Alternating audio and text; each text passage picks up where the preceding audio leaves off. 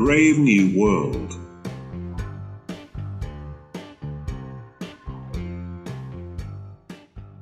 Chapter 1. The Centre. A low grey building of only 34 floors. Over the main entrance, the words Central London Hatching and Conditioning Centre, and below that, the motto of the world state: community, identity, stability. The enormous room on the ground floor faced towards the north. Cold in spite of the summer outside, in spite of the high temperature of the room itself, a thin, unfriendly light came in through the windows, falling on the glass and bright metal and coldly shining white surfaces of a laboratory. The feeling of winter was strong there. The clothes which the workers wore were white, and their hands were covered with pale rubber, the colour of a dead man's face. The light was frozen and dead. Only from the shining equipment on the long work tables did it borrow a certain rich life, lying along the polished surfaces like butter. "And this," said the director, opening the door, "is the fertilizing room." Bent over their instruments, 300 fertilizers were working away as the director of hatching and conditioning entered the room, deep in the silence of people completely occupied by their task. A group of newly arrived students, very young, pink and inexperienced, followed nervously, rather unhappily, at the director's heels. Each of them carried a notebook in which, whenever the great man spoke, he wrote desperately. The occasion was an unusual one. Opportunities of hearing from the DHC for Central London about the work of the centre were rare, but he always insisted on personally conducting his new students round the various departments. "Just to give you a general idea," he would explain to them, for, of course, some general idea they must have if they were to do their work intelligently, though as little of one as possible if they were to be good and happy members of society. For details, as everyone knows, lead to virtue and happiness. Generalities, though necessary for some purposes, are dangerous. A peaceful and efficient society is based on practical workers, not on thinkers. "Tomorrow," he would add, with a mixture of friendliness and firmness in his manner, "you will be settling down to serious work. You won't have time for generalities. Meanwhile, it was a privilege. Straight from the director's mouth into the notebook. The boys wrote their notes as fast as they could. Tall and rather thin, but upright, the director advanced into the room. He had a long chin and big teeth which were only just covered by his full, curved lips when he was not speaking. Old, young, 30, 50? It was hard to say, and anyhow, in this year of stability 632 AF, nobody thought of asking such a question. "I shall begin at the beginning," said the DHC, and the more eager students wrote in their notebooks, "Begin at the beginning." "This is where the process starts." And, opening a door specially constructed to prevent heat from escaping, he showed them shelf after shelf of numbered test tubes. "The week's supply of eggs. These are kept at blood heat while the male fertilizing agents," and here he opened another door, "have to be kept at 35 degrees instead of 37. Blood heat would destroy their fertilizing power." While the pencils raced over the pages of the notebooks, he gave them a brief description of the modern fertilizing process. Spoke first, of course, of the operation necessary for its beginning. The operation accepted willingly for the good of society, not to mention that those on whom it is performed are paid 6 months' extra salary, described how the eggs, after removal from the body, were kept alive and developing, mentioned the liquid in which they were kept, and leading the students to the work tables, showed how this liquid was taken from the test tubes, how, drop by drop, it was carefully examined on specially warmed slides, how the eggs were examined to make sure they were normal, and then counted, how they were afterwards transferred to a container which, and he now took them to watch the operation, was placed in a warm solution in which the male fertilizing agents swam freely, at least 100,000 of them in every thousandth of a litre of solution. How, after 10 minutes, the container was lifted out of the solution. How the fertilized eggs went back on the shelves. There the alphas and betas remained until definitely bottled, but the gammas, deltas and epsilons were brought out again after only 36 hours to be treated by Bokanovsky's process. Bokanovsky's process, repeated the director, and the students underlined the words in their little notebooks. 1 egg, 1 embryo, 1 adult. That is normal. But a Bokanovskified egg will divide into many others, from 8 to 96, and every one will grow into a perfectly formed embryo, and every embryo into a full-sized adult, producing 96 human beings instead of 1. Progress! But one of the students was foolish enough to ask what advantage this method of producing human beings had over the natural way. My good boy! The director turned sharply and stared at him. Can't you see? Can't you see? Bokanovsky's process is one of the major instruments of social stability. Social stability. Standard men and women, all exactly the same. The staff for the whole of a small factory from one single Bokanovskified egg. If we could Bokanovskify without limit, then for the first time in history, we should truly reach our aim of community, identity, stability. But, unfortunately, the director shook his head, there is a limit to how much we can Bokanovskify. 96 seemed to be the limit, 72 a good average. Noticing a fair-haired and red-faced young man who happened to be passing, the director called to him. Mr. Foster, come along with us and give these boys the benefit of your knowledge by explaining the processes the embryos go through. Mr. Foster smiled. With pleasure. They went. The bottling room was a scene of ordered activity.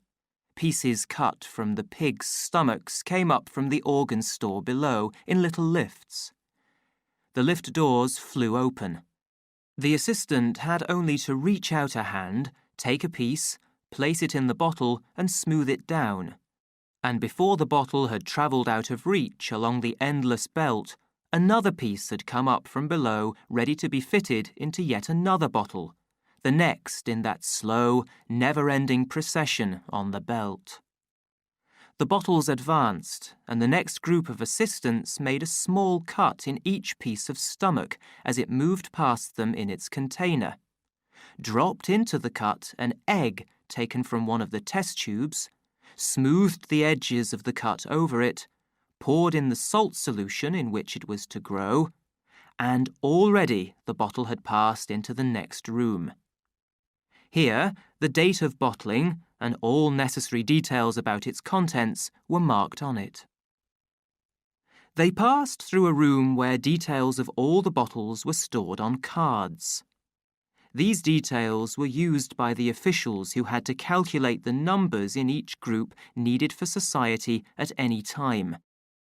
From here, they sent their figures to the fertilizing room, which must provide the embryos that they asked for.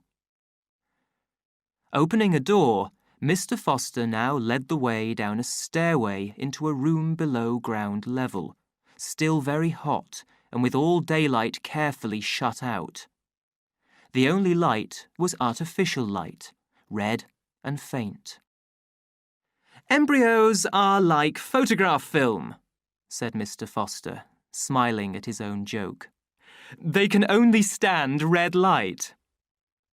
This was where the sex and social grade of each future human being was determined. He pointed out 3 long rows of shelves, one above the other. Along them, the bottles moved very slowly during the treatment given to them, before they came out into the daylight, and the contents changed from the condition of embryos into that of living people. 267 days was the time required for the whole process to be completed. On the 267th morning, daylight and independent existence, so called. "But in that time, we've managed to do a lot to them," said Mr. Foster with an air of satisfaction. "Oh, a very great deal." As they walked round, he described the various methods of treatment according to the sex an embryo was to possess, and the place which it was to fill in the community. He told the students how the babies emerged from these processes already graded as alphas or epsilons, as future factory workers or future world controllers, he was going to say, but corrected himself and said, future directors of production, instead. The director smiled. Mr. Foster now became very technical in his explanations. He described how the embryos were developed in a rich solution which took the place of blood. He showed how the supply of oxygen to each grade of embryo was controlled in order to produce the correct degree of development of brain or body at each stage in its growth. He paused by a shelf of embryos who were to work in hot countries or in factories such as steelworks. They passed through a chamber in which the embryos were exposed first to heat and then to an extremely unpleasant degree of cold, time after time, so that when they were ready to leave the bottles and become babies, they would love heat and fear cold. Later on, their minds would be trained to think what their bodies already felt. "Down here, we condition them to need heat for their physical development," ended Mr. Foster. "The nurses upstairs will teach them to enjoy it." "And that," added the director, "that is the secret of happiness and virtue, liking what you've got to do. All our conditioning aims at that, making people like their unavoidable place in society." In a space between 2 chambers, a nurse was carrying out a very delicate operation with a needle on the contents of a passing bottle. The students and their guides stood watching her for a few moments in silence. "Well, Lenina," said Mr. Foster, when at last she took the needle from the bottle and straightened herself up. The girl turned towards them. In spite of the faint red light, one could see that she was very pretty. "Henry," she smiled at him, showing a row of shining white teeth. "What are you giving them?" asked Mr. Foster, making the tone of his voice very professional. "Oh, the usual tropical fever and sleeping sickness." "Tropical workers start being treated at this point to resist tropical diseases," Mr. Foster explained to the students. Then, turning back to Lenina, 10 to 5 on the roof this afternoon, he said to her, as usual. Wonderful, the director smiled at Lenina, touching her bottom lightly with one hand.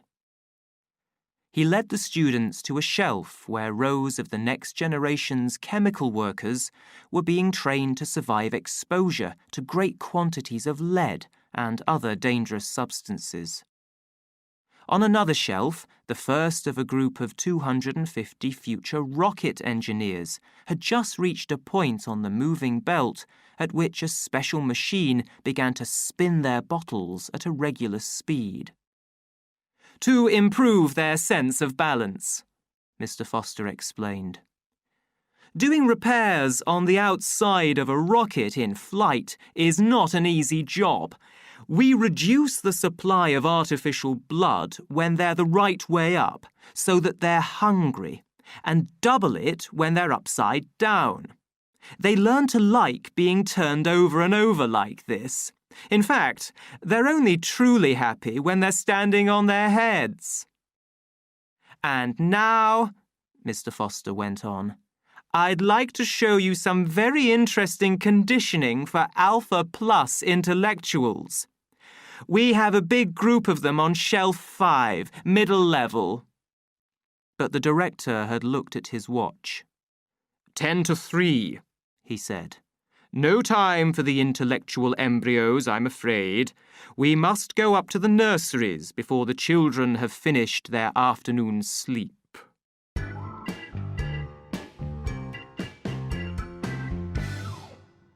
Chapter 2. State Conditioning. Mr. Foster left them at the door of the unbottling room, where the embryos were taken from their bottles to go through the all-important process of passing into the condition of babies, the first real stage on their way through life as human beings. The DHC and his students took the nearest lift and were carried up to the 5th floor. Infant nurseries, conditioning rooms, said the sign. The director opened a door. They were in a large empty room, very bright and sunny. The whole of the southern wall was a single window. Half a dozen nurses, wearing the official uniform of white coat and trousers, with their hair hidden under white caps, were putting out big bowls of roses in a long row across the floor. The nurses stood still as a mark of respect when the DHC came in. Put out the books, he said. In silence, the nurses did as he had ordered. The books were put out between the rose bowls, a row of attractive children's books, each open at some brightly coloured picture of an animal or a fish or a bird. Now bring in the children. The nurses hurried out of the room and returned in a minute or two, each pushing a set of 4 shelves on wheels. Each shelf, protected with wire nets, was loaded with 8-month-old babies, all exactly alike, a Bokanovsky group, it was evident, and all, since they were deltas, dressed in light brown clothes. Put them down on the floor. The infants were unloaded. Now, turn them round so that they can see the flowers and books. The babies were turned round. At once they began to move towards the books, attracted by the bright colours and pretty shapes. As they moved, the sun came out from behind a passing cloud. It shone on the roses and on the pictures, lighting them up and making them even more beautiful. The babies cried out loud with pleasure and excitement. The director rubbed his hands with satisfaction. Excellent, he said. It might have been done on purpose. Some of the babies were already at their goal.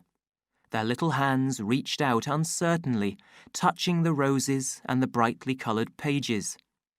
The director waited till they were all happily busy. Watch carefully, he said, and lifting his hand, he gave the signal. The head nurse, who was standing at the other end of the room, pressed a switch. There was a violent explosion. Alarm bells sounded. The children screamed. Their faces were ugly and twisted with fear. "And now," the director shouted, making himself heard above the noise, "now we will make the lesson clearer with a small electric shock." He waved his hand again, and the head nurse pressed a second switch. The screams of the babies became desperate. Their little bodies stiffened. Their little arms and legs made sudden movements as if they were being pulled by hidden wires. "We can send electric shocks all the way through that part of the floor," shouted the director in explanation. "But that's enough," he signalled to the nurse. The explosions ceased, the bells were silent, the little arms and legs stopped moving, and the screams grew less desperate. "Offer them the flowers and books again." The nurses obeyed, but at the mere sight of the roses and of those pretty pictures of pet animals, the infants drew back in horror and began to cry louder than ever. "Notice that?" said the director with an air of great satisfaction. "Notice that?" Books and loud noises, flowers and electric shocks. Already in the minds of the babies, these pairs of things were connected, and repeated lessons would make the connection permanent. "They'll grow up with what at one time would have been called a natural hatred of books and flowers. They'll be safe from books and flowers all their lives." The director turned to his nurses. "Take them away again." Still screaming, the babies in brown were loaded onto their shelves again and wheeled out, leaving behind them the smell of sour milk and a very welcome silence. One of the students held up his hand to ask a question. He could see quite clearly why you couldn't have low-grade people wasting the community's time over books, and that there was always the risk of their reading something that might upset their conditioning in some way, but he couldn't understand about the flowers.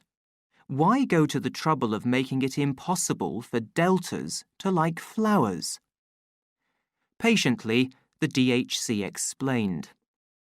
If the children were made to scream at the sight of a rose, there were good economic reasons for this. Not so very long ago, about a century, gammas, deltas, even epsilons had been conditioned to like flowers in particular, and wild nature in general. The idea was to make them want to be out in the country at every opportunity, and so force them to use transport. "And didn't they use transport?"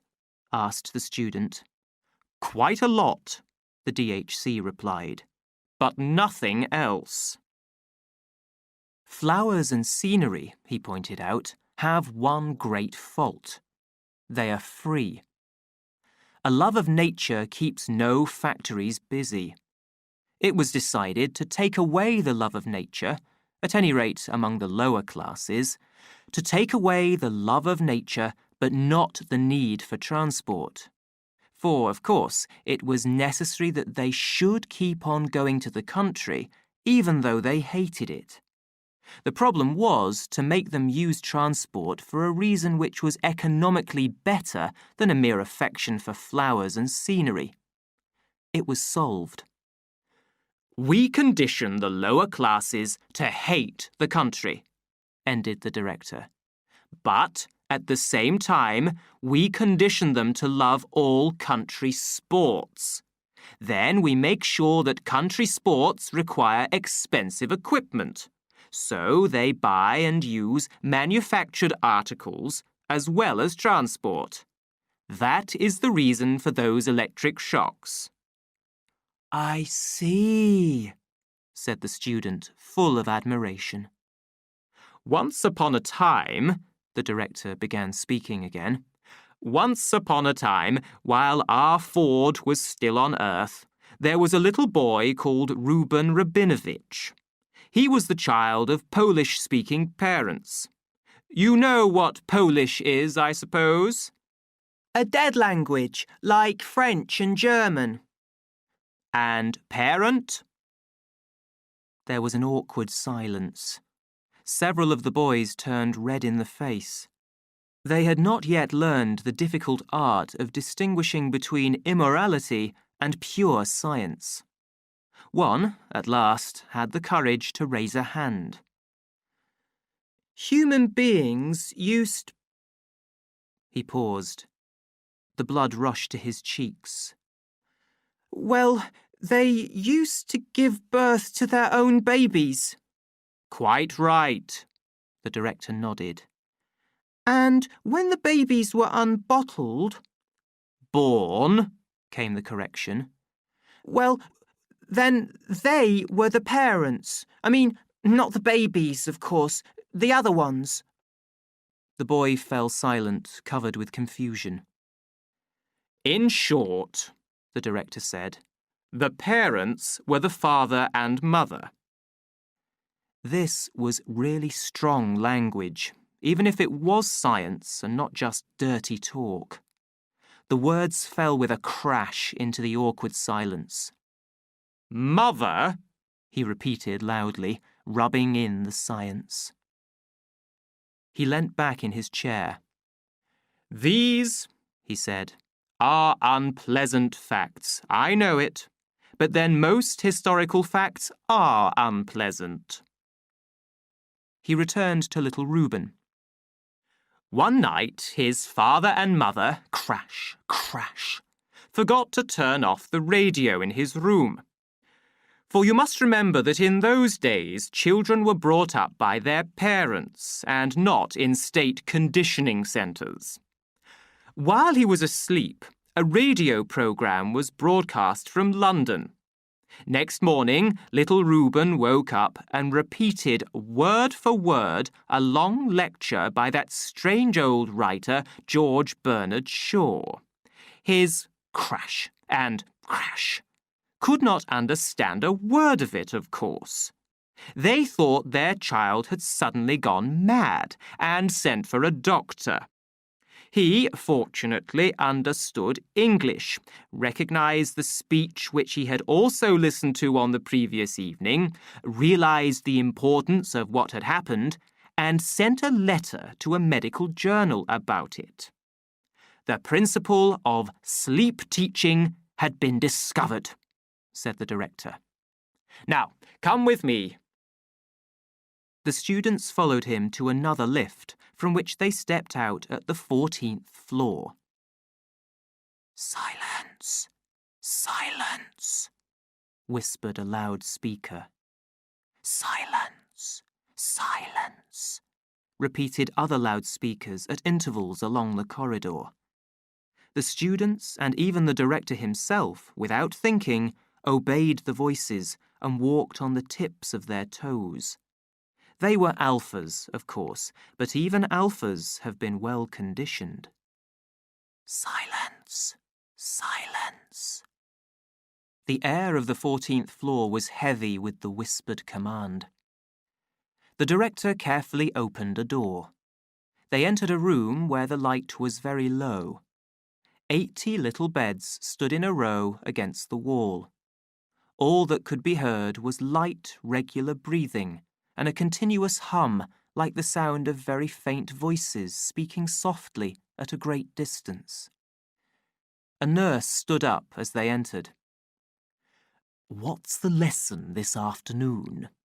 the director asked quietly.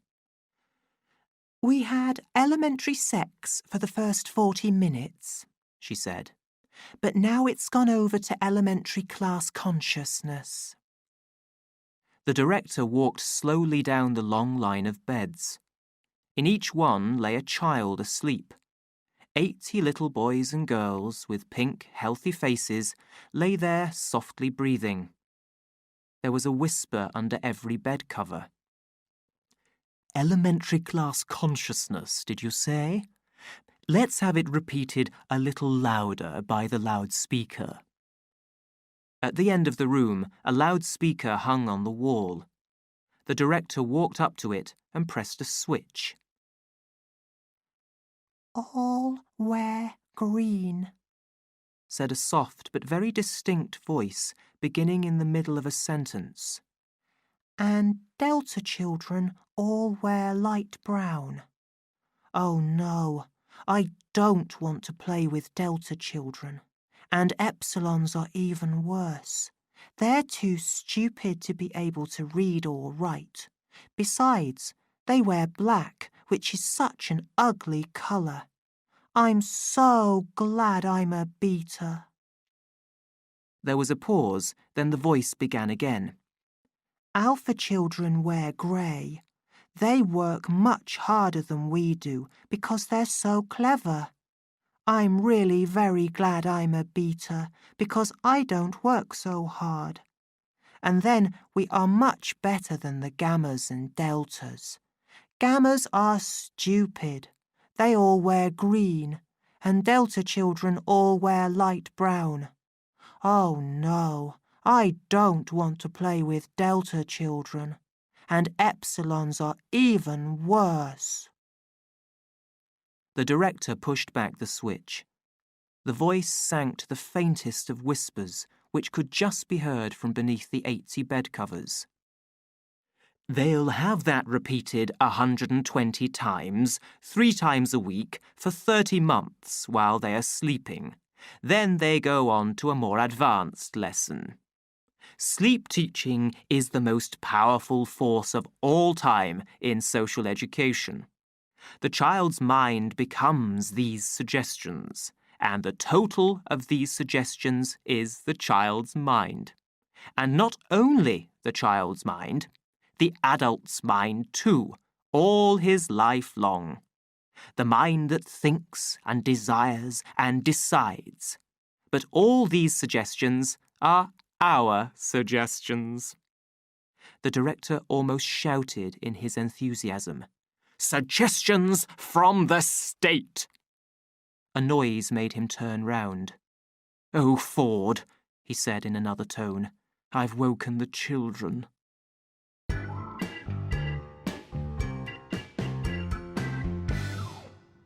Chapter 3. Off Duty.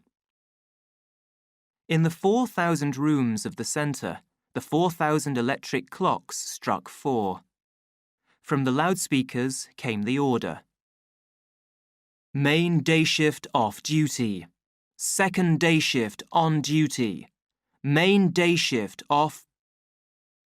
From her dark underground room, Lenina Crown shot up 17 floors, turned to the right as she stepped out of the lift, walked down a long passage and, opening the door marked Girls' Dressing Room, went to a cupboard with her name on it in which her outdoor clothes were hanging. There she took off her working uniform and went along to the bathroom. Streams of hot water were running into or out of 100 baths. The other girls, who had come off duty, were talking at the tops of their voices. A loudspeaker was playing a loud and cheerful military march. After her bath, Lenina went back to her cupboard to change into her outdoor clothes. Hello, Fanny, she said to the young woman who had the cupboard next to hers. Fanny worked in the bottling room, and her second name was also Crown. But as the 2,000 million people of the world had only 10,000 names between them, this was not surprising. Who are you going out with tonight? Asked Fanny. Henry Foster. Again? Disapproval showed on Fanny's face. Do you mean to tell me you're still going out with Henry Foster? Well, after all, Lenina protested, it's only about 4 months since I've been having Henry. Only 4 months? What a thing to say! And what's more, Fanny went on, pointing an accusing finger, there's been nobody else in all that time, has there? Lenina turned red, but she said loudly, I don't see why there should have been. Oh, she doesn't see why there should have been, Fanny repeated, as though to an unseen listener behind Lenina's left shoulder. Then, with a sudden change of tone, "But seriously," she said, "I do think you ought to be careful. It's such bad behaviour to go on and on like this with one man. At 40 or 35, it wouldn't be so bad. But at your age, Lenina, no, it really won't do. And you know how angry any affair makes the DHC if it goes on too long. 4 months of Henry Foster without having another man? Well, he'd be very angry if he knew. Of course, there's no need to give him up," Fanny went on in a kinder voice. "Have somebody else from time to time, that's all. He has other girls, doesn't he?" Lenina admitted it. "Of course he does. Trust Henry Foster to be the perfect gentleman, always correct. And then there's the director to think of. You know how he insists on correct behaviour." Lenina nodded. "He touched me on the bottom this afternoon." "There, you see," said Fanny. "That is an example of correct manners, a model of strictly conventional behaviour." "And to tell the truth," said Lenina, "I'm beginning to get just a bit tired of nothing but Henry every day." She pulled on her underwear. "Do you know Bernard Marx?" she asked, trying not to show too much interest by her tone of voice. Fanny looked surprised and a little alarmed. "Bernard Marx of the psychology department? You don't mean to say—" "Why not? Bernard's an Alpha Plus. Besides, he asked me to go to one of the savage reservations with him. I've always wanted to see a savage reservation." "But his reputation! What do I care about his reputation? They say he doesn't like any of the state sports." They say, laughed Lenina. "And then he spends most of his time by himself, alone." There was horror in Fanny's voice. "Well, he won't be alone when he's with me. And anyhow, why do people behave so badly to him? I think he's rather sweet." She smiled to herself. How shy he had been. Frightened almost, as though she had been a world controller and he a gamma-minus machine minder. "But he's so ugly," said Fanny. "But I rather like his looks. And then he's so small." Smallness was so horribly and so definitely low grade. "I think that's rather sweet," said Lenina. "One feels one would like to have him as a pet. You know, like a cat." Fanny was shocked. "They say somebody made a mistake when he was still in the bottle. Thought he was a gamma and began treatment to slow down development before the mistake was discovered. That's why he's so short."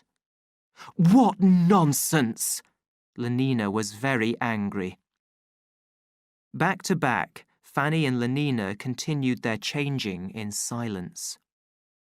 "There, I'm ready," said Lenina after a while. Fanny remained silent with her head turned away. "Let's make peace, Fanny darling. Do I look all right?" Her jacket was made of bottle green cloth with green artificial fur at the wrists and collar.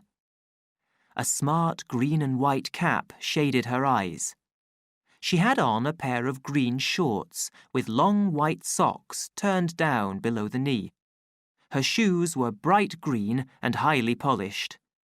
Round her waist she wore a green belt of artificial leather filled with the official supply of contraceptives.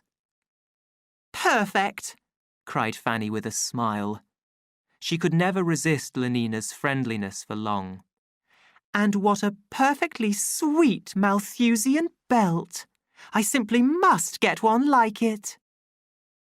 And all this time, the shelves of bottles were moving forward with the faint humming of machinery, slowly, steadily, 33 centimetres an hour, in the faint light of countless red lamps.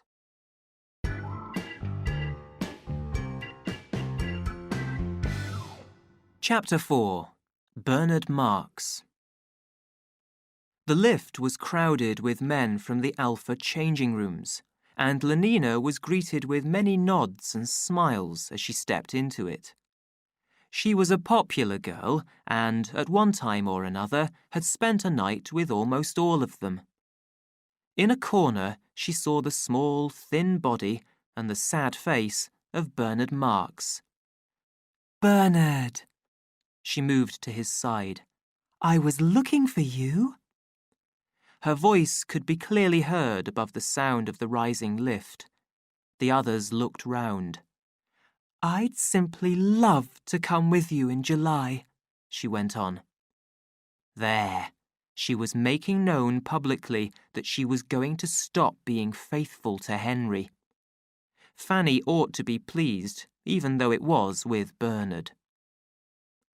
"That is," said Lenina with her warmest smile, "if you still want to have me." Bernard's pale face turned red. Why? She wondered in surprise, but at the same time touched by this strange proof of her power. "Hadn't we better talk about it somewhere else?" he said awkwardly, looking terribly uncomfortable. As though I had been saying something shocking, thought Lenina. He couldn't look more upset if I'd made a dirty joke, asked him who his mother was or something like that. I mean, with all these people about. He was covered with confusion. Lenina laughed out loud with honest amusement. "How funny you are," she said, and she quite genuinely did think him funny. "You'll give me at least a week's warning, won't you?" she went on in a different voice. "I suppose we take the Blue Pacific rocket.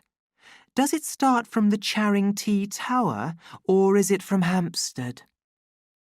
Before Bernard could answer, the lift stopped. "Roof," called the Epsilon Minus liftman in his ugly voice. He opened the gates. It was warm and sunny on the roof. The summer afternoon was filled with the hum of passing helicopters and the deeper note of the rocket planes speeding out of sight through the bright sky 8 or 10 kilometres overhead. Bernard Marx drew a deep breath. He looked up into the sky and round about him, and finally down into Lenina's face. "Isn't it beautiful?" His voice trembled a little. She smiled at him with an expression of the most sympathetic understanding. "Simply perfect for obstacle golf," she answered warmly. "And now I must fly, Bernard. Henry gets cross if I keep him waiting. Let me know in good time about the date." And waving her hand, she ran away across the wide, flat roof towards the helicopter parks. Bernard stood watching the flash of her white legs, the sunburnt knees bending and unbending, and the soft movement of those well-fitted shorts beneath the bottle-green jacket as she ran lightly over the roof. His face wore an expression of pain.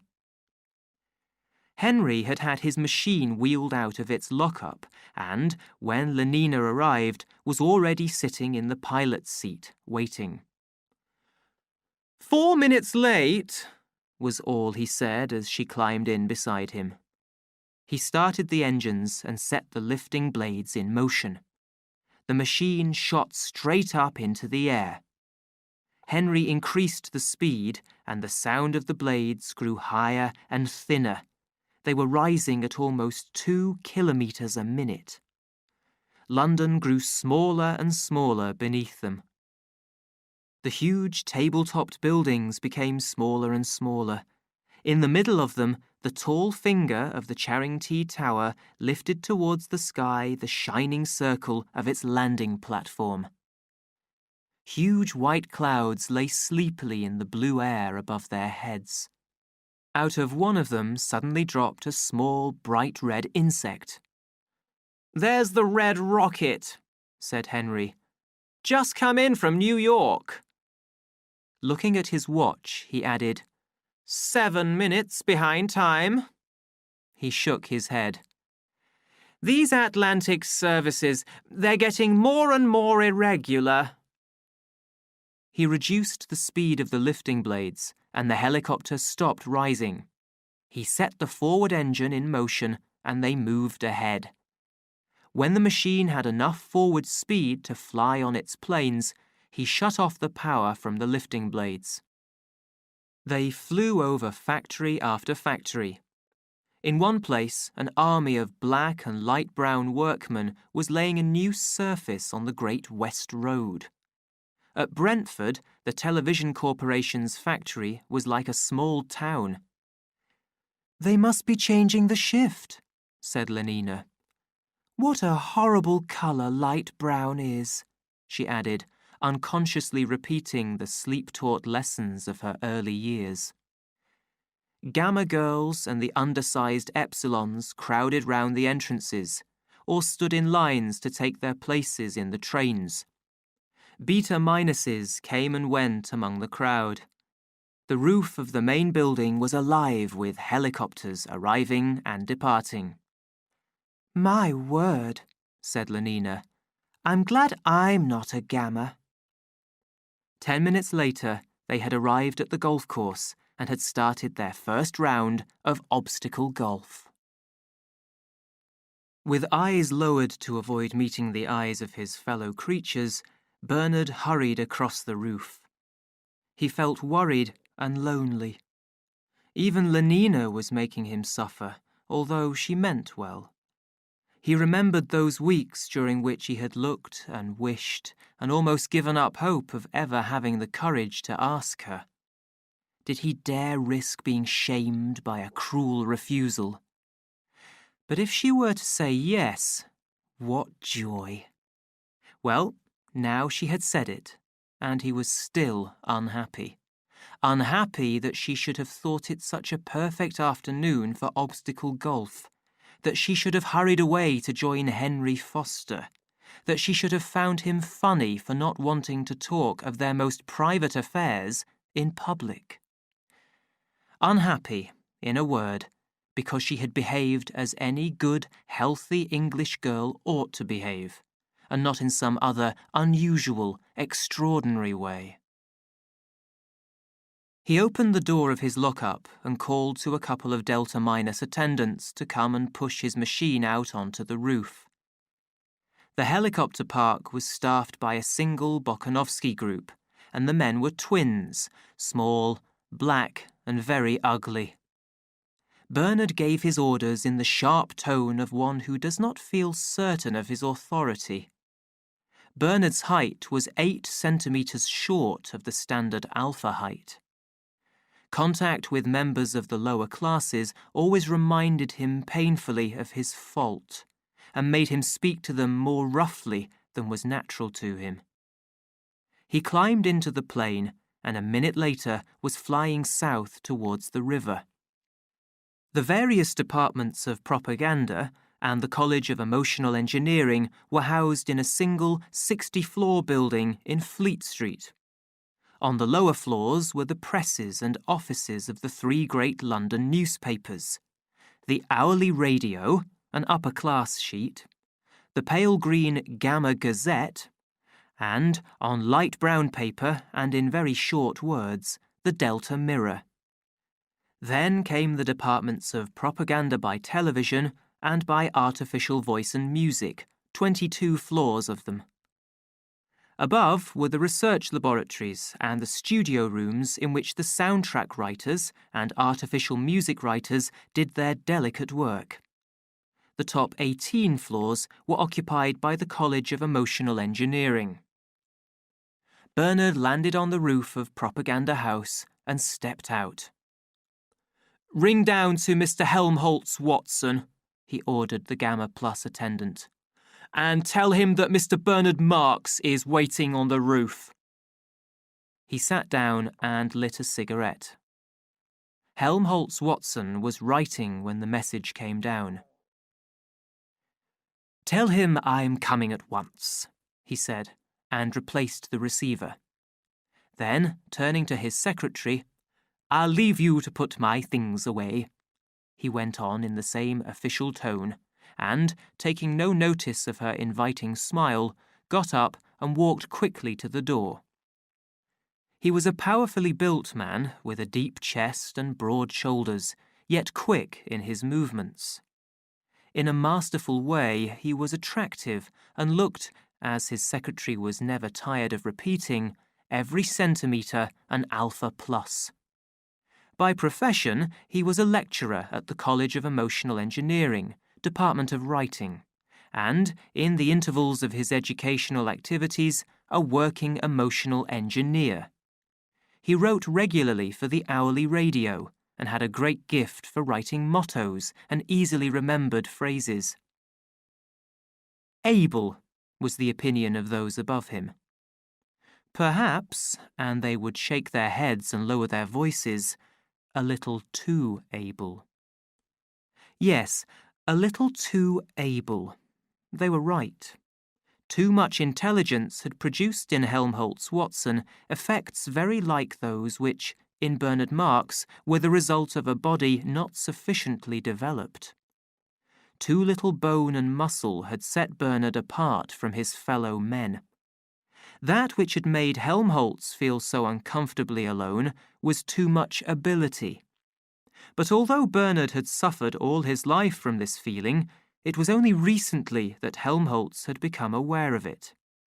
A first-class sportsman, an untiring lover, an excellent committee man, and very popular socially, he had nevertheless realized quite suddenly that sport, women, professional and social activities were not, so far as he was concerned, the most important things in life. Really, deep down, he was interested in something else. But in what? That was the problem which Bernard had come to discuss with him, or rather, since it was always Helmholtz who did all the talking, to listen to his friend discussing once again. 3 lovely girls from the Department of Propaganda by Artificial Voice took hold of his arm as he stepped out of the lift. Oh, Helmholtz, darling, do come and have a day out with us on Exmoor. They hung onto his arm in their efforts to persuade him. He shook his head and pushed his way through them. No, no. We're not inviting any other man. But Helmholtz was not moved even by this pleasant promise. No, he repeated, I'm busy. And he walked firmly on. The girls followed him. It was not until he had actually climbed into Bernard's plane and shut the door that they gave up following him. They were offended by his refusal. These women, he said as the machine rose into the air. These women! And he shook his head in his annoyance. Too awful, Bernard pretended to agree, although he silently wished that he could have as many girls as Helmholtz did, and with as little trouble. He was seized with a sudden urgent need to talk about his own success. I'm taking Lenina Crown to New Mexico with me, he said, trying to keep the pride out of his voice. Are you? Said Helmholtz, with no show of interest at all. The rest of the short flight passed in silence. When they had arrived and were comfortably seated in Bernard's room, Helmholtz began to speak. Did you ever feel, he asked slowly, as though you had something inside you that was only waiting for you to give it the chance to come out? Some sort of extra power that you could be using if you knew how? You mean all the emotions one might be feeling if things were different? Helmholtz shook his head. Not quite. I'm thinking of a strange feeling I sometimes get, a feeling that I've got something important to say, and the power to say it, only I don't know what it is, and I can't make any use of the power. If there was some different way of writing, or else something different to write about. I'm pretty good at inventing phrases that seem new and exciting, even if they're about something completely obvious. But that doesn't seem enough. It's not enough for the phrases to be good. What you make with them ought to be good too. But your things are good, Helmholtz. Oh, as far as they go, but they go such a little way. They aren't important enough somehow. I feel I could do something much more important. Yes, and more forceful, more violent. But what? What is there more important to say? Words are the most powerful of weapons if you use them properly. They'll cut through anything. But what's the good of that if the things you write about have no power in them? Can you say something about nothing? That's my problem. I try and I try. Quiet, said Bernard suddenly, lifting a warning finger. They listened. I believe there's somebody at the door, he whispered. Helmholtz got up, moved silently across the room, and with a sharp, quick movement threw the door wide open. There was, of course, nobody there. I'm sorry, said Bernard, feeling and looking uncomfortably silly. I suppose I've let things worry me a bit. I think people are talking about me all the time. He passed his hand across his eyes and breathed deeply. You don't know the trouble I've had recently, he said, almost tearfully. He was filled with a sudden wave of self-pity. You just don't know. Helmholtz Watson listened with a certain sense of discomfort. Poor little Bernard, he said to himself. But at the same time, he felt rather ashamed for his friend. He wished Bernard would show a little more pride.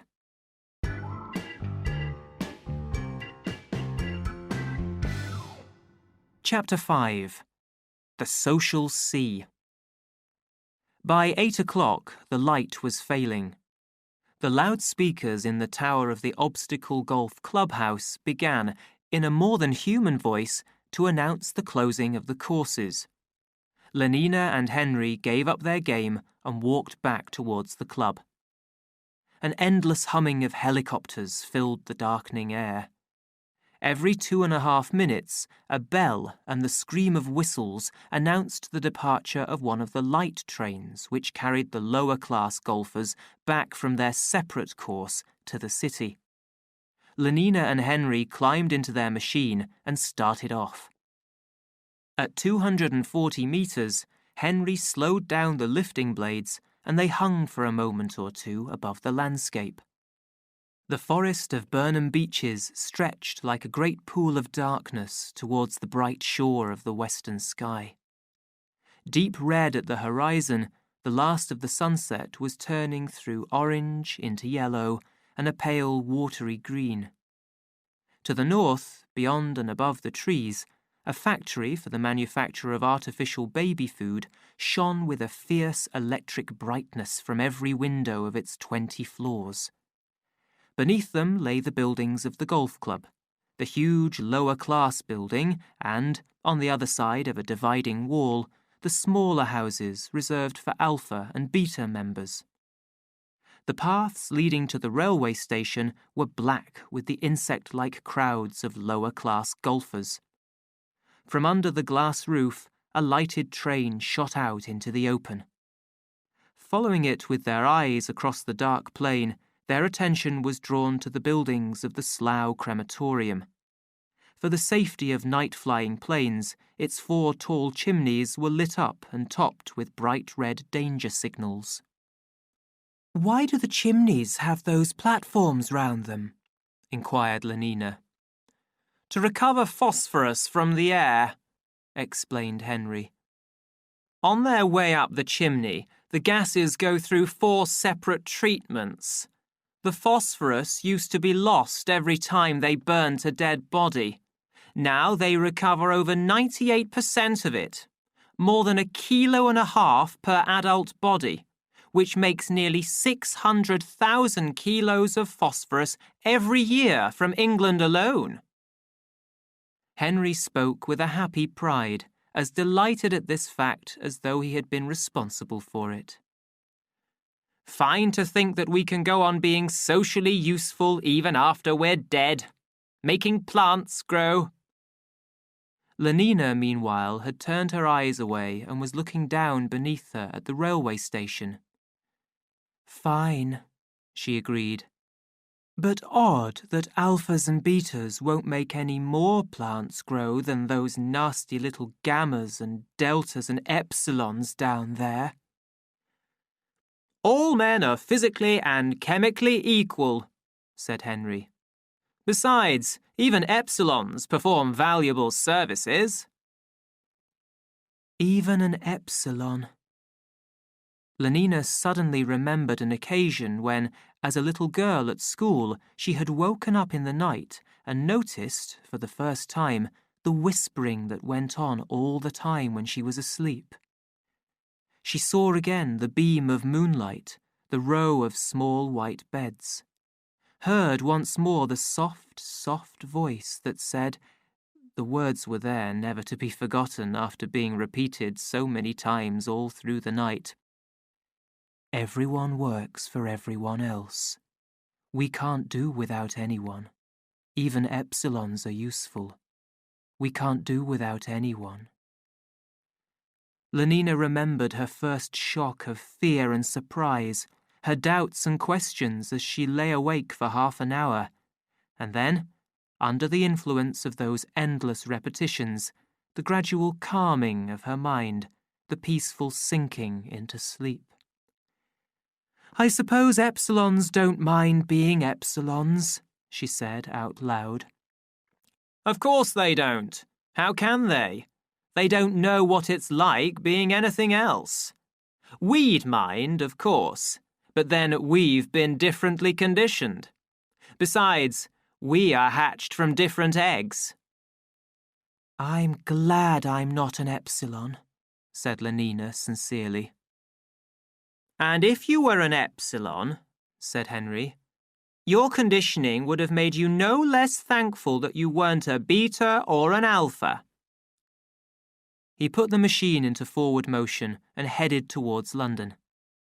Behind them, in the west, the deep red and orange were almost gone. A dark bank of cloud had spread over the sky. As they flew over the crematorium, the plane shot up on the column of hot air rising from the chimneys, only to fall as suddenly when it passed into the cold air beyond. What fun that was! Lenina laughed. But Henry's tone was, for a moment, almost sad. Do you know what caused all that fun?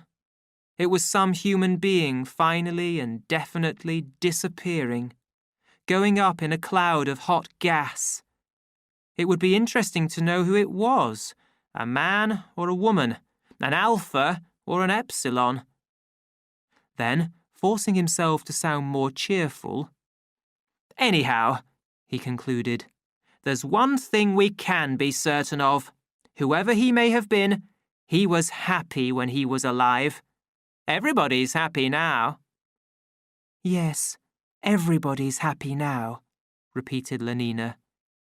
They had heard the words over and over again, 150 times a night for 12 years. Every second Thursday, Bernard had to attend a unity service. After an early dinner with Helmholtz, he said goodbye to his friend and, getting into a taxi on the roof, told the man to fly to the Fordson Community Singery. The machine rose a couple of 100 meters, then headed east, and, as it turned, there before Bernard's eyes, enormous and beautiful, was the Singery. lit by powerful lamps, its 320 metres of white artificial stone shone snow-white over Ludgate Hill. At each of the four corners of its helicopter platform, a huge T stood out blood-red against the night, and from the mouths of 24 vast golden loudspeakers came deep artificial music. "Oh dear, I'm late," Bernard said to himself as he first caught sight of Big Henry, the Singery clock. And sure enough, as he was paying off his taxi, Big Henry sounded out the hour. "Ford," sang out a vast, deep voice from all the golden loudspeakers. "Ford, Ford, Ford." 9 times. Bernard ran for the lift. The great hall for Ford's Day ceremonies and other mass community sings was at the bottom of the building. Above it, 100 to each floor, were the 7,000 rooms used by unity groups for their services every 2 weeks. Bernard dropped down to floor 33, hurried along the corridor, waited for a moment outside room 3210, then, making up his mind, opened the door. Thank Ford, he was not the last. 3 chairs of the 12 arranged round the circular table were still unoccupied. He slipped into the nearest of them as silently as he could. Turning towards him, the girl on his left inquired, "What were you playing this afternoon, obstacle or technic?" Bernard looked at her. Ford, it was Morgana Rothschild, and had to admit, feeling very ashamed, that he had been playing neither. Morgana stared at him in surprise. There was an awkward silence. Then she turned away and entered into conversation with the more sporting man on her left. A good beginning for a unity service, thought Bernard unhappily. If only he had given himself time to look round instead of hurrying for the nearest chair. He could have sat between Fifi Bradlaugh and Joanna Diesel, instead of which he had gone and blindly planted himself next to Morgana. Morgana Ford. Those black eyebrows of hers, that eyebrow, rather, for they met above the nose. Ford. And on his right was Clara Detterding. True, Clara was not ugly, but she was really too fat. Whereas Fifi and Joanna were absolutely right. Light-haired, with good figures, not too large. And it was that unpleasant fellow, Tom Kawaguchi, who now took the seat between them. The last to arrive was Sarojini Engels. "You're late," said the president of the group severely. "Don't let it happen again." Sarojini apologized and slid into her place between Jim Bokanovsky and Herbert Bakunin. The group was now complete, the unity circle perfect. Man, woman, in an unbroken ring the whole way round the table. 12 of them waiting to be made one, to come together, to melt into each other, ready to lose their 12 separate selves in a single being. The president stood up, made the sign of the T, and, turning on the artificial music, released the soft, continuous beating of drums and the low, sweet notes of instruments that repeated and repeated the brief, familiar tune of the first song of unity. Again, the tune reached inside them, affecting not the ear, not the mind, but the heart, the soul. The president made the sign of the T and sat down. The service had begun. The holy Soma tablets were placed in the centre of the dinner table.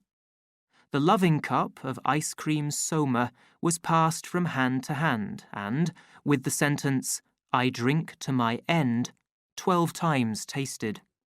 Then, accompanied by the artificial music, the first song of unity was sung. Forward we are 12, oh, make us one, like drops within the social sea. Oh, make us now together run, and in unity forever be. 12 verses full of the same deep feeling. And then the loving cup was passed a second time. All drank. Untiringly the music played, the drums beat. The second song of unity was sung. Come, greater being, social friend, help us with our 12 in one.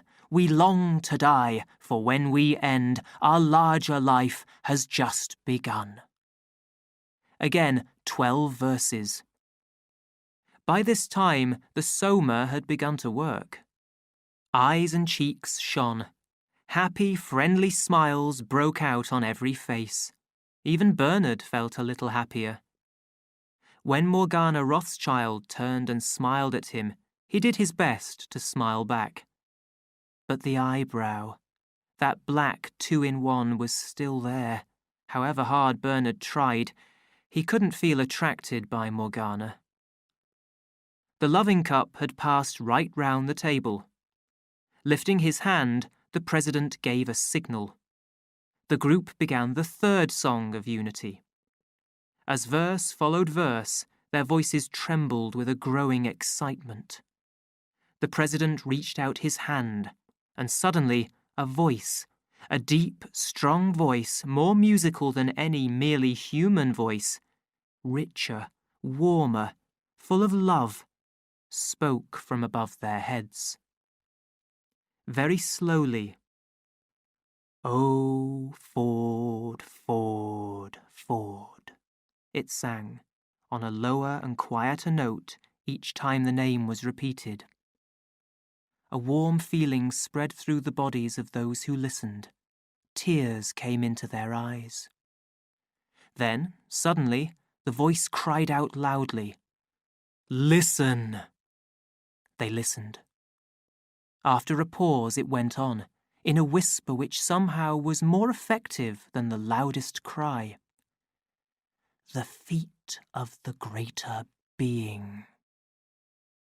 Again it repeated the words, "The feet of the greater being." The whisper almost died. "The feet of the greater being are on the stairs." And once more there was silence. Among the group, the excitement grew until it was almost beyond control. The feet of the greater being. Oh, they heard them. They heard them coming softly down the stairs, coming nearer and nearer down the imaginary stairs. The feet of the greater being. And suddenly, the breaking point was reached. Her eyes staring, her lips parted, Morgana Rothschild sprang to her feet. "I hear him!" she cried. "I hear him!" "He's coming!" shouted Sarojini Engels. "Yes, he's coming! I hear him!" Fifi Bradlaugh and Tom Kawaguchi rose to their feet together. "Oh, oh, oh!" cried Joanna. "He's coming!" shouted Jim Bokanovsky. The president leaned forward and, with a touch, let loose a fever of drum beating. "Oh, he's coming!" screamed Clara Detterding, as though she were having her throat cut. Feeling that it was time for him to do something, Bernard also jumped up and shouted, "I hear him! He's coming!" But it wasn't true. He heard nothing, and, for him, nobody was coming. Nobody, in spite of the music, in spite of the ever-growing excitement. But he waved his arms, he shouted as loudly as any of them. And when the others began to stamp their feet and move forward, he also stamped and began to move. Round they went, a circle of dancers, each with hands on the waist of the dancer in front. Round and round, shouting all together, stamping in time to the music with their feet, beating it, beating it out on the bottoms in front. 12 pairs of hands beating as one. The sound of 12 bottoms hit at once. 12 as one, 12 as one. I hear him coming. The music grew quicker. Faster beat the feet, faster fell the hands on the bottoms in front. And all at once a great, deep, artificial voice sang out the words which announced the final act of unity, the coming of the 12 in one, the return of the greater being. Orgy, porgy, it sang, while the drums beat ever more wildly. Orgy, porgy, Ford and fun, kiss the girls and make them one. Boys at one with girls at peace. Orgy, porgy gives release. Orgy, porgy! The dancers took up the holy words. Orgy, porgy, Ford and fun, kiss the girls! And as they sang, the lights began to go down slowly, and at the same time to grow warmer, richer, redder, until at last they were dancing in the blood-red light of an embryo store. For a while the dancers continued to go round, stamping their feet and beating out the time of the song. Orgy, porgy! Then the circle weakened, broke, fell on the ring of soft benches which surrounded the table and the 12 chairs in an outer ring. Orgy, porgy. Gently, softly, the deep voice sang on. They were standing on the roof. Big Henry had just sung 11. The night was calm and warm. "Wasn't it wonderful?" said Fifi Bradlaugh. "Wasn't it simply wonderful?" She looked at Bernard with shining eyes, happy, completely satisfied, at peace with the whole world. "Yes, I thought it was wonderful," he lied, and looked away. The sight of Fifi's happy face only made him feel his own separateness more keenly. He was as unhappily alone now as he had been when the service began. More alone because of his unsatisfied desire for something that he could not even describe to himself. Separate and unhappy, while the others were being united with the greater being. Alone even in Morgana's arms. Much more alone, more hopelessly himself than he had ever been in his life before. He had come out from that blood-red light into the common, cold light of the electric lamps with a feeling of hopelessness. He was terribly unhappy, and perhaps, her shining eyes accused him, perhaps it was his own fault.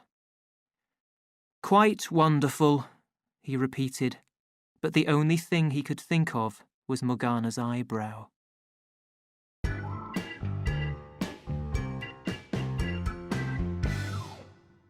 Chapter 6. Passion.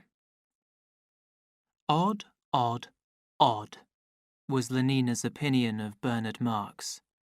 So odd, indeed, that during the next few weeks she wondered more than once whether she shouldn't change her mind about the New Mexico holiday and go instead to the North Pole with another man. The trouble was that she knew the North Pole. She had been there last summer and, what was more, had found it pretty uncomfortable. Nothing to do, and the hotel was terribly old-fashioned, with no television in any of the bedrooms. No, certainly she couldn't face the North Pole again. And she had only been to America once before, and even then only for a cheap weekend in New York with a man whose name she had forgotten. The idea of flying west again, and for a whole week, was very inviting. Moreover, for 3 days of that week, they would be in the Savage Reservation. Not more than 6 people in the whole centre had ever been inside a Savage Reservation. As an Alpha Plus psychologist, Bernard was one of the few men she knew who had official permission to go there. It was the chance of a lifetime for Lenina, and yet Bernard was so odd that she had worried about taking it. She had discussed this anxiously one night with Henry when they were in bed together. "Oh," said Henry, "poor Bernard's harmless. Some people never really learn through their conditioning what correct behaviour is. Bernard's one of them. Luckily for him, he's pretty good at his job. Otherwise, the director would never have kept him. But he's harmless, you can be sure." Harmless, perhaps, but also pretty upsetting. That unhealthy determination, to start with, to do things in private, which meant, in practice, not doing anything at all. For what was there that one could do in private? Apart, of course, from going to bed, but one couldn't do that all the time. Yes, what was there? The first afternoon they went out together was particularly fine. Lenina had suggested a swim at a very popular bathing beach, followed by dinner at the newest restaurant, which everybody went to. But Bernard thought there would be too much of a crowd. Then what about a round of obstacle golf? But again, no. Bernard thought that obstacle golf was a waste of time. "Then what's time for?" asked Lenina in some surprise. "For going for walks in the country. Alone with you, Lenina." "But Bernard, we shall be alone all night." Bernard went red in the face and looked away. "I meant alone for talking," he said. "Talking? But about what?" Walking and talking. That seemed a very odd way of spending an afternoon. In the end, she persuaded him, much against his will, to fly over to Amsterdam to see the final of the Women's World Football Cup. "In a crowd," he complained, "as usual." He remained silent and unhappy the whole afternoon. Wouldn't talk to Lenina's friends, of whom they met dozens in the ice cream Soma bar at half-time, and in spite of his unhappiness, absolutely refused the chocolate Soma ice that she bought for him to cheer him up. "I'd rather be myself," he said. "Myself and unhappy, not somebody else, however cheerful." On their way back across the channel, Bernard insisted on stopping the forward movement of his helicopter and letting it hang within 30 meters of the waves. The weather had turned worse. A southwest wind had sprung up. The sky was cloudy. "Look," he commanded. "But it's horrible," said Lenina, turning her face from the window. She was frightened by the rushing emptiness of the night, by the black water rising and falling endlessly beneath them, by the pale face of the moon among the racing clouds. "Let's turn on the radio, quick!" She reached for the switch and turned it on. "Skies are blue inside of you," sang 16 voices, sweet as sugar. "The weather's always—" Then silence. Bernard had turned the radio off again. "I want to look at the sea in peace," he said. "One can't even look with all that awful noise going on." "But it's lovely, and I don't want to look." "But I do," he answered. "It makes me feel as though—" He stopped, searching for words with which to express himself. "As though I were more me, if you see what I mean. More on my own, not so completely a part of something else. Doesn't it make you feel like that, Lenina?" But Lenina was crying. "It's horrible, horrible," she kept repeating. "After all, we're all part of something else. Everyone works for everyone else. We can't do without anyone, even Epsilons." "Yes, I know," said Bernard bitterly. Even epsilons are useful, so am I, and I sometimes wish I weren't. Lenina was shocked by these words. Bernard, she said, her eyes filled with tears. How can you think such things? How can I? He repeated, deep in thought. No, the real problem is, how is it that I can't? Or rather, because I know quite well why I can't, what would it be like if I could? If I were free, not a slave to my conditioning? But Bernard, you're saying the most awful things. Don't you wish you were free, Lenina? I don't know what you mean. I am free. Free to have the most wonderful time. Everybody's happy nowadays. He laughed. Yes, everybody's happy nowadays. We begin giving the children that at 5. But wouldn't you like to be free to be happy in some other way, Lenina? In your own way, for example, not in everybody else's way. I don't know what you mean, she repeated. Then, turning to him, Oh, do let's go back, Bernard, she begged. I do so hate it here. Don't you like being with me? Yes, of course, Bernard, but this place is horrible. I thought we'd be more together here, with nothing but the sea and moon, more together than in a crowd, or even in my rooms. Don't you understand that? I don't understand anything, she said firmly. Least of all why you don't take Soma when you have these terrible ideas. You'd forget all about them, and instead of feeling unhappy, you'd be cheerful. He looked at her in silence. All right then, he said at last in a small, tired voice. We'll go back. He made the machine rise sharply into the sky, then put it into forward movement. They flew in silence for a minute or two. Then, suddenly, Bernard began to laugh. Rather oddly, Lenina thought, but still, it was laughter. Feeling better? She asked shyly. For answer, he lifted one hand from the controls and slipped his arm round her waist. Thank Ford, she said to herself. He's all right again. Half an hour later, they were back in his rooms. Bernard swallowed 4 tablets of Soma, turned on the radio and television, and began to undress. Well, Lenina asked with a smile when they met next afternoon on the roof. Did you think it was fun yesterday? Bernard nodded, but did not say anything.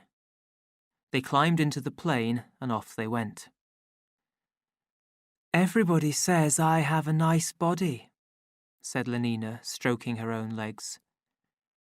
Very nice. But there was an expression of pain in Bernard's eyes. Like meat, he was thinking. But you don't think I'm too fat, do you? She looked up anxiously. He shook his head and thought again. Like so much meat. You think I'm all right? Another nod. In every way? Perfect, he said to her, and thought to himself. She thinks of herself that way. She doesn't mind being meat. Lenina smiled with satisfaction, but she was happy too soon. All the same, he went on after a little pause, I still rather wish it had ended differently. Differently? Were there other endings? I didn't want it to end with our going to bed, he said. Lenina looked at him in surprise. Not at once, not the first day. But then what? He began to talk a lot of dangerous nonsense that she could hardly understand. I want to know what passion is, he said. I want to feel something strongly. We are all grown up intellectually and during working hours, he went on, but we are infants where feeling and desire are concerned. Our Ford loved infants. Bernard went on as though she hadn't spoken. It suddenly struck me the other day that it might be possible to be an adult all the time. I don't understand. Lenina's tone was firm. I know you don't, and that's why we went to bed together yesterday, like infants, instead of being grown up and waiting. But it was fun, Lenina insisted. Wasn't it? Oh, the greatest fun, he answered, but in a voice so sad, with an expression so thoroughly unhappy, that Lenina wondered if perhaps he had found her too fat after all. I told you so, was all that Fanny said when Lenina told her all this. Somebody did make a mistake when he was in his bottle. All the same, Lenina insisted, I do like him. He has such awfully nice hands, and the way he moves his shoulders, that's very attractive. But I wish he weren't so odd. Pausing for a moment outside the door of the director's room, Bernard drew a deep breath and prepared to meet the dislike and disapproval which he was certain of finding inside. A permit for you to sign, Director, he said as coolly as possible, and laid the paper on the writing table. The director looked at him rather angrily, but the stamp of the World Controller's office was at the head of the paper, and the signature of the World Controller, Mustafa Mond, across the bottom. Everything was perfectly in order. The director could not refuse. He wrote his initials under it in pencil and was about to give back the paper without comment when his eye was caught by something written in the body of the permit. For the New Mexican Reservation, he said, and his tone, the face he lifted to Bernard, expressed a kind of worried surprise. Surprised by his surprise, Bernard nodded. There was a silence. The director leaned back in his chair, deep in thought. How long ago was it? He said, speaking more to himself than to Bernard. 20 years, I suppose. Nearer 25. I must have been your age. He shook his head. Bernard felt extremely uncomfortable. He wondered what the director would say next. I had the same idea as you, the director went on. Wanted to have a look at the savages. Got a permit for New Mexico and went there for my summer holiday, with the girl I was having at the moment. She was a beta minus, and I think... He shut his eyes. I think she had yellow hair. Anyhow, she had a lovely body, a particularly lovely body. I remember that. Well, we went there, and we looked at the savages, and we rode about on horses and all that. And then, it was almost the last day of my holiday. Then, well, she got lost. We'd gone riding up one of those horrible mountains, and it was terribly hot, without any wind, and after lunch we went to sleep. Or, at least, I did. She must have gone for a walk, alone. Whatever she did do, when I woke up, she wasn't there. And the most terrible thunderstorm I've ever seen was just bursting on us. And it poured and crashed and flashed, and the horses broke loose and ran away, and I fell down trying to catch them and hurt my knee so that I could hardly walk. Still I searched, and I shouted, and I searched, but there was no sign of her. Then I thought she must have gone back to the rest house by herself, so I went down into the valley by the way we had come. My knee was very painful, and I'd lost my soma. It took me hours. I didn't get back to the rest house till after midnight, and she wasn't there. She wasn't there, the director repeated. There was a silence. Well, he went on at last. The next day there was a search, but we couldn't find her. She must have fallen down a crack in the rocks somewhere, or been eaten by a mountain lion. Ford knows. Anyhow, it was horrible. It upset me very much at the time, more than it ought to have done. You must have had a terrible shock, said Bernard. At the sound of his voice, the director looked sharply at him and handed him the permit. Angry with himself at having told Bernard this secret from his past, he directed his anger at Bernard. "And I should like to take this opportunity, Mr. Marks," he went on, "of saying that I'm not at all pleased with reports of your behaviour outside working hours. You may say that this is not my business, but it is. I have the good name of the centre to think of. My workers must be beyond criticism, particularly those of the highest classes. And so, Mr. Marks, I give you fair warning. If I ever have any complaint again about your failure to submit to our rules for social behaviour, I shall ask for you to be moved to a sub-centre, perhaps to Iceland. Good morning." And turning away, he picked up his pen and began to write. "That'll teach him," he said to himself. But he was mistaken, for Bernard left the room with a joyful feeling that he stood alone against the whole of the social order, with the sense of his individual importance. He was not even frightened by the director's threats. He felt strong enough to resist severe treatment, strong enough to face even Iceland. And in any case, he didn't believe that he would be called upon to face anything at all. People weren't moved for things like that. Iceland was just a threat. Walking along the passage, he actually whistled. The journey was quite uneventful. The Blue Pacific rocket was 2.5 minutes early at New Orleans, lost 4 minutes in a storm over Texas, but then flew into a favourable air current and was able to land at Santa Fe less than 40 seconds behind the official time. 40 seconds on a 6.5-hour flight. Not so bad, said Lenina. They slept that night at Santa Fe. Lenina found all the comforts that she could have wished for. "There won't be anything like this in the reservation," Bernard warned her. "No television, no hot water even. You mustn't come to the reservation unless you really want to." "But I do want to." "Very well then," said Bernard.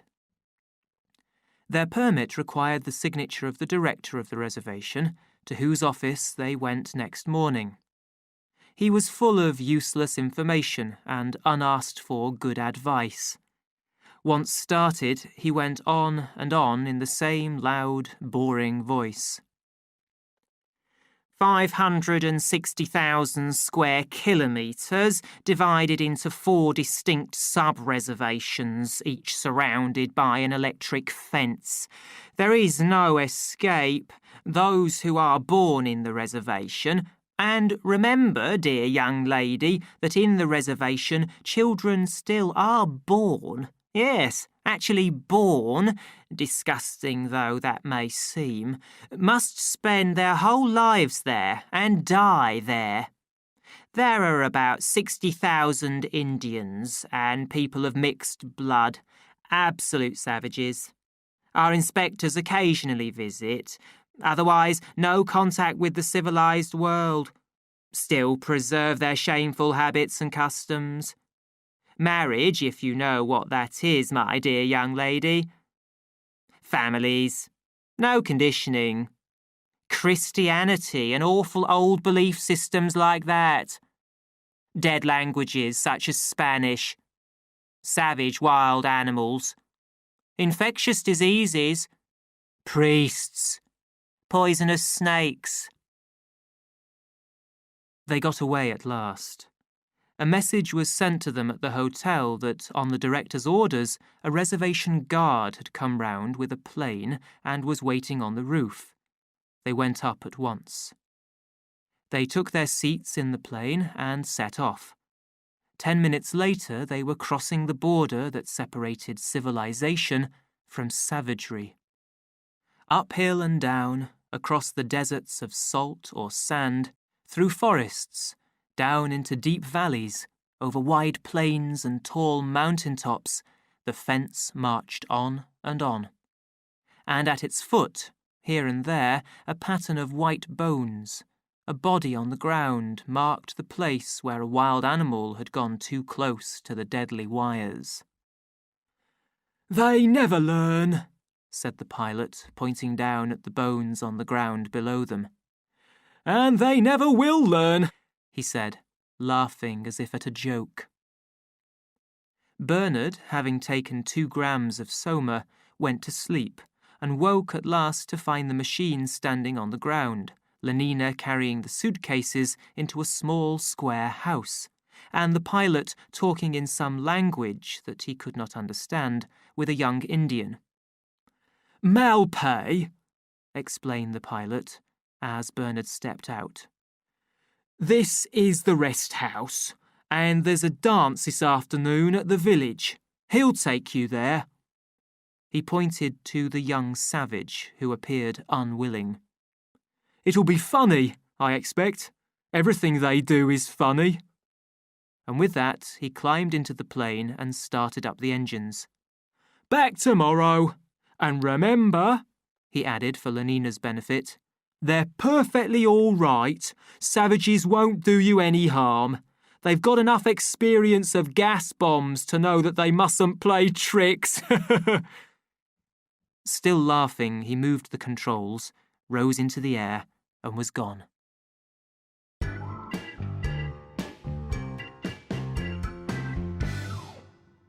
Chapter 7. Among the Savages. The flat-topped rock rose up from the yellow, dusty plain of a valley through which ran a river between high, steep banks. On the top of this rock was the Indian village of Malpay. Block above block, each story smaller than the one below, the tall houses rose in great stone steps into the blue sky. At their feet lay an untidy group of low buildings, and on 3 sides the tall rocks fell straight down into the plain. A few columns of smoke rose into the still air and were lost. "Strange," said Lenina. "Very strange." That was what she called anything that did not please her. "I don't like it, and I don't like that man." She pointed to the Indian guide who had been appointed to take them up to the village. He clearly did not like them either. Even the back of the man, as he walked along, seemed to express his hatred of them. "Besides," she lowered her voice, "he smells." Bernard did not attempt to deny it. They walked on. Suddenly, it seemed as though the whole air had come alive and was beating with the tireless movement of blood. Up there, in Malpay, the drums were being beaten. Their feet began to obey the beat of that mysterious heart. They walked more quickly. Their path led them to the foot of the rock. Its sides rose above them like a great tower, 90 meters to the top. "I wish we could have brought the plane," said Lenina, looking up with dislike at the blank rock face. "I hate walking, and you feel so small when you're on the ground at the bottom of a hill." They walked along for a time in the shadow of the rock, turned a corner, and there, in a dry channel worn away by the water in former times, was the way up. They climbed. It was a very steep path that went from side to side of the channel. Sometimes the drums were almost silent. At others, they seemed to be beating only just round the corner. When they were halfway up, a large bird flew past so close to them that they felt the cold wind from his wings on their faces. In a crack in the rock lay a pile of bones. It was all frighteningly strange. and the Indian smelt stronger and stronger. They emerged at last from the channel into the full sunlight. The top of the rock was a flat platform of stone. "Like the Charing Tea Tower," said Lenina, comforting herself with the memory of something familiar and safe. But she was not allowed to enjoy this comforting comparison for long. The sound of soft footsteps made them turn round. Naked from throat to waist, their dark brown bodies painted with white lines, "like clay tennis courts," Lenina was later to explain. Their faces wild, not human, painted red, black and yellow. 2 Indians came running along the path. Fox fur and pieces of red cloth and birds' feathers were twisted into their black hair. Great, brightly coloured headdresses rose above their faces. With every step they took, their silver jewellery shook, and the bones and coloured stones in their necklaces knocked against each other. They came on without a word, running quietly in their animal skin shoes. One of them was holding a feather brush. The other carried, in each hand, what looked at a distance like 3 or 4 pieces of thick rope. One of the ropes moved and twisted, and suddenly Lenina saw that they were snakes. The men came nearer and nearer. Their dark eyes looked at her, but without the smallest sign that they had seen her or were aware of her existence. The twisting snake hung still again with the rest. The men passed. "I don't like it," Lenina said. "I don't like it." She liked even less what she found at the entrance to the village, where their guide had left them while he went inside for instructions. The dirt, to start with, the piles of rubbish, the dust, the dogs, the flies. Her face showed how disgusting she found it. She held her hand to her nose. "But how can they live like this?" she cried, hardly able to believe her own eyes. "They've been doing it for the last 5,000 or 6,000 years," said Bernard. "So I suppose they must be used to it by now." "But cleanliness is next to fordliness," she insisted. "Yes, and civilization is sterilization," Bernard went on with a little smile. "But these people have never heard of our Ford, and they aren't civilized, so there's no point in—" "Oh!" She held his arm. "Look!" An almost naked Indian was very slowly climbing down the ladder from the first floor of one of the houses, with the trembling carefulness of extreme old age. His face was deeply lined and black. The toothless mouth had fallen in. At the corners of the lips and on each side of the chin, a few long hairs shone almost white against the dark skin. The long, untidy hair hung down in grey threads around his face. His body was bent, nothing but skin and bone. Very slowly he came down, pausing at each step before he placed a foot carefully on the one below. "What's the matter with him?" whispered Lenina. Her eyes were wide with horror and shock. "He's old, that's all," Bernard answered as carelessly as he could. He too was shocked, but he made an effort to seem unmoved. "Old?" she repeated. "But the director's old. Lots of people are old. They're not like that." "That's because we don't allow them to be like that. We preserve them from diseases. We keep their bodies in good condition by scientific treatment. We give them young blood at regular intervals. We keep their body systems working perfectly. So of course they don't look like that. Partly," he added, "because most of them die long before they reach this old creature's age. Youth almost perfectly preserved till 60, and then, crack, the end." But Lenina was not listening. She was watching the old man. Slowly, slowly he came down. His feet touched the ground. He turned. His deep sunken eyes were still extraordinarily bright. They looked at her for a long moment without expression, without surprise, as though she had not been there at all. Then, slowly, with bent back, the old man walked painfully past them and was gone. "But it's terrible," Lenina whispered. "It's awful.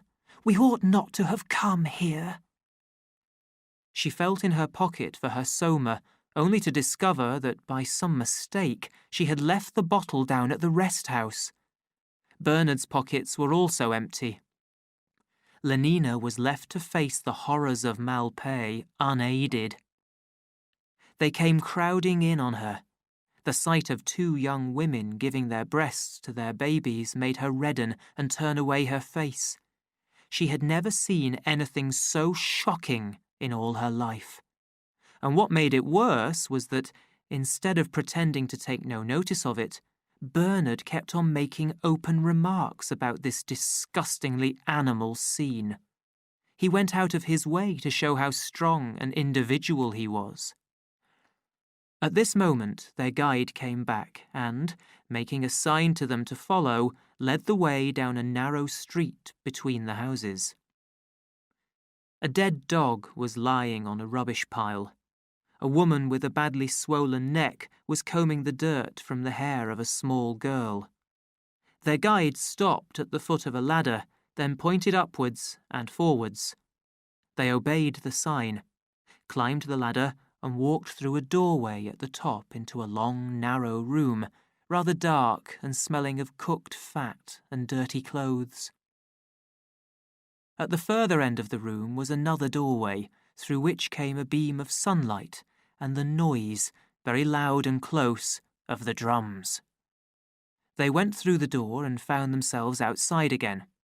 Below them, shut in by the tall houses, was the village square, crowded with Indians. Bright cloths and feathers in black hair and jewels and dark skins shining in the sun. Lenina put her hand to her nose. In the open space in the centre of the square were two circular platforms of bricks and beaten clay, the roofs, it was clear, of underground chambers. For in the centre of each platform was an open lid, with a ladder coming up from the lower darkness. A sound of pipe playing came up from below and was almost lost in the steady beat of the drums. Lenina liked the drums. Shutting her eyes, she listened to their soft, repeated thunder, but she opened them again at a sudden burst of singing, hundreds of male voices crying out loudly together. A few long notes and silence, then the women's answer, thin and high. Then again the drums, and once more the deep, savage cries of the men. Suddenly, there came up from those round underground chambers a frightening band of strange beings. Wearing ugly masks or with faces painted so that they looked like nothing human, they circled in a strange dance round the square. Round and round again, singing as they went, round and round, each time a little faster, and the beat of the drums grew quicker, so that it was like fevered blood in the ears, and the crowd began to sing with the dancers, louder and louder.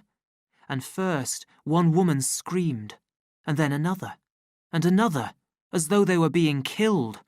And then suddenly the leader of the dancers left the circle, ran to a big wooden chest which was standing at one end of the square, raised the lid, and pulled out a pair of black snakes. A great cry went up from the crowd, and all the other dancers ran towards him with their hands stretched out. He threw the snakes to those who arrived first, then put his hands into the chest and drew out more. And then the dance began again, to a different beat. Round they went with their snakes, twisting and turning their bodies as if they were snakes themselves. Round and round. Then the leader gave a signal and, one after the other, all the snakes were thrown down in the middle of the square. An old man came up from underground and scattered seeds over them, and from the other chamber came a woman and threw water over them from a black bottle. Then the old man lifted his hand and, suddenly, there was absolute silence. The drums stopped beating. Life seemed to have come to an end. The old man pointed to the two entrances to the lower world, and slowly, raised by hands from below, there came up from the one a painted image of a large bird, from the other that of a man, naked and nailed to a cross. The old man struck his left hand with his right. Naked, except for a white cotton cloth round his waist, a boy of about 18 stepped out of the crowd and stood before him, his hands crossed over his chest, his head bent forward. The old man made the sign of the cross over him and turned away. Slowly the boy began to walk round the twisting pile of snakes. From among the dancers, a tall man, wearing the mask of a mountain lion and holding in his hand a leather whip, advanced towards him. The boy moved on as though he had not noticed the other's existence. The lion man raised his whip. There was a long pause, then a quick movement, then the whistle of the whip through the air and the loud, flat sound of the blow falling on flesh. The boy's body trembled, but he made no sound. He walked on at the same slow, steady pace. The whip struck again, and at every blow at first a low cry, and then a deep shout went up from the crowd. The boy walked on. Twice, 3 times, 4 times he went round the pile of snakes. The blood was streaming. 5 times round, 6 times round. Suddenly, Lenina covered her face with her hands and began to cry. "Oh, stop them! Stop them!" she begged. But the whip fell and fell without pity. 7 times round. Then suddenly the boy fell forward onto his face, still without a sound. Bending over him, the old man touched his back with a long white feather, held it up for a moment, red with blood, for the people to see, then shook it 3 times over the snakes. A few drops fell, and suddenly the drums broke out again in a river of hurrying notes. There was a great shout. The dancers rushed forward, picked up the snakes, and ran out of the square. Men, women, children, all the crowd ran after them. A minute later, the square was empty. Only the boy remained, flat on his face where he had fallen, quite still. 3 old women came out of one of the houses and, with some difficulty, lifted him and carried him in. The bird and the man on the cross kept guard for a little while over the empty square.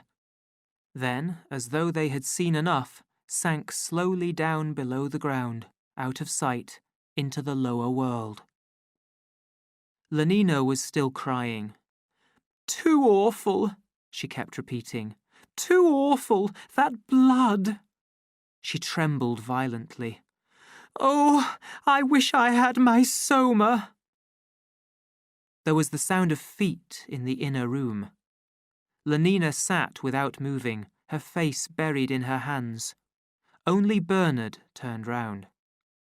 The dress of the young man who now came towards them was Indian, but his hair was yellow, his eyes a pale blue, and his skin a white skin, although sunburnt.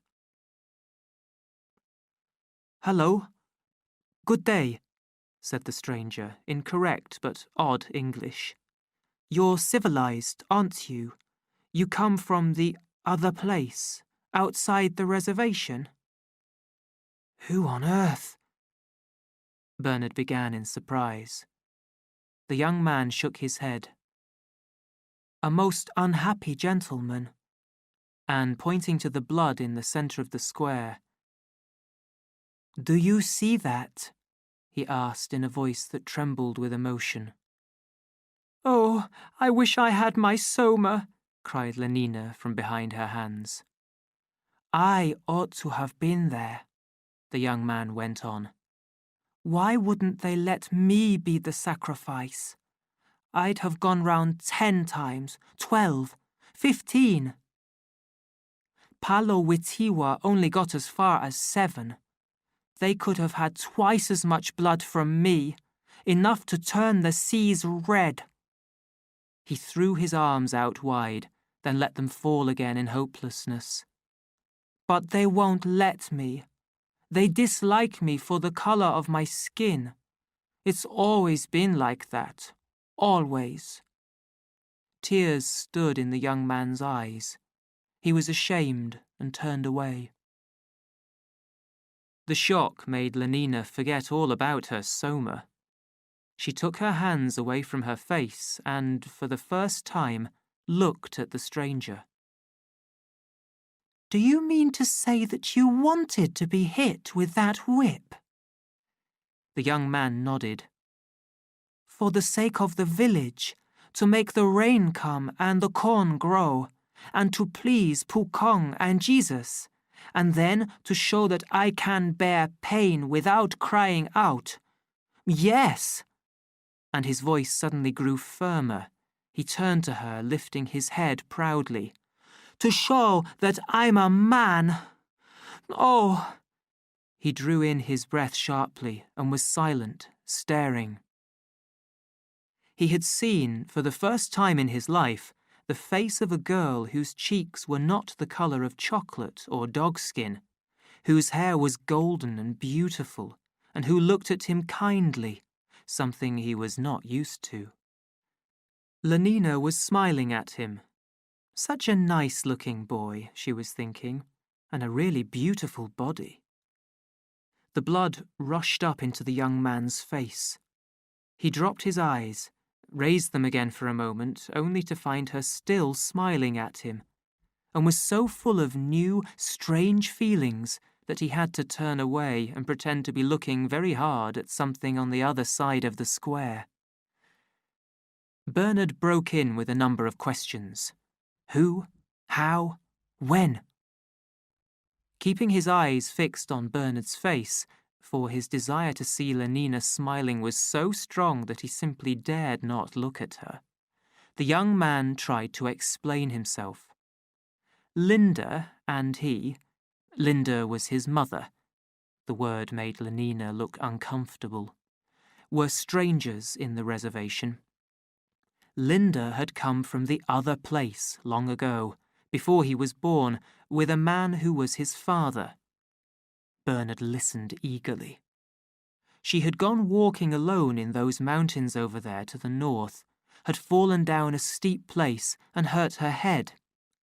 Go on, said Bernard excitedly. Some hunters from Malpais had found her and brought her to the village. As for the man who was his father, Linda had never seen him again. His name was Tomakin. Yes, Thomas was the DHC's first name. He must have flown away, back to the other place, away without her. A bad, unkind, unnatural man. And so I was born in Malpais, he ended. In Malpais. And he shook his head. The ugliness of that little house on the edge of the village. A space of dust and rubbish separated it from the village. 2 hungry dogs were pushing their noses hungrily into the rubbish at its door. Inside, when they entered, the air smelt strongly and it was loud with flies. Linda, the young man called. From the inner room, a woman's voice said thickly, Coming! They waited. In bowls on the floor were the remains of a meal, perhaps of several meals. The door opened. A very large, yellow-haired woman came in and stood staring at the strangers, her mouth wide open in surprise. Lenina noticed with horror that 2 of the front teeth were missing, and the colour of the ones that remained, she could hardly look.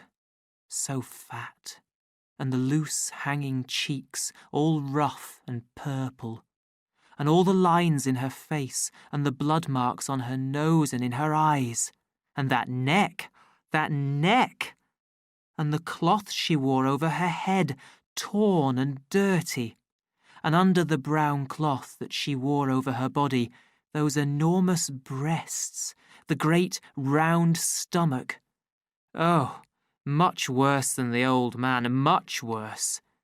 And suddenly the creature burst into a flood of speech, rushed at her with her arms stretched out, and Ford, it was too horrible. In another moment she'd be sick, held Lenina tightly to her fat body and began to kiss her. Ford! Such wet kisses, and she smelt too horrible, obviously never had a bath. And she had been drinking some very strong alcohol. Lenina broke free as quickly as she could. A twisted face stared at her. The creature was crying. "Oh, my dear, if you only knew how glad, after all these years, a civilized face, yes, and civilized clothes, because I thought I should never see a piece of real artificial silk again. And those lovely shorts. Do you know, dear, I've still got my old clothes, the ones I came in, put away in a box. I'll show them to you afterwards, though, of course, the cloth has all gone into holes. I suppose John has told you what I had to suffer, and not a gram of soma to be had. Only a drink of mescal every now and then, when Popeye used to bring it. Popeye is a boy I used to know, but it makes you feel so bad afterwards, the mescal does, and sick. Besides, it always made that awful feeling of being ashamed much worse the next day. And I was so ashamed. Just think of it, me, a beater, having a baby. Put yourself in my place." The mere suggestion made Lenina tremble. "Though it wasn't my fault, I swear, I still don't know how it happened, because I did all that I was supposed to, but all the same, it happened." She drew a deep breath, shook her head, opened her eyes again, then blew her nose on her fingers and wiped them on her skirt. "Oh, I'm so sorry," she said, seeing Lenina's look of disgust. "I oughtn't to have done that, but what are you to do here?" Linda shook her head. "I tried to tell them about disease and about keeping things clean when I first came here, but they didn't understand. And in the end, I suppose I got used to it. And anyhow, how can you keep things clean when there isn't any running hot water? And look at these clothes. This horrible wool isn't like artificial material. It never wears out. It lasts and lasts, and you're supposed to mend it if it gets torn. But I'm a beater. I worked in the fertilizing room. Nobody ever taught me to do anything like that. It wasn't my business. Besides, it never used to be right to mend clothes. Throw them away when they've got holes in them and buy new. The more stitches, the less riches. But it's all different here. It's like living with mad people. Everything they do is mad." She lowered her voice. "Take the way they have one another here. Mad, I tell you, absolutely mad. Everyone belongs to everyone else, don't they?" she whispered, pulling at Lenina's arm. Lenina nodded and turned her head away from the smell of Linda's breath. "Well, here," the other went on, "nobody's supposed to belong to more than one person. If you have people in the ordinary way, the others think you're bad. Once, a lot of women came and shouted at me because their men came to see me. Well, why not? And then they rushed at me. No, it was too awful. I can't tell you about it." Linda covered her face with her hands and cried. "They're so hateful here, the women. Mad and cruel. And of course, they don't know anything about bottles or contraceptives. So they're having children all the time, like dogs. It's too disgusting. And to think that oh, Ford. And yet John was a great comfort to me. I don't know what I should have done without him, even though he did get so upset whenever a man, quite as a tiny boy even, once, but that was when he was bigger, he tried to kill poor Waihu Siwa, or was it Pope? Just because I used to have them sometimes. Because I never could make him understand that that's what civilized people ought to do. Being mad's catching, I believe. Anyhow, John seems to have caught it from the Indians, because, of course, he was with them a lot. Even though they were so unkind to him and wouldn't let him do all the things the other boys did, which was a good thing in a way, because it made it easier for me to condition him a little. Though you've no idea how difficult that is. There's so much one doesn't know. It wasn't my business to know. I mean, when a child asks you how a helicopter works, or who made the world, well, what are you to answer if you're a beta and have always worked in the fertilizing room? What are you to answer?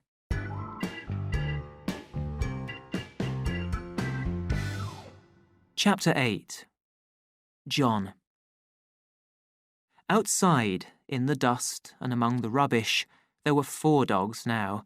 Bernard and John were walking slowly up and down. "So hard for me to realise," Bernard was saying. "To put it all together, as though we were living in different worlds, in different centuries. A mother, and all this dirt, and gods, and old age, and disease." He shook his head. "It's almost unbelievable. I shall never understand unless you explain." "Explain what?" "This." He pointed to the village. "That." And it was the little house outside the village. "Everything, all your life." "But what is there to say?" "From the beginning, as far back as you can remember." "As far back as I can remember."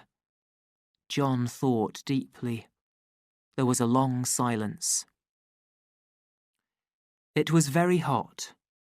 They had eaten a lot of bread and vegetables.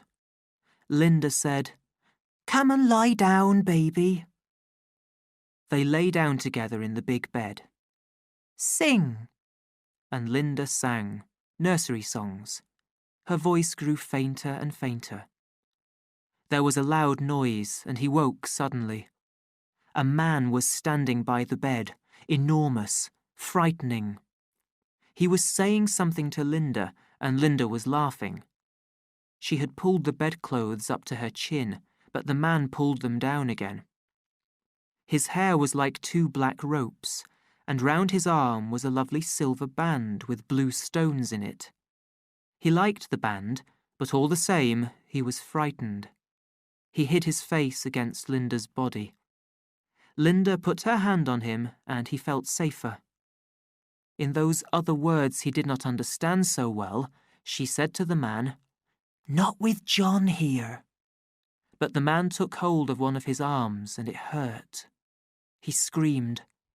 The man put out his other hand and lifted him up. Linda held him, saying, "No, no!" The man said something short and angry. He kicked and struggled, but the man carried him across to the door, opened it, put him down on the floor in the middle of the other room, and went away, shutting the door behind him. He got up, he ran to the door. Standing on the tips of his toes, he could just reach the big wooden handle. He turned it and pushed, but the door wouldn't open. "Linda!" he shouted. She didn't answer. He remembered a huge room, rather dark, and there were big wooden things with strings tied to them, and lots of women standing round them, making cloth, Linda said. Linda told him to sit in the corner with the other children while she went and helped the women. He played with the little boys for a long time. Suddenly, people started talking very loudly, and there were the women pushing Linda away, and Linda was crying. She went to the door, and he ran after her. He asked her why they were angry. "Because I broke something," she said, and then she got angry too. "How should I know how to do their stupid weaving?" she said. "Horrible savages!" He asked her what savages were. When they got back to their house, Popeye was waiting at the door, and he came in with them. He had a big bottle full of stuff that looked like water, but it wasn't water. It was something with a bad smell that burnt your mouth and made you cough. Linda drank some, and Popeye drank some, and then Linda laughed a lot and talked very loudly, and then she and Popeye went into the other room. When Popeye went away, he went into the room. Linda was in bed and so fast asleep that he couldn't wake her. Popeye used to come often. He said the stuff in the bottle was called mescal, but Linda said it ought to be called soma, only it made you feel ill afterwards. He hated Popeye. He hated them all the men who came to see Linda. One afternoon, when he had been playing with the other children, it was cold, he remembered, and there was snow on the mountains. He came back to the house and heard angry voices in the bedroom. They were women's voices, and they said words he didn't understand, but he knew they were bad words. Then suddenly, crash! Something fell over. He heard people moving about quickly, and there was another crash, and then a noise of someone being hit. Then Linda screamed, "Oh, don't! He ran in. There were 3 women in dark clothes. Linda was on the bed. One of the women was holding her wrists. Another was lying across her legs so that she couldn't kick. The third was hitting her with a whip. Once, twice, 3 times, and each time Linda screamed. Crying, he caught hold of the woman's brown hand and bit it as hard as he could. She cried out, pulled her hand free, and gave him such a push that he fell down. While he was lying on the ground, she hit him 3 times with the whip. It hurt more than anything he had ever felt, like fire. "But why did they want to hurt you?" he asked that night. "I don't know. How should I know? They say those men are their men." And she burst into tears. He pressed against her. He put his arm round her neck. Linda cried out, "Oh, be careful, my shoulder, oh!" And she pushed him away hard. His head knocked against the wall painfully. "Stupid boy!" she shouted, and then suddenly she began to hit him. "Linda!" he cried out. "Oh, Mother, don't!" "I'm not your mother. I won't be your mother. Turned into a savage," she shouted. "Having young ones like an animal. If I hadn't had you, I might have gone to the inspector. I might have got away, but not with a baby. That would have been too shameful." He saw that she was going to hit him again and lifted his arm to protect his face. "Oh, don't! Linda, please don't!" He shut his eyes, expecting the blow, but she didn't hit him. After a little time, he opened his eyes and saw that she was looking at him. He tried to smile at her. Suddenly, she put her arms round him and kissed him again and again. The happiest times were when she told him about the other place, how you could go flying whenever you liked, and how you could have music out of a box, and about the other boxes where you could see and hear what was happening at the other side of the world, and babies in lovely clean bottles, everything so clean, no smells and no dirt at all, and people never lonely, but living together and being happy all the time. Sometimes, when he and the other children were tired with too much playing, one of the old men of the village would tell them strange stories of the gods and of the beginning of the world. Strange stories that he did not fully understand. Lying in bed later, he would think of heaven and London and rows of clean bottles and Jesus and Linda flying up and the great director of world production and R. Ford himself. The boys said bad things about Linda and about the men who came to see her. Sometimes they laughed at him for being such a mess. When he tore his clothes, Linda did not know how to mend them. In the other place, she told him, people threw away clothes with holes in them and got new ones. But Linda taught him to read, drawing pictures and letters on the wall with the point of a burnt stick. And when the other boys shouted at him, he said to himself, "But I can read, and they can't. They don't even know what reading is." When he could read well enough, Linda gave him a thin little book that she had kept in a box with her clothes from the other place. It was a book of instructions for beta embryo store workers, telling them what chemicals to use for various processes in the treatment of the bottled embryos.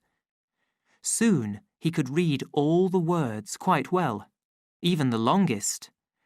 But what did they mean? He asked Linda, but even when she could answer, it didn't seem to make it very clear, and generally she couldn't answer at all. "What are chemicals?" he would ask.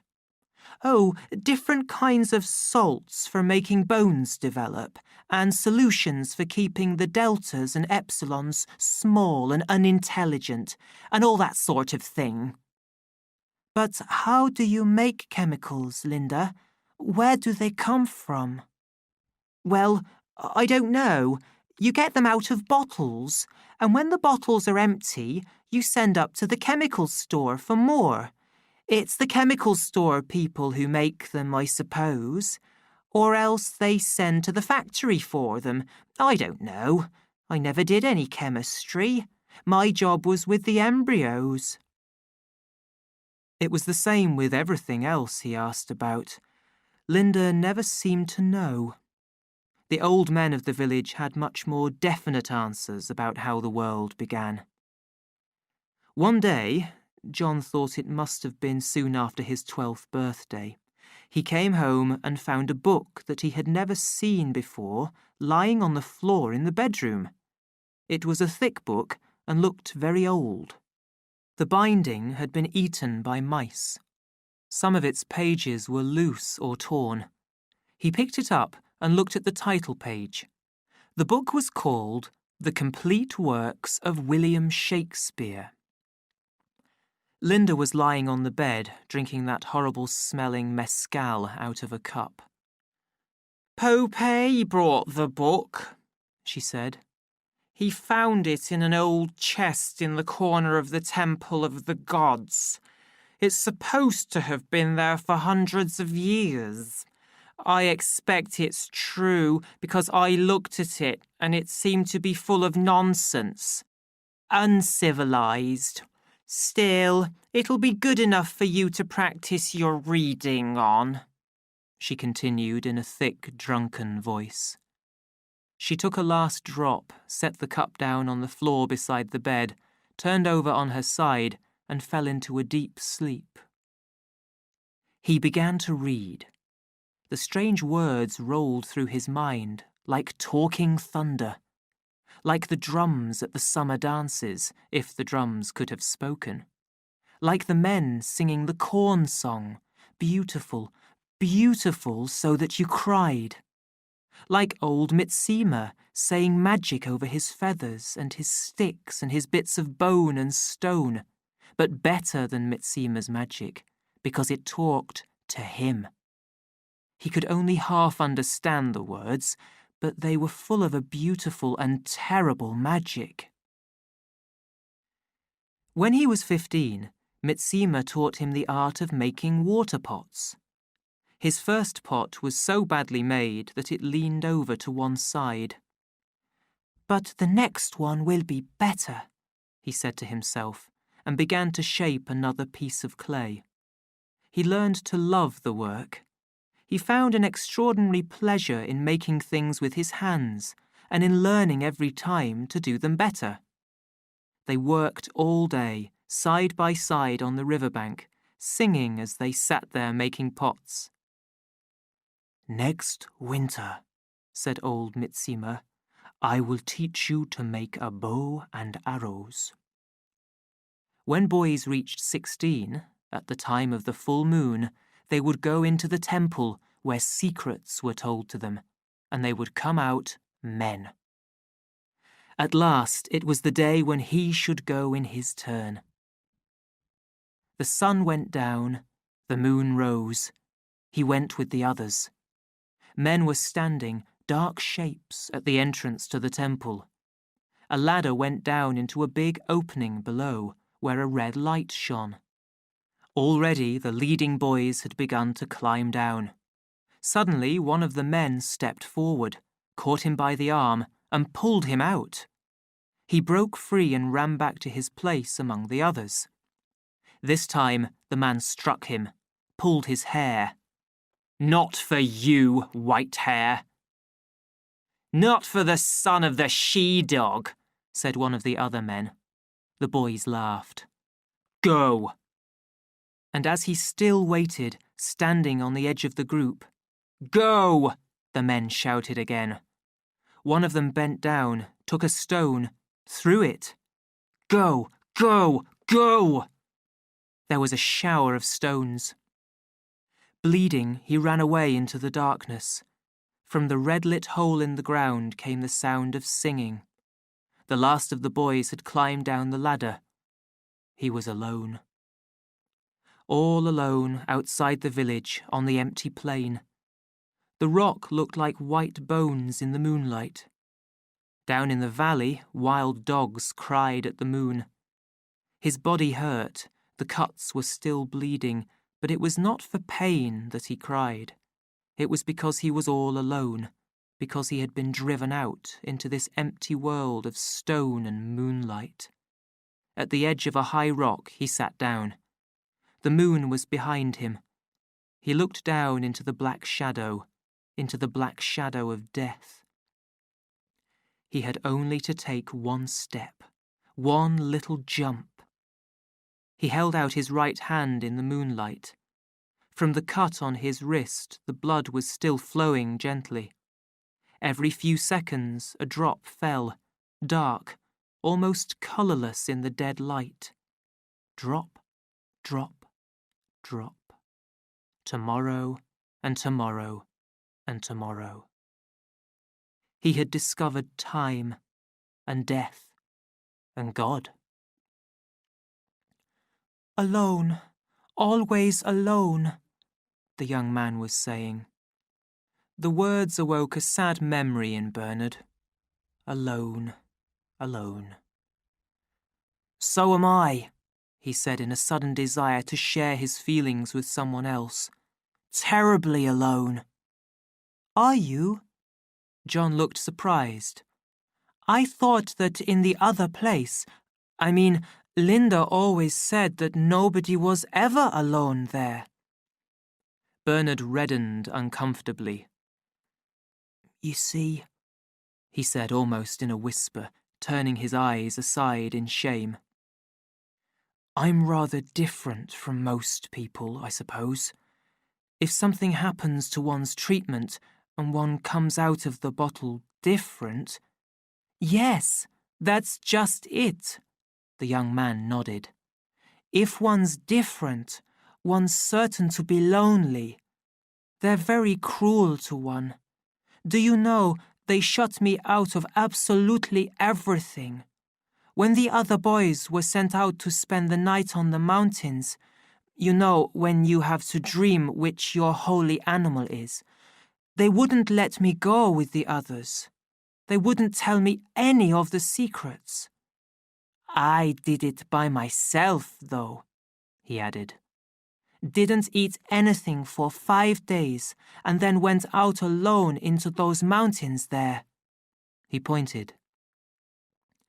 Bernard smiled a little smile of pity at the ignorance and simplicity of the young man. And did you dream of anything? He asked. The other nodded. But I mustn't tell you what. They fell silent for a while. Then Bernard said, I wonder if you'd like to come back to London, taking the first step in a plan which he had decided to carry out ever since, in the little house, he had realized who the father of this young savage must be. Would you like that? The young man's face lit up. Do you really mean it? Of course. If I can get permission from the World Controller, that is. Linda too? Well... He paused doubtfully. That horrible creature. No, it was impossible. Unless... It suddenly occurred to Bernard that her very ugliness might be enormously useful. But of course, he cried, making up for his first uncertainty with a show of great pleasure. The young man drew a deep breath. How amazing that it's coming true! What I've dreamt of all my life. Do you remember what Miranda says? Who's Miranda? His eyes shone and his face was full of bright colour. You know, Shakespeare's Miranda. She says how beautiful the world is, and the people in it. The colour suddenly grew deeper. He was thinking of Lenina, of a heavenly creature in bottle-green clothes, shining with youth and skin food, beautifully rounded in shape, sweetly smiling. Oh, brave new world, he began, then suddenly stopped and turned pale. Are you married to her? He asked. Am I what? Married. You know, forever. They say forever in the Indian words. It can't be broken. Ford, no. Bernard couldn't help laughing. John also laughed, but for another reason. He laughed for pure joy. Oh, brave new world, he repeated. Oh, brave new world that has such people in it. Let's start at once. You have the strangest way of talking sometimes, said Bernard, staring at the young man in surprise. And anyhow, hadn't you better wait till you actually see the new world?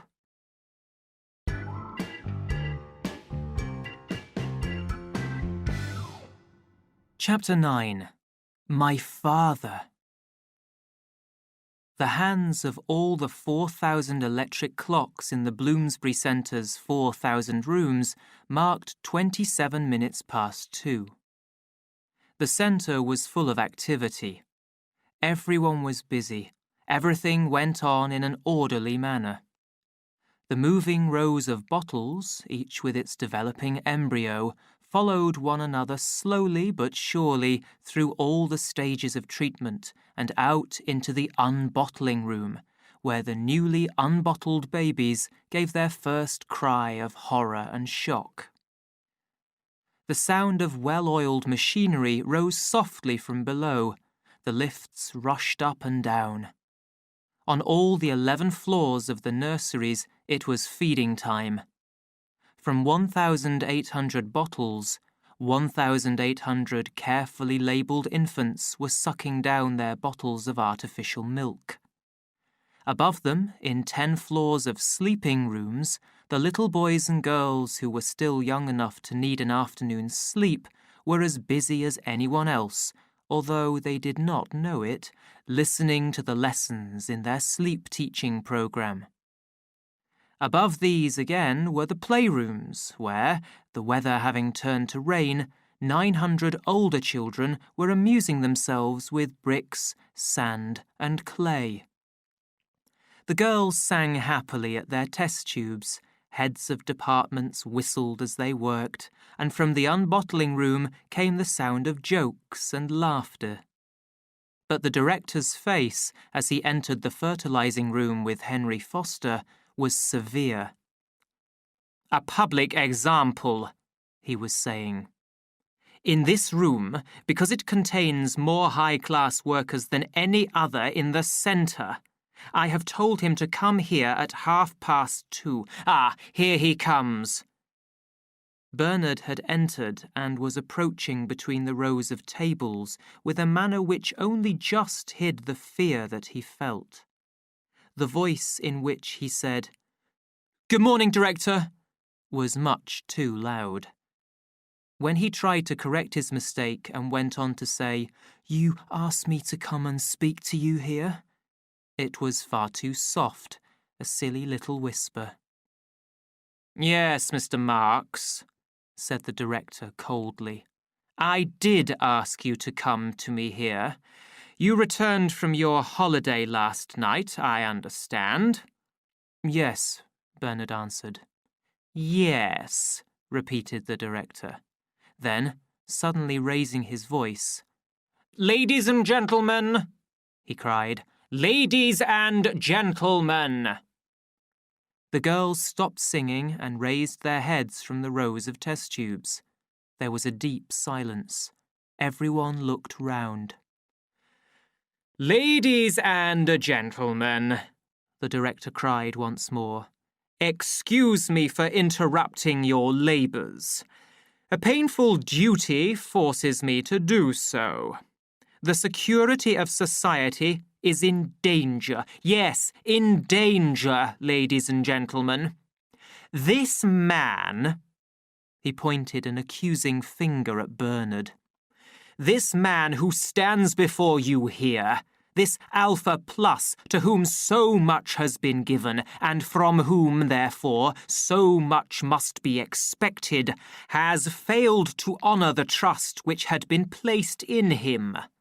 By his sinful views on sport and soma, by his shameful avoidance of convention in his sex life, by his refusal to obey the teachings of R. Ford and behave out of office hours like a baby in a bottle," here the director made the sign of the T, "he has proved himself an enemy of society, a danger, ladies and gentlemen, to all law and order, a man sworn to destroy civilization itself. For this reason, I propose to dismiss him from the post he has held in this centre. I propose immediately to apply for him to be removed to a sub-centre of the lowest order, and, so that his punishment may be in the best interests of society, as far as possible from any important centre of population. In Iceland, he will have small opportunity to lead others into crime by his unfordly example." The director paused. Then, folding his arms, he turned gravely to Bernard. "Marks," he said, "can you give any reason why the judgment passed on you should not now be carried out?" "Yes, I can," said Bernard in a very loud voice. Somewhat surprised, "Then show it," said the director. "Certainly. But it's in the passage. One moment." Bernard hurried to the door and threw it open. "Come in," he commanded, and the reason came in and showed itself.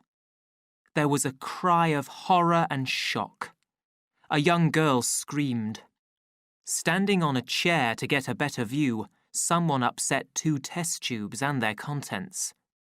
Fat, loose in figure, a strange and frightening image of middle age among those firm, youthful bodies, those smooth, healthy faces, Linda came into the room, smiling a smile which twisted her features and showed her black, broken teeth. Bernard walked beside her.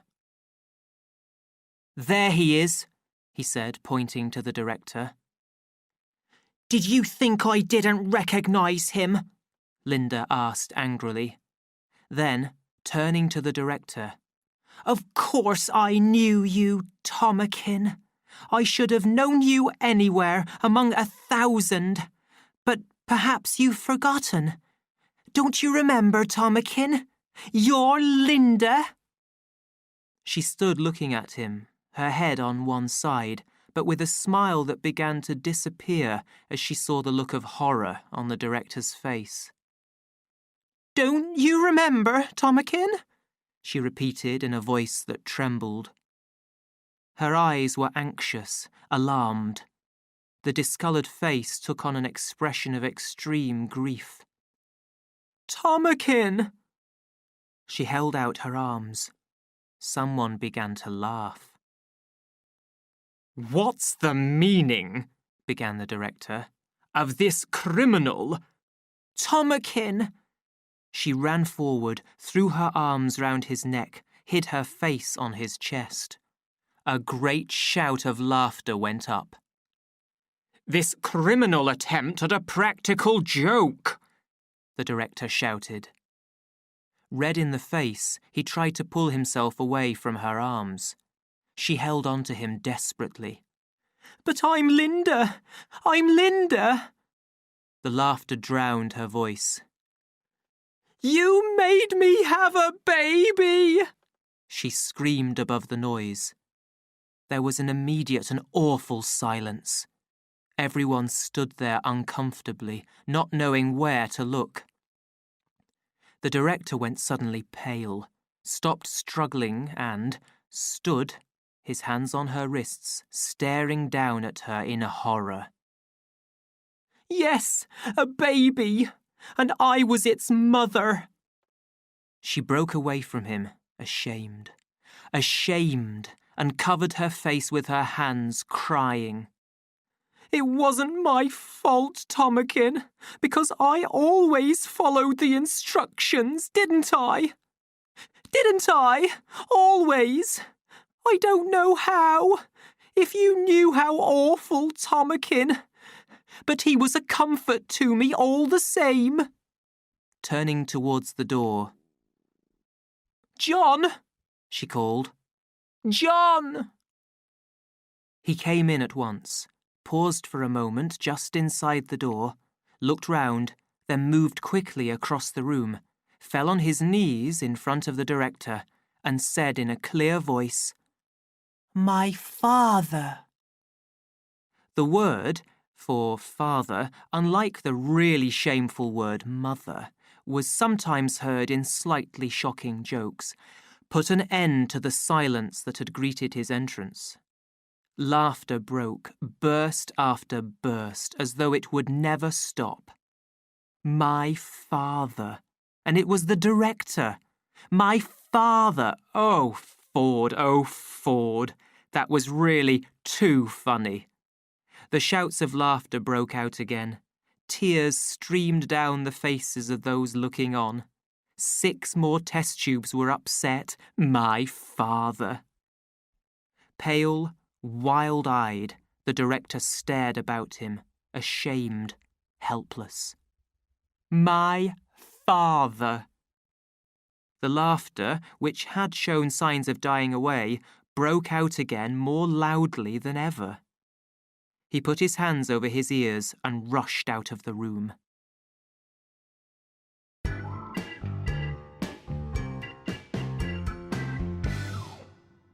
Chapter 10. New Lives. After the scene in the fertilizing room, all upper-class London was anxious to see this funny creature who had fallen on his knees before the director of hatching and conditioning, or rather the ex-director, for the poor man had resigned immediately afterwards and never set foot inside the centre again. had fallen on his knees and called him, the joke was almost too good to be true, my father. Linda, on the other hand, was of no interest at all to them. Nobody had the smallest desire to see Linda. To say one was a mother, that was no joke. It was disgusting. Moreover, she wasn't a real savage. She had come out of a bottle and been conditioned like anyone else, so she couldn't have any unusual ideas. Lastly, and this was by far the strongest reason for people's not wanting to see poor Linda, there was her appearance. Fat, having lost her youth, with a discoloured skin, bad teeth, and that figure, Ford. You simply couldn't look at her without feeling sick. Yes, really sick. So the best people were quite determined not to see Linda. And Linda, for her part, had no desire to see them. The return to civilization was, for her, the return to Soma, the possibility of lying in bed and taking holiday after holiday, without ever having to come back to a headache or sickness, without ever being made to feel as you always felt after mescal, as though you'd done something so shameful that you could never hold up your head again. Soma played none of these unpleasant tricks. The holiday it gave was perfect, and if waking up from it was unpleasant, it was so not in itself, but only by comparison with the joys of the holiday. The answer was to make the holiday continuous. She demanded larger and more frequent amounts of Soma. Dr. Shaw was at first unwilling. Then he let her have what she wanted. She took as much as 20 grams a day, many times more than the usual quantity. "Which will finish her off in a month or two," the doctor told Bernard in confidence. "One day she will just stop breathing. Finished. And a good thing, too, we can't make her young again." Surprisingly, as everyone thought, for on a Soma holiday Linda was most conveniently out of the way, John objected to this treatment. "But aren't you shortening her life by giving her so much?" "In one sense, yes," Dr. Shaw admitted. "But in another, we're actually lengthening it." The young man stared at him questioningly. "Soma may make you lose a few years in time," the doctor went on. "But think of the enormous periods it can give you out of time. And as she hasn't got any serious work to do—" "All the same," John argued, "I don't believe it's right." The doctor waved his hand impatiently. "Well, of course, if you'd rather have her crying and shouting for it all the time—" In the end, John was forced to give in. Linda got her Soma. From then on, she remained in her little room on the 37th floor of Bernard's apartment house, with the radio and television on, and the Soma tablets within reach of her hand. It was John, then, that they all wanted to meet. And as it was only through Bernard that John could be seen, Bernard became popular for the first time in his life. Everybody tried to get invitations to his parties to meet the savage, and, as he told his friend Helmholtz, he could have as many girls as he liked just for the favour of asking them round to his apartment. "Lighter than air," said Bernard, pointing upwards. In the sky, high above them, the weather department's balloon shone pink in the sunshine. "The savage," so said Bernard's instructions, "is to be shown civilized life in all its aspects." He was being shown a bird's-eye view of it at present, a bird's-eye view from the platform of the Charing T Tower. The station master and the station's chief weather expert were acting as guides, but it was Bernard who did most of the talking.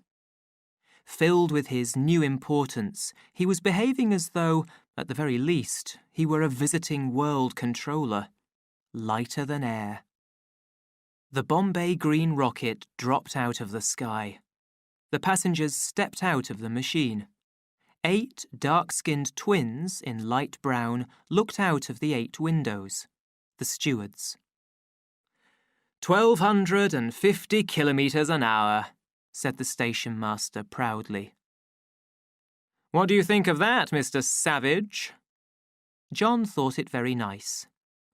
Still, he said, Ariel could fly round the earth in 40 minutes.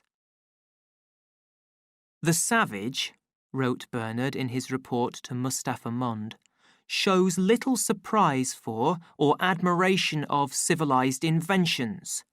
This is partly due, no doubt, to the fact that he has heard them talked about by the woman Linda, his Mustapha Mond made a face.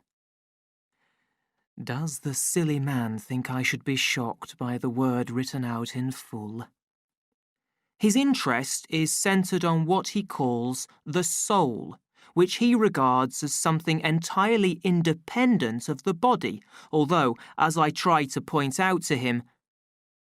The controller glanced quickly over the next sentences and was just about to turn the page in search of something more definite and more interesting when his eye was caught by a series of quite extraordinary phrases. Though I must admit, he read, that I agree with the Savage in finding civilized infantility too easy, or, as he puts it, not expensive enough. And I would like to take this opportunity of drawing your Fordship's attention to... Mustapha Mond's anger gave place almost at once to amusement. The idea of this creature trying to teach him, about the social order was really too ridiculous. The man must have gone mad. I ought to give him a lesson, he said to himself, and laughed out loud. The lesson would be given later. The Savage, wrote Bernard, refuses to take Soma, and seems very upset because the woman Linda, his remains permanently on holiday. It is worth noting that in spite of the weak mental state of his and the extreme ugliness of her appearance, the Savage frequently goes to see her and appears to be much attached to her. An interesting example of the way in which early conditioning can be made to change and even run against natural responses. In this case, the natural response to draw back from an unpleasant object. Lenina came singing into the changing room. You seem very pleased with yourself, said Fanny. I am pleased, she answered. Bernard telephoned half an hour ago. He has an unexpected engagement, and he asked me to take the Savage to the cinema this evening. I must hurry. She ran off towards the bathroom. She's a lucky girl, said Fanny to herself as she watched Lenina go. Sunk in their deep, comfortable armchairs, Lenina and the Savage listened to the music of the electric organ. Soon the lights went down and the film began, with the figures on the screen in lifelike colours, but many times larger than life-size. The story of the film was extremely simple. It was called 3 Weeks in a Helicopter. A young black man fell out of a helicopter onto his head, went mad, and lost control of his feelings. He developed a passion for a lovely golden-haired young Beta Plus girl. She refused to listen to him or to have anything to do with him. He seized her and, in spite of her struggles, threw her into his helicopter and flew up with her into the sky, where he kept her for 3 weeks, trying to make her give in to his passion. Finally, after a whole series of adventures including some exciting scenes in the air, 3 good-looking young alphas succeeded in saving her. The black man was sent off to a reconditioning centre, and the film ended in a proper and conventional manner, with the beta girl going to bed with all her 3 heroes one after the other. The picture died away, the lights came on, and the music filled the cinema again. It was the end of the performance. But for Lenina, it was not quite the end. As they moved slowly along with the crowd towards the lifts, she still felt emotions that the film had woken in her. Her cheeks were red, her eyes were bright, and she breathed deeply. She caught hold of the savage's arm and pressed it against her side. He looked down at her for a moment, pale, pained, desiring, and ashamed of his desire. He was not good enough, not... Their eyes, for a moment, met. What wonders hers promised. Passion shone in them. He looked away quickly, freed his arm from her hold. He was frightened by a feeling that he could not fully understand. He felt somehow that she might cease to be someone that he could look up to as being too good for him, and he did not want this to happen. "I don't think you ought to see things like that," he said. "Like what, John?" "Like that horrible film." "Horrible?" Lenina was surprised. "But I thought it was lovely." "It was shameful," he said angrily. "It was disgusting." She shook her head. "I don't know what you mean." Why was he always so strange? Why did he always go and spoil things? In the taxicopter, he hardly looked at her. Bound by strong promises that had never been spoken, obedient to laws that had long since ceased to have any force, he sat in silence, with his head turned away from her. The taxicopter landed on the roof of Lenina's apartment house. At last, she thought joyfully as she stepped out. At last, even though he had been so strange just now. Standing under a lamp, she looked into her hand mirror. At last. Yes, her nose did need powdering. She shook the loose powder from her powder case. While he was paying the taximan, there would just be time. She rubbed at the shine on her nose, thinking, "He's very good looking. No need for him to be shy like Bernard. And yet, any other man would have done it long ago. Well, now at last." The bit of her face that she could see in the little round mirror suddenly smiled at her.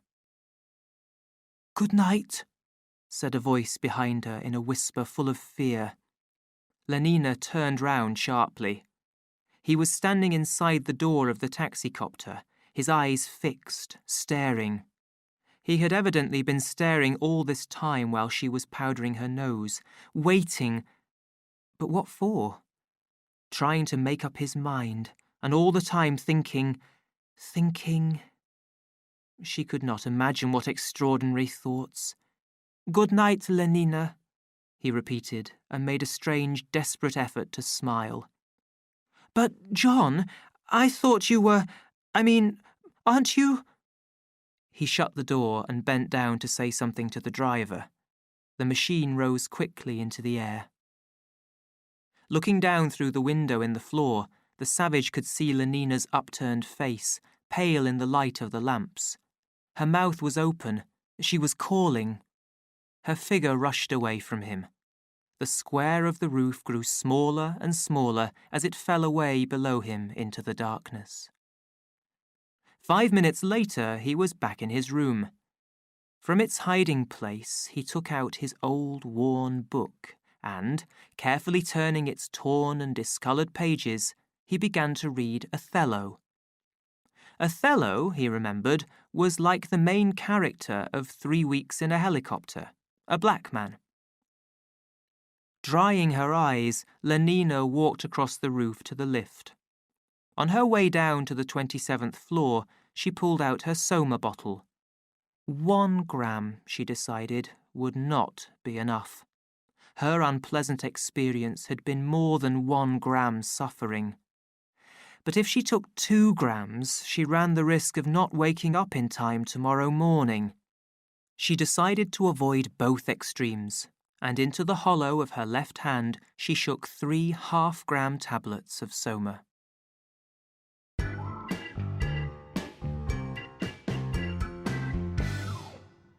Chapter 11. Emotional Problems. Bernard had to shout through the locked door. The savage would not open. "But everybody's there, waiting for you." "Let them wait," came back the voice faintly through the door. "But you know quite well, John, that I asked them on purpose to meet you." "You ought to have asked me first whether I wanted to meet them." "But you always came before, John." "Yes, and that's exactly why I don't want to come again." Bernard tried persuasion, not an easy thing to do when you have to shout through a locked door. "Just to please me. Won't you come to please me?" "No." "Do you seriously mean it?" "Yes." "But what shall I do?" cried Bernard helplessly. "Go to hell!" shouted the angry voice from inside. All Bernard's attempts to get John to come out failed. In the end, he had to go back to his rooms and tell all the guests who were waiting there impatiently that the savage would not be appearing that evening. They were very angry. They felt that they had been tricked into behaving politely to this unimportant little fellow Bernard Marks, with the doubtful reputation and the antisocial opinions. Lenina alone said nothing. Pale, her blue eyes filled with an unusual sadness, she sat in a corner, separated from those around her by an emotion which they did not share. She had come to the party filled with a strange feeling, a mixture of anxiety and joy. "In a few minutes," she had said to herself as she entered the room, "I shall be seeing him, talking to him, telling him," for she had come with her mind made up, "that I like him, more than anybody I've ever known. And then perhaps he'll say—" What would he say? The blood rushed to her cheeks. Why was he so strange the other night after the cinema? So odd. And yet I'm absolutely sure he does rather like me. I'm sure. It was at this moment that Bernard had made his statement. The savage wasn't coming to the party. Lenina was filled with a terrible feeling of disappointment and emptiness. Her heart seemed to stop beating. "Perhaps it's because he doesn't like me," she said to herself. And at once this possibility grew in her mind into a certainty. John had refused to come because he didn't like her. He didn't like her. All around her, the other guests were angrily discussing the savage's refusal to meet them and blaming Bernard for all that had gone wrong. Very soon they took their leave, one after the other. Lenina, the last to go, walked sadly out of the room. Bernard was left there all alone. Overcome with unhappiness and disappointment, he dropped into a chair and, covering his face with his hands, he began to cry. Upstairs in his room, the savage was reading Romeo and Juliet. Next morning, Bernard could not hide from the savage how unhappy he felt. The savage showed himself sympathetic, an attitude that Bernard had not expected. "You're more like what you were at Malpais," he said when Bernard had told him all his sorrows. "Do you remember when we first talked together, outside the little house? You're like what you were then." "Because I am unhappy again, that's why." "Well, I'd rather be unhappy than have the false, lying happiness that you are having here." "I'm surprised at you saying that," said Bernard bitterly, "when it's you who were the cause of it all, refusing to come to my party and turning them all against me." He knew that what he was saying was unjust. He admitted to himself the truth of all that the savage now said about the worthlessness of friends who could be turned by such slight causes into cruel enemies. But Bernard continued to feel a secret anger with the savage in spite of the real affection that he had for him. Bernard's other friend was Helmholtz Watson, suffering like himself because of his individual, non-conditioned ideas. Helmholtz had been officially warned that some verses that he had written and read out to a class of students at the College of Emotional Engineering were dangerous and must not be repeated. The verses were in praise of silence, of the state of being alone and able to enjoy one's own thoughts and feelings. The students had reported him to the principal. "I'm not surprised," said Bernard. "It's quite against all their sleep teaching. Remember, they've had at least 250,000 warnings against wanting to be alone." "I know, but I thought I'd like to see what the effect would be."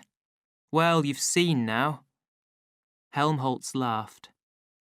"I feel," he said after a silence, "as though I were just beginning to have something to write about. As though I were just beginning to use that secret power that I've got inside me. Something seems to be coming to me." In spite of all his troubles, he seemed, Bernard thought, deeply happy. Helmholtz and the savage formed a liking for each other at once. Helmholtz read out the verses that had caused him to be warned by the principal. The savage replied by reading some lines from his old book that excited Helmholtz as he had never been excited before in his life.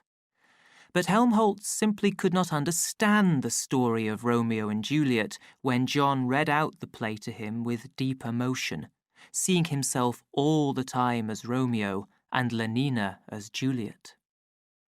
Helmholtz shouted with laughter at the idea of a father and mother, disgusting words anyway, forcing the daughter to have someone she didn't want. And the stupid girl not saying that she was having someone else whom, for the moment at any rate, she preferred. The situation was so dirty, and at the same time so funny, that Helmholtz laughed till the tears ran down his face in streams. The savage looked at him angrily, closed his book, got up from his chair, and locked it away in its drawer. "And yet," said Helmholtz, when, having got back breath enough to apologize, he managed to persuade the savage to listen to his explanations, "I know quite well that one needs mad, impossible situations like that. One can't write really well about anything else.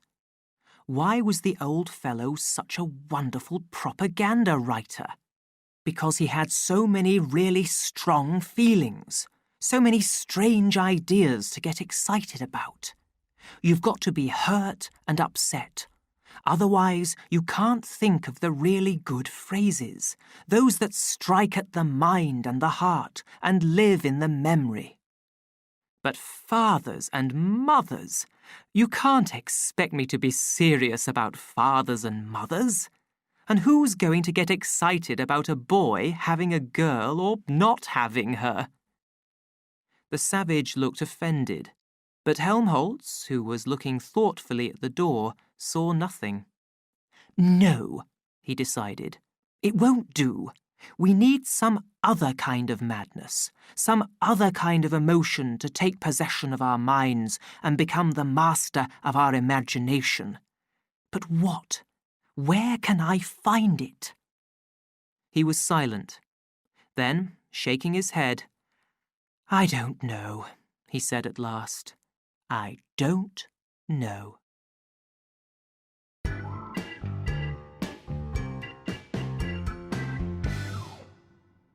Chapter 12. Love and Hate.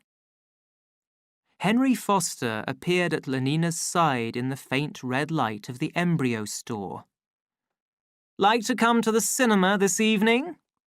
Lenina shook her head without speaking. "Going out with someone else?" It interested him to know which of his friends was being had by which other. "Is it Bernard?"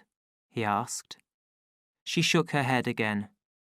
Henry noticed how tired she looked, even in that weak light.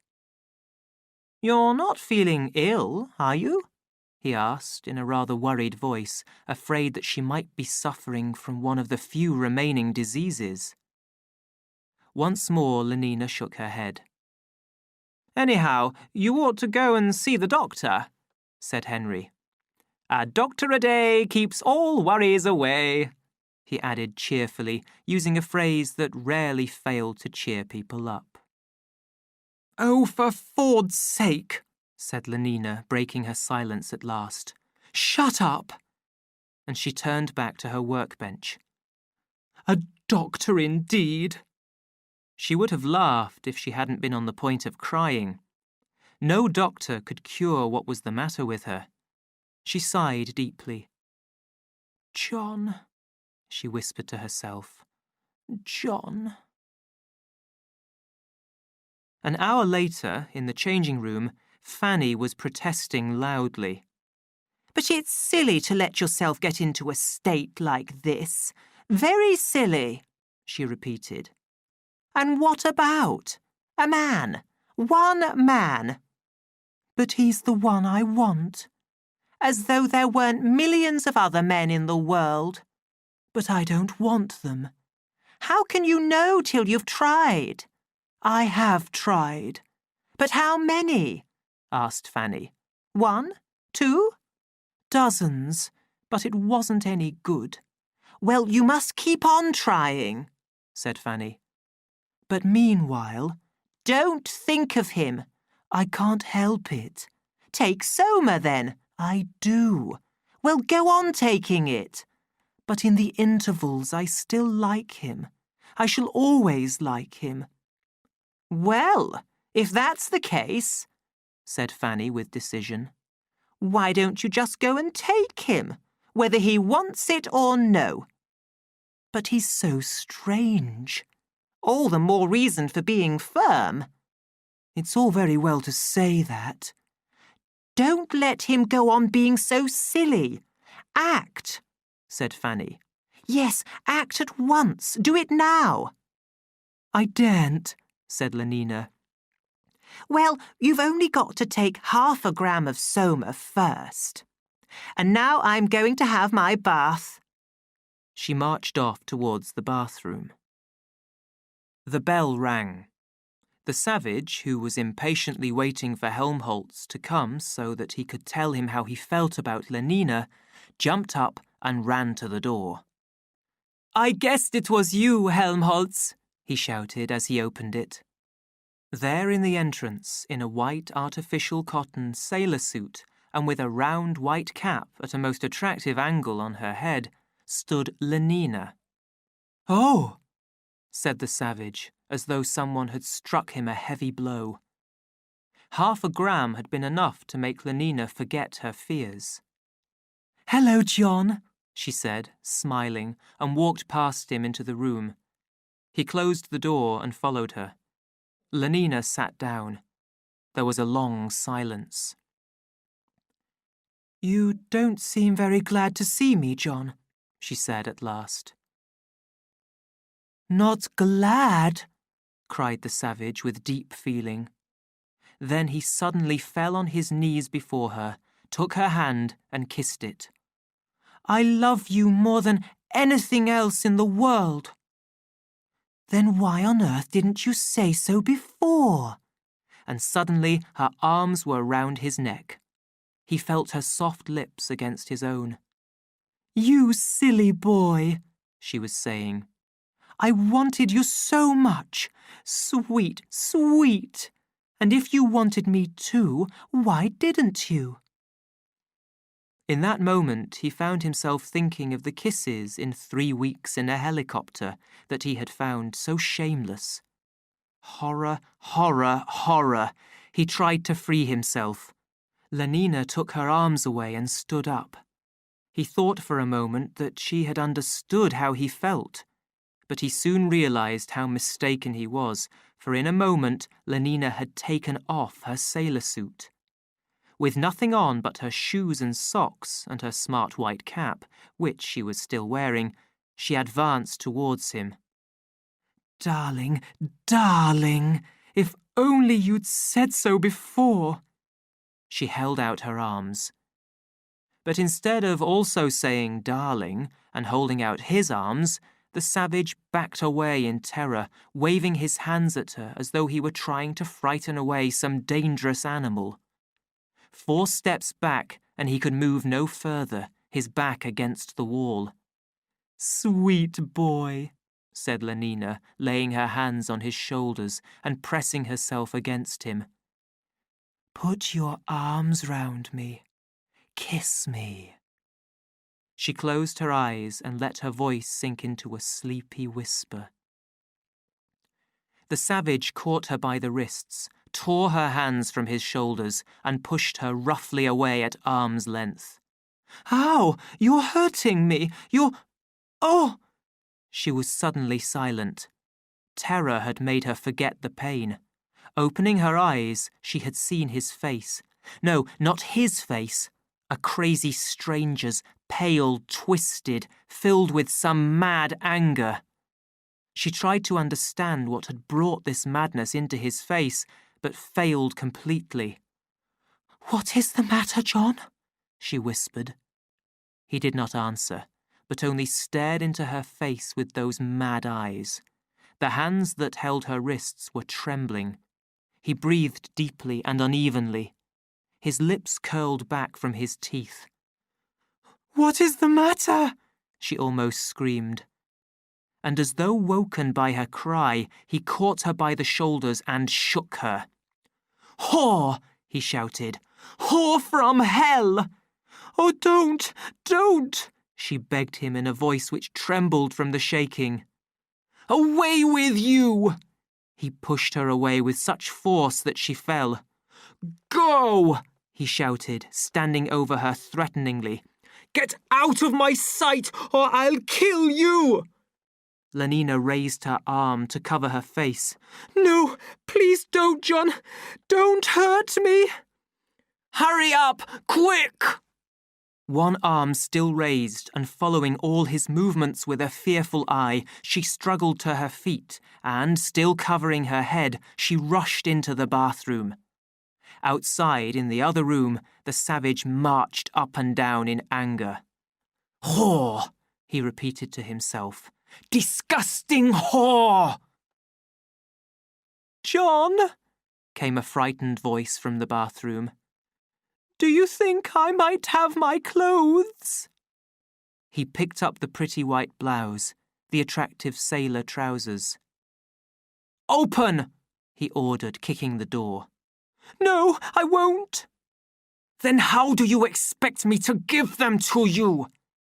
"Push them through the little window over the door." He did what she suggested, then went on marching up and down. Lenina sat listening to the footsteps in the other room, wondering as she listened how long he was likely to go on pacing up and down like that, whether she would have to wait until he left the flat, or if it would be safe, after allowing his madness a reasonable time to die down, to open the bathroom door and try to escape. At that moment, the telephone bell rang in the other room. She heard the voice of the savage. "Hello? Yes? Yes, this is Mr. Savage speaking. What? Who's ill? Of course it interests me. But is it serious? Is she really bad? I'll go at once." "Not in her rooms anymore. Where has she been taken?" "Oh my God! What's the address?" 3 Park Lane. Is that it? 3? Thanks. Lenina heard the sound of the telephone being put back, then hurrying steps. A door shut loudly. There was silence. Had he really gone? With great care, she opened the door a 1/4 of an inch, looked through the crack, and, encouraged by the silence, put her head out. Finally moved as quietly as she could into the room, stood for a few seconds with strongly beating heart, listening, then rushed to the front door, opened, slipped through, banged it shut, ran. It was not till she was in the lift and actually going down that she began to feel safe.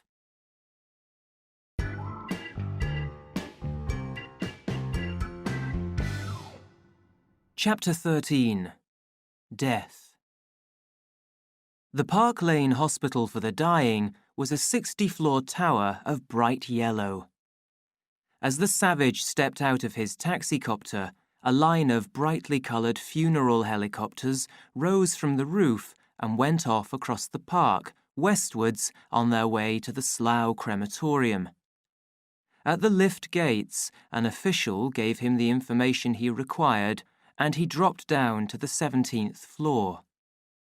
The ward where Linda was lying was a large room, bright with sunshine and yellow paint, and contained 20 beds, all occupied. Linda was dying in company and with all modern conveniences. The air was continuously alive with happy tunes coming from loudspeakers. At the foot of every bed, facing the dying person who occupied it, was a television set. Television was left on like a running water tap from morning till night. "We try," said the nurse who met the savage at the door, "to create a thoroughly pleasant atmosphere here, something between a first-class hotel and a cinema palace, if you take my meaning." "Where is she?" asked the savage, taking no notice of these polite explanations. The nurse was offended. "You are in a hurry," she said. "Is there any hope?" he asked. "You mean of her not dying?" He nodded. "No, of course there isn't. When somebody's sent here, there's no—" Alarmed by the look of worry on his pale face, she suddenly broke off. "Why, whatever is the matter?" she asked. She was not used to this kind of thing in visitors. Not that there were many visitors anyhow, or any reason why there should be many visitors. "You're not feeling ill, are you?" He shook his head. "She's my mother," he said in a low voice. The nurse gave him a look of horror, then quickly looked away, her face red and burning with discomfort. "Take me to her," said the savage, making an effort to speak in an ordinary tone. Still very red, she led the way down the room. Linda was lying in the last of the long row of beds. Her eyes were closed. Her pale, swollen face wore a look of stupid happiness. The nurse walked away. The savage sat down beside the bed. "Linda," he whispered, taking her hand. At the sound of her name, she turned. Her eyes opened. A look came into them as if she recognized him. She pressed his hand. She smiled. Her lips moved. Then, quite suddenly, her head fell forward. She was asleep. He sat watching her, remembering with tears in his eyes their life in the reservation, especially all the stories she had told him about the other place, that beautiful, beautiful other place, whose memory, as of a heaven of goodness and loveliness, he kept fresh in his mind, unspoilt by contact with the disappointing reality of this real London, these actual civilized men and women. His thoughts were interrupted by the arrival of a group of noisy child visitors who had been brought by the head nurse to see the dying people as part of their conditioning, to get them used to death and dying people. He sent them away angrily from Linda's bedside, but when he sat down again, his feelings and thoughts had changed. Instead of the gentle moments of his childhood, when Linda had been a kind and loving mother to him, he could now remember only the ugly scenes of their life, with Pope in her bedroom and herself in an ugly sleep after drinking a great deal of mezcal. Linda moved, woke up and smiled, without understanding where she was. "Pope," she whispered, and closing her eyes, she sank back into the covers. "But, Linda," the savage spoke anxiously, "don't you know me?" He pressed her hand again. "Don't you know me?" He felt the faint answering pressure of her hand. The tears came into his eyes. He bent over her and kissed her. Her lips moved. "Popeye," she whispered again, and it was to him as though dirt had been thrown in his face. Anger suddenly boiled up in him. Anger at the destruction of his hopes and ideals twice in so short a time, first by Lenina and now by his mother. "But I'm John!" he shouted. "I'm John!" And in his extreme anger and unhappiness, he actually caught her by the shoulder and shook her. Linda's eyes opened again. She saw him, knew him. "John," she whispered. But it was as though she had forgotten how to breathe. A look of terror at his anger came into her eyes. Then her mouth fell open. Her breathing stopped. She was dead. The savage stared at her for a moment in frozen silence, then fell on his knees beside the bed and, covering his face with his hands, cried as though his heart would break. The nurse stood in the middle of the ward, not knowing what to do. The child visitors were staring with wide eyes at this unpleasant scene. Should she speak to him? Try to bring him back to some attempt to behave properly? Remind him of where he was, of what harm he might do to these poor children, upsetting all their well-taught death conditioning with this disgusting behaviour, as though death were something terrible, as though anyone mattered so much as all that. She stepped forward. She touched him on the shoulder. "Can't you behave?" she said in a low, angry voice. But, looking round, she saw that several of the children were coming towards the bed. She must do something to turn their attention away from the savage and his cries. "Now, who wants a piece of chocolate?" she asked in a loud, cheerful voice. "Me!" cried the entire Bokanovsky group with one voice. The savage and his grief were forgotten. "Oh, God, God, God," the savage kept repeating to himself. In the river of sorrow that filled his mind, it was the one word that he was able to say. "God," he whispered it out loud. "God." "Whatever is he saying?" said a voice, very near and distinct, through the sugary music which poured from the loudspeakers. The savage looked round sharply. 5 light-brown twins, each with the end of a stick of chocolate in his right hand, and their faces dirty with chocolate, were standing in a row, all staring at him. As he looked at them, they all smiled. One of them pointed with his bit of chocolate. "Is she dead?" he asked. The savage stared at them for a moment in silence. Then, in silence, he rose to his feet. In silence, slowly walked towards the door. "Is she dead?" repeated the twin, running at his side, wanting to know.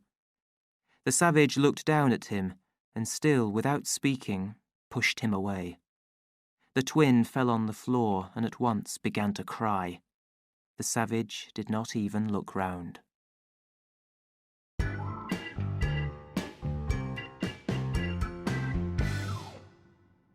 Chapter 14. Realities. The domestic staff of the Park Lane Hospital for the Dying consisted of 162 deltas divided into 2 Bokanovsky groups of 84 red-headed female and 78 dark-haired male twins.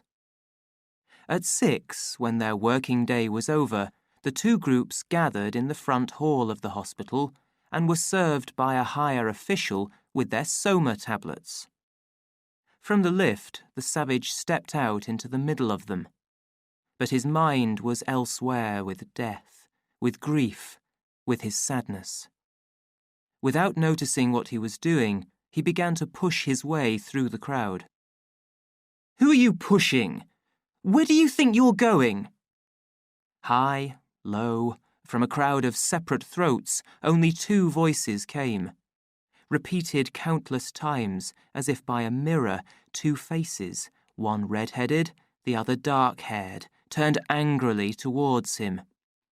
Their words, and in his chest sharp digs from their elbows, brought him to his senses.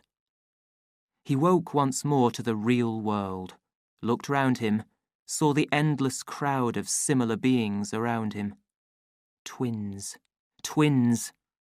Twins had stared, smiling at the dead Linda. Now, larger, fully grown, they broke into his grief and his lost hope.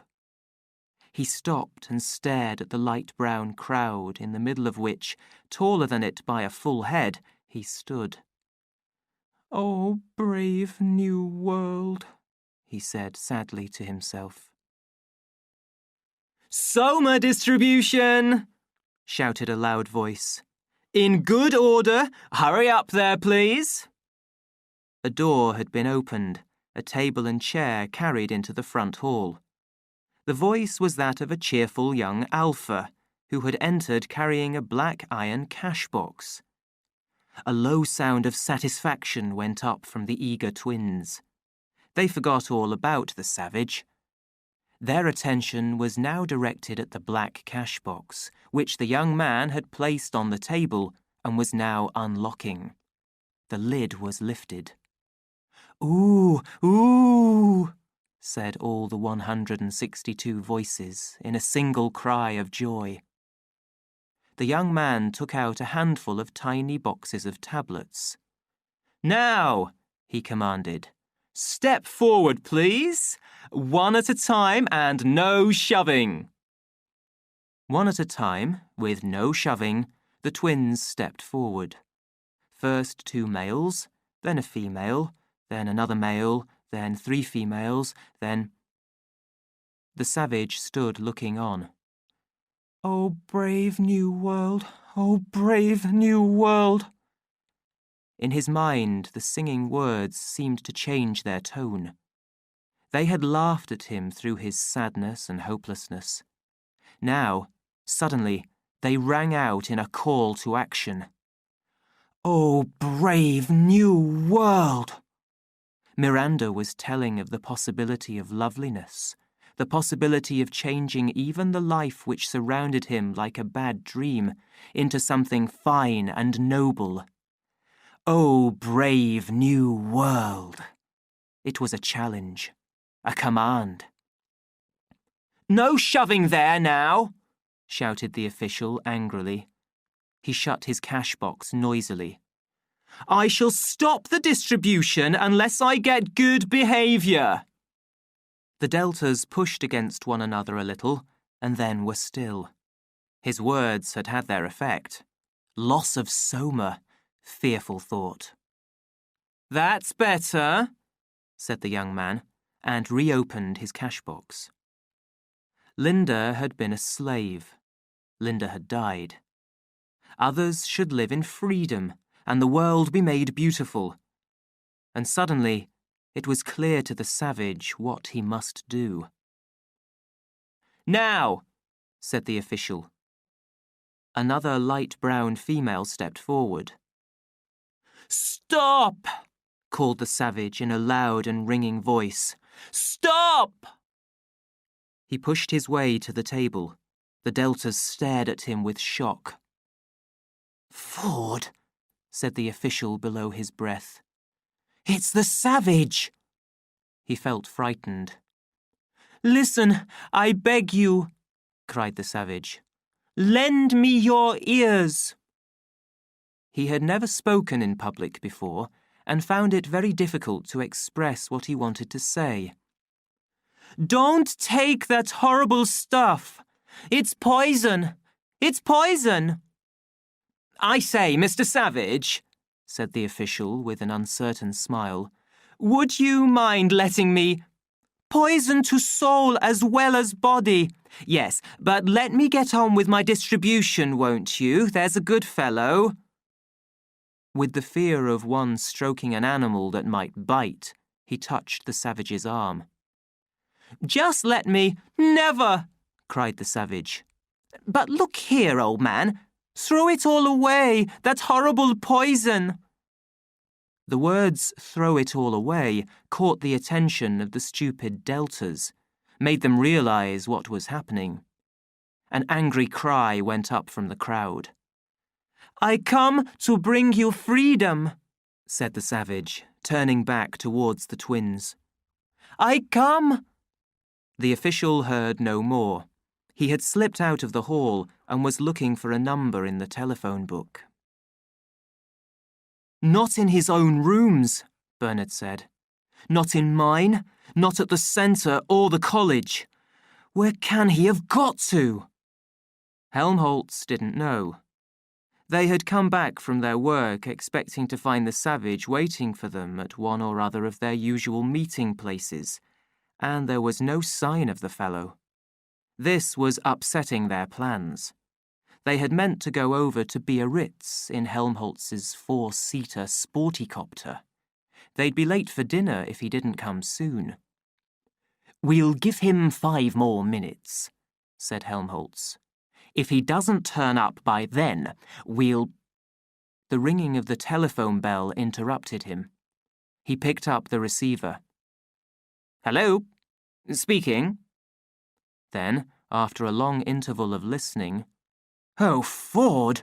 he cried. "I'll come at once." "What is it?" Bernard asked. "A fellow I know at the Park Lane Hospital," said Helmholtz. "The savage is there. Seems to have gone mad. Anyhow, it's urgent. Will you come with me?"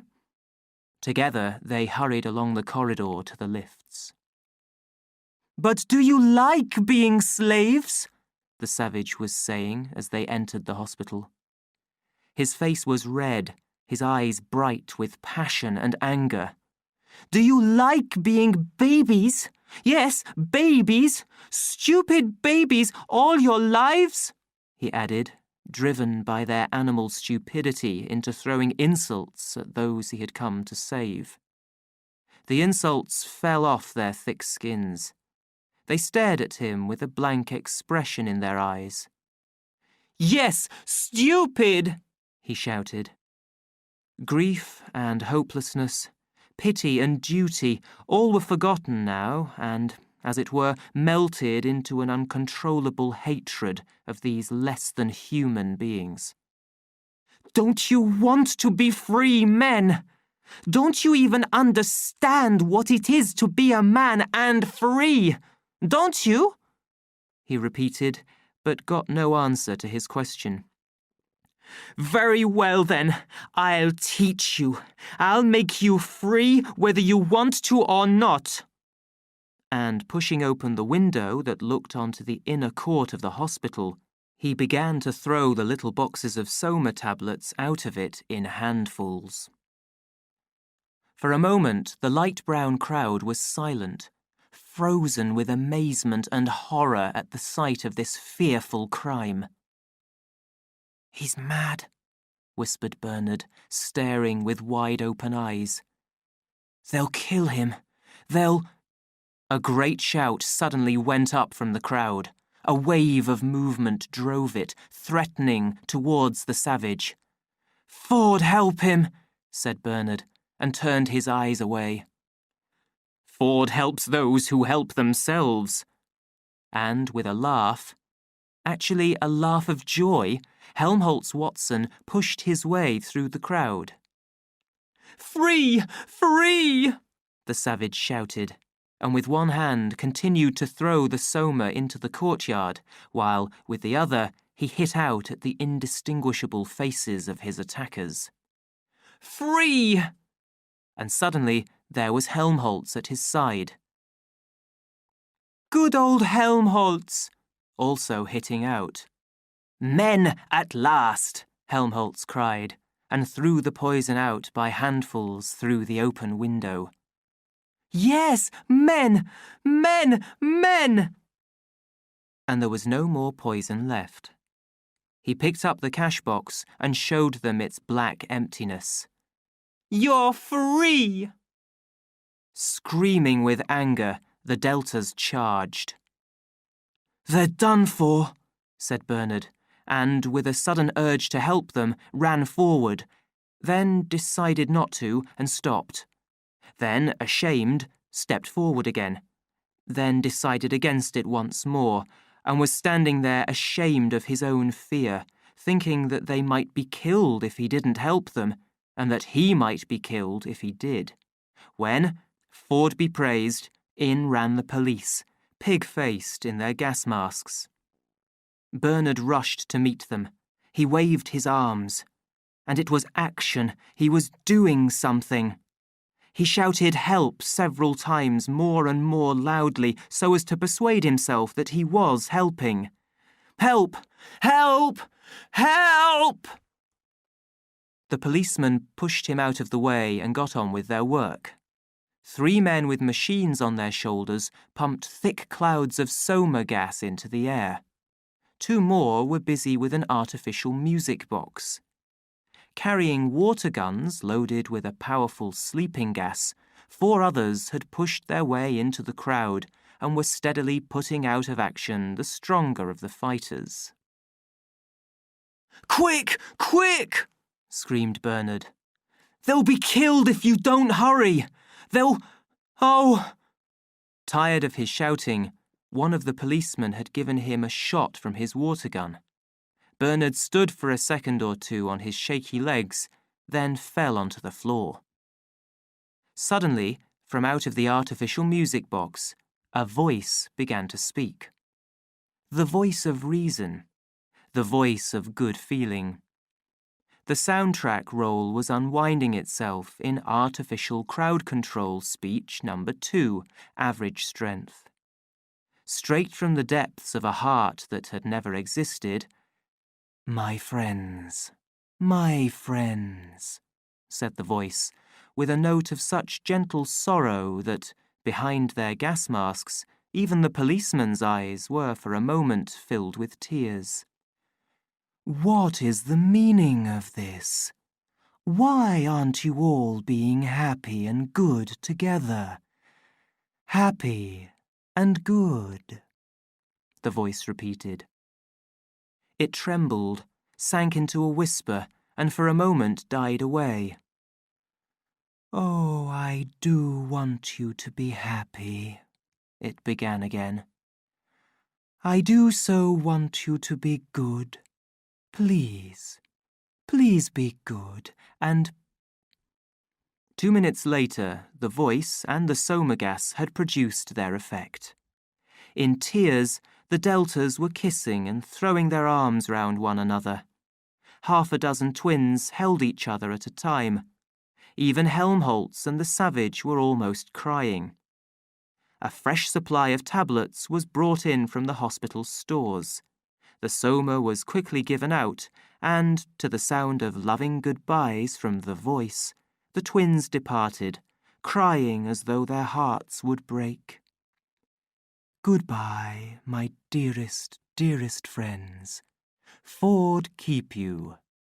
Goodbye, my dearest, dearest friends. Ford keep you. Goodbye, my dearest, dearest." When the last of the Deltas had gone, the policeman turned off the current. The heavenly voice fell silent. "Will you come quietly?" asked the sergeant. "Or must we put you to sleep?" He pointed his water gun.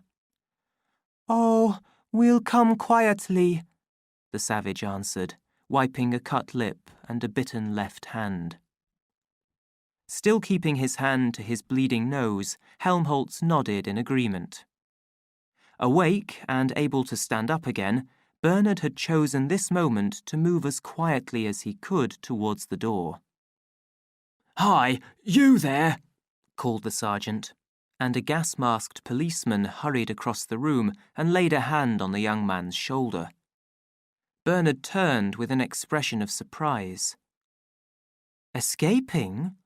He hadn't dreamed of such a thing. "Though what on earth you want me for," he said to the sergeant, "I really can't imagine." You're a friend of the prisoners, aren't you? Well, said Bernard, and thought. No, he really couldn't deny it. Why shouldn't I be? He asked. Come on, then, said the sergeant, and led the way towards the door and the waiting police car.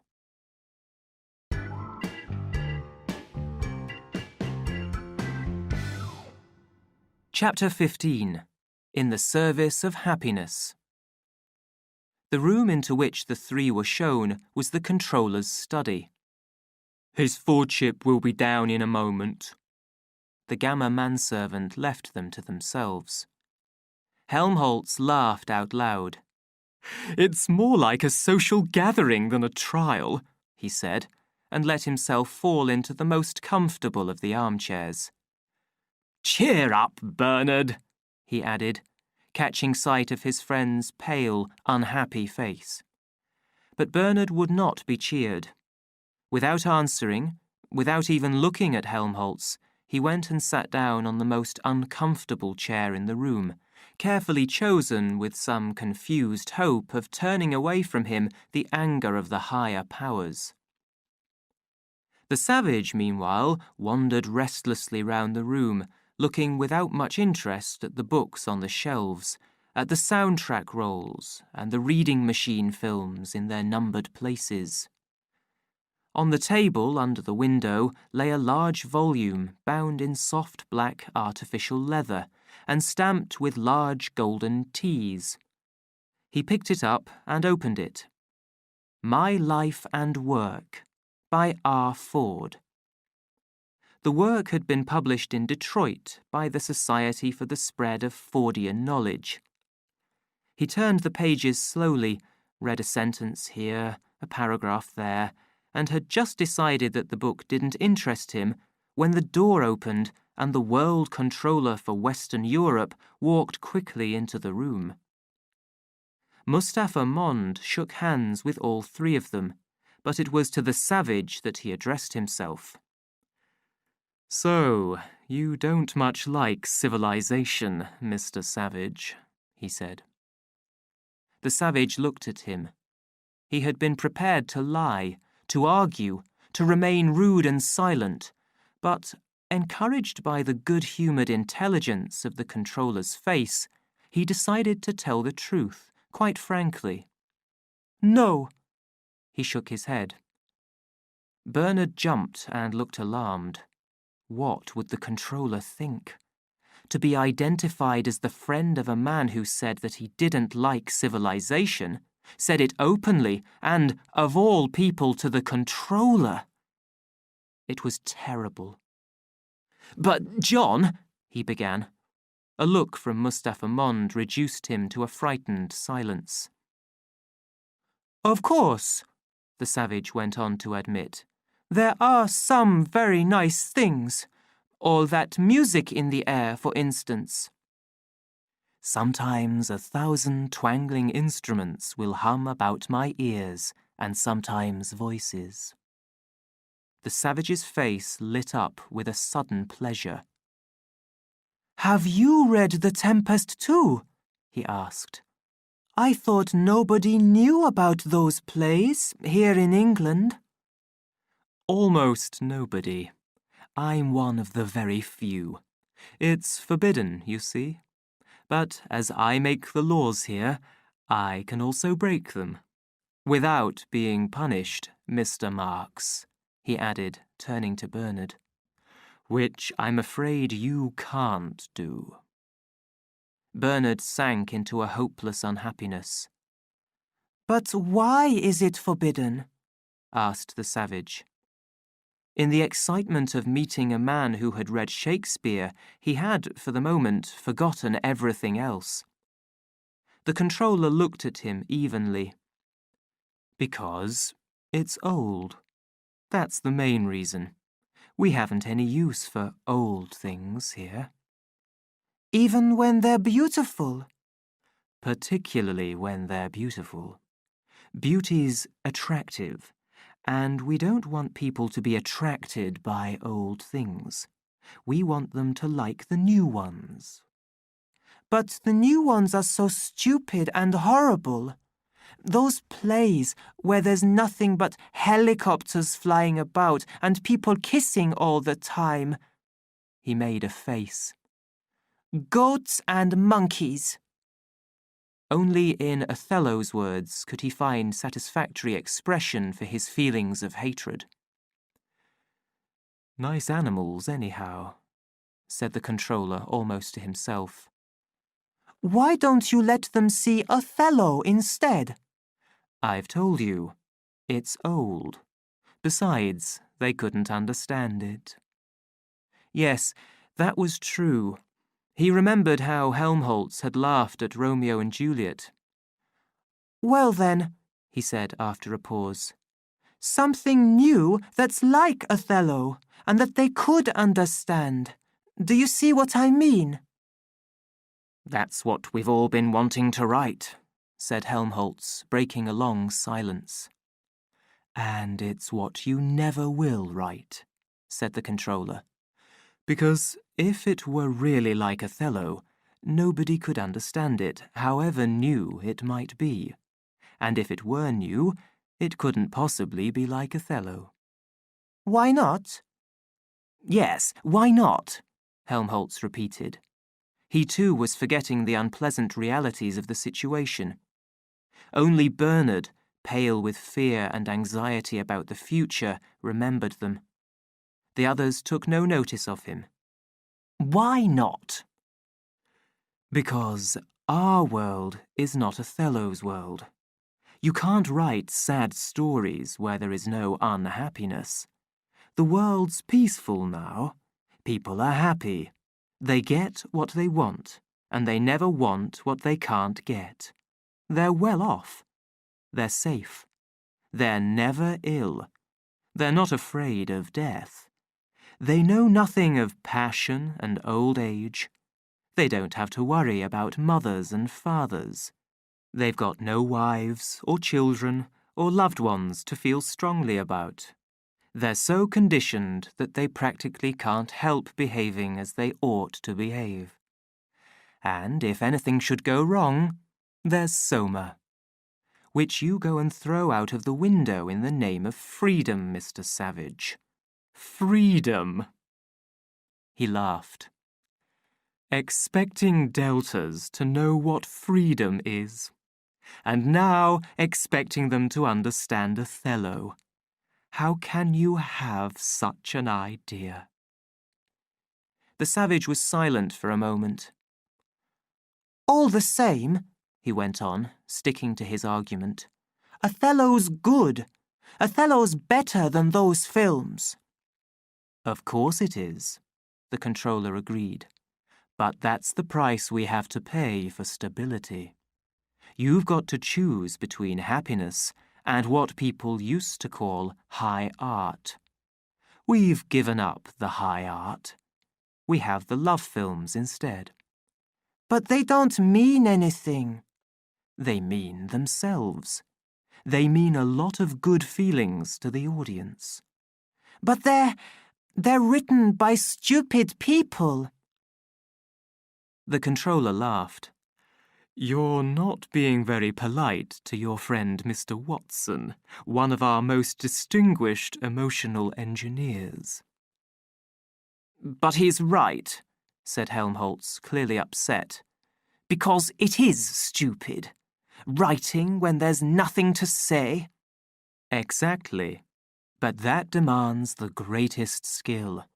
Making something out of practically nothing. The savage shook his head. It all seems to me quite horrible. Of course it does. Happiness is never as exciting as unhappiness or the struggles of great passions. Happiness is never grand. I suppose not, said the savage after a silence. But need it be as bad as those twins? He remembered all those long lines of ugly little twins waiting for their Soma, smiling round Linda's deathbed, attacking him in a crowd with one face endlessly repeated. He looked at his bitten hand and trembled. Horrible, But how useful!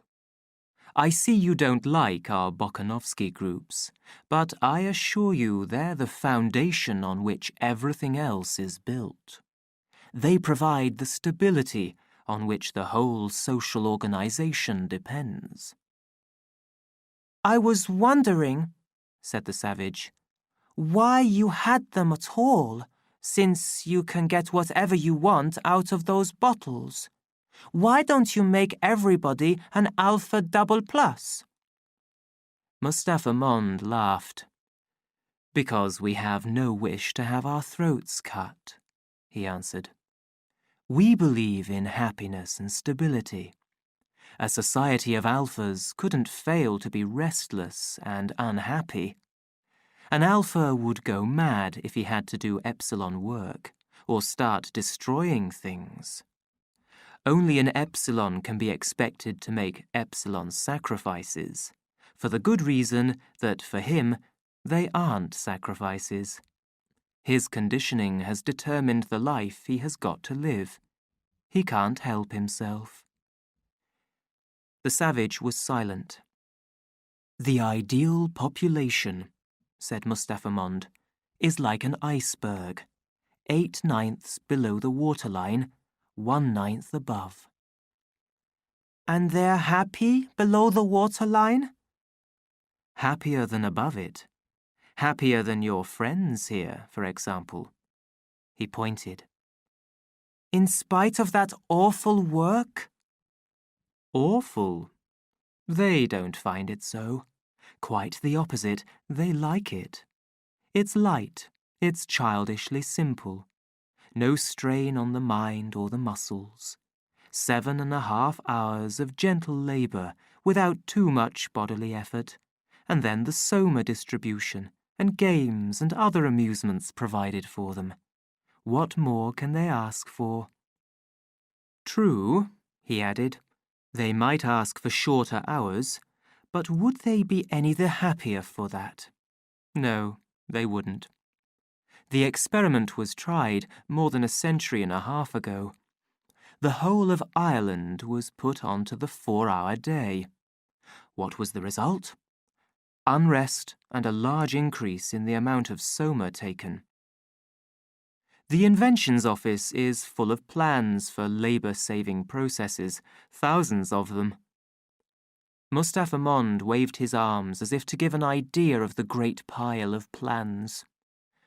And why don't we use them? For the sake of the workers. It would be cruelty to give them too much leisure. It's the same with agriculture. We could produce every mouthful of food artificially if we wanted to, but we don't. We prefer to keep 1/3 of the population on the land, for their own sakes, because it takes longer to get food out of the land than out of a factory. Besides, we have our stability to think of. We don't want to change. Every change is a threat to stability. That's another reason why we're so careful about using new inventions. Every discovery in pure science could lead to a revolution. Even science must sometimes be treated as a possible enemy. Yes, even science. What? Said Helmholtz in amazement. But we're always teaching people that science is everything. That comes in sleep teaching. 3 times a week between 7 and 13, added Bernard. And all the science propaganda we do at the college. Yes, but what sort of science? Asked Mustafa Mond. You've had no scientific training, so you can't judge. I was a pretty good scientist in my time. Too good. Enough to realize that all our science is just a cookery book, with an official theory of cooking that nobody's allowed to question, and a list of recipes that mustn't be added to except by special permission from the head cook. I'm the head cook now. But I was once a young kitchen boy with a taste for finding things out. I started doing a bit of cooking on my own. Unofficial cooking. Unlawful cooking. A bit of real science, in fact. He was silent. "What happened?" asked Helmholtz Watson. The controller breathed deeply. "Very nearly what's going to happen to you young men. I was on the point of being sent to an island." Bernard started at these words. "Send me to an island?" He jumped up, ran across the room, and stood waving his arms in front of the controller. "You can't send me. I haven't done anything. It was the others. I tell you, it was the others." He pointed with an accusing finger to Helmholtz and the savage. "Oh, please don't send me to Iceland. I promise I'll do what I ought to do. Give me another chance. Please, give me another chance." The tears began to fall. "I tell you, it's their fault," he cried. "And not to Iceland. Oh, please, your Fordship, please." And in a fit of hopelessness, he threw himself on his knees before the controller. Mustafa Mond tried to make him get up, but he stayed there, crying and protesting. In the end, the controller had to ring for his fourth secretary. "Bring 3 men," he ordered, "and take Mr. Marks into a bedroom. Give him some soma and then put him to bed." The secretary went out and returned with 3 twin attendants in green uniforms. Still shouting and crying, Bernard was carried out. "One would think he was going to have his throat cut," said the controller as the door closed. "If he had any sense, he'd realize that his punishment is really a reward. That's to say, he's being sent to a place where he'll meet the most interesting set of men and women to be found anywhere in the world. All the people who, for one reason or another, are too individual to fit into community life. All the people who aren't content to be the same as the others, who've got independent ideas of their own. Everyone, in a word, who's anyone. I almost wish it were me, Mr. Watson." Helmholtz laughed. "Then why aren't you on an island yourself?" "Because, finally, I preferred this. I was given the choice. To be sent to an island where I could have got on with my scientific work, or to be taken on to the Controller's Council with the certainty of myself becoming a controller. I chose this and let the science go. I've gone on controlling ever since. It hasn't been very good for truth, of course, but it's been very good for happiness. Happiness has got to be paid for. You're paying for it, Mr. Watson. Paying because you happen to be too much interested in beauty. I was too much interested in truth.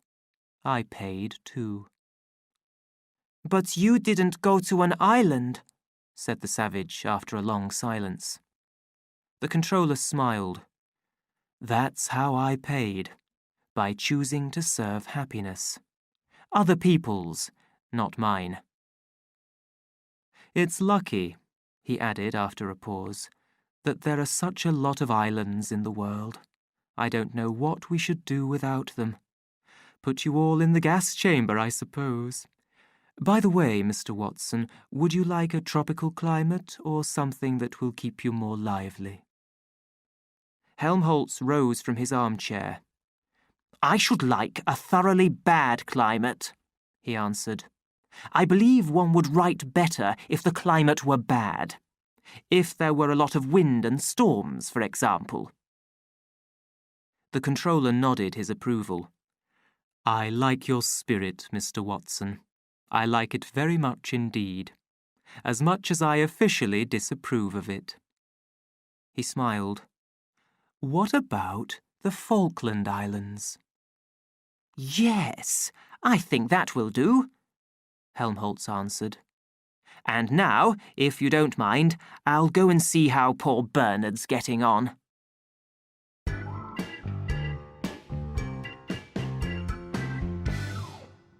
Chapter 16. The New God. "Art, Science, you seem to have paid a fairly high price for your happiness, said the savage when they were alone. Anything else? Well, religion, of course, replied the controller. At one time there used to be something called God. But I was forgetting, you know all about God, I suppose. Well... The savage paused. He would have liked to say something about being alone, about night, about the plain lying pale under the moon, about the fall into shadowy darkness, about death. He would have liked to speak, but there were no words, not even in Shakespeare. The controller, meanwhile, had crossed to the other side of the room and was unlocking a large safe fixed into the wall between the bookshelves. The heavy door swung open. Feeling about in the darkness inside, "It's a subject," he said, "that has always had a great interest for me." He pulled out a thick black volume. "You've never read this, for example." The savage took it. "The Holy Bible," he read from the title page. "Nor this." It was a small book and had lost its cover. "The Imitation of Christ." Nor this. He picked out another one. "The Varieties of Religious Experience" by William James. "And I've got plenty more," Mustapha Mond continued, sitting down.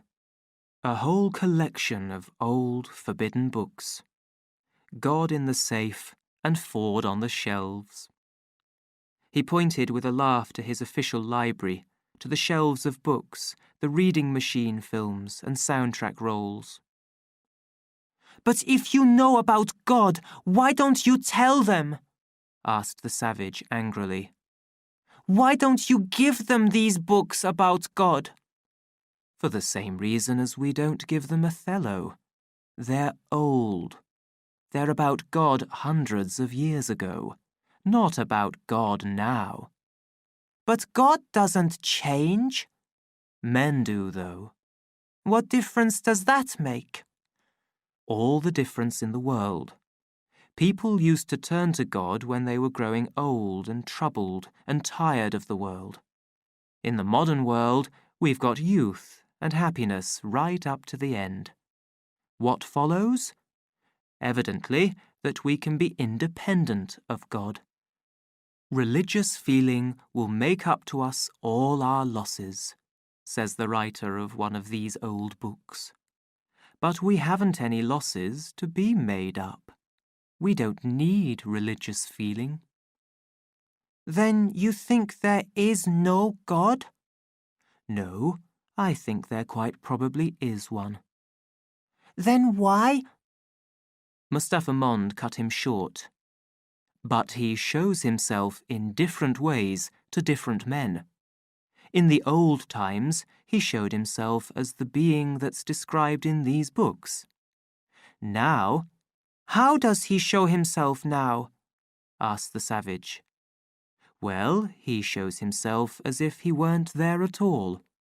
Where there is comfort, there is no need for God." "But I don't want comfort. I want God.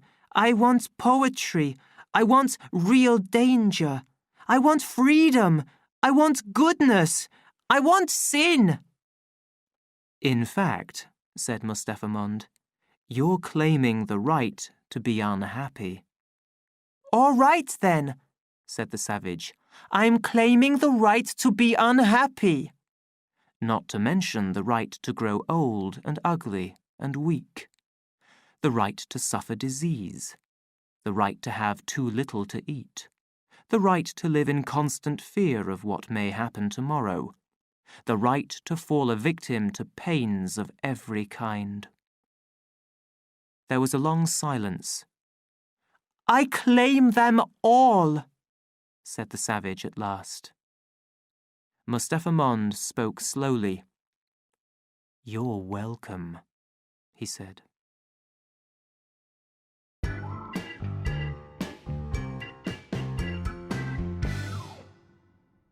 Chapter 17.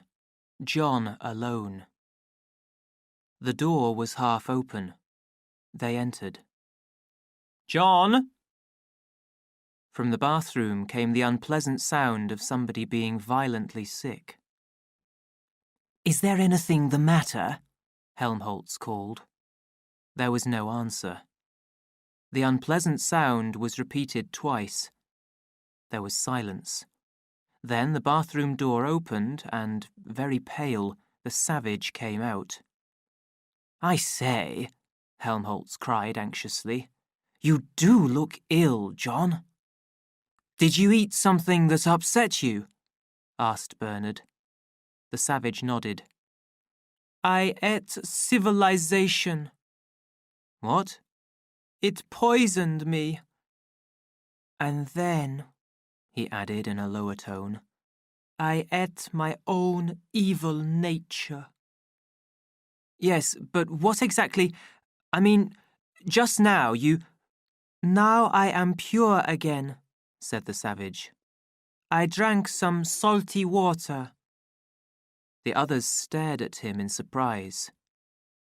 "Do you mean to say that you were doing it on purpose?" asked Bernard.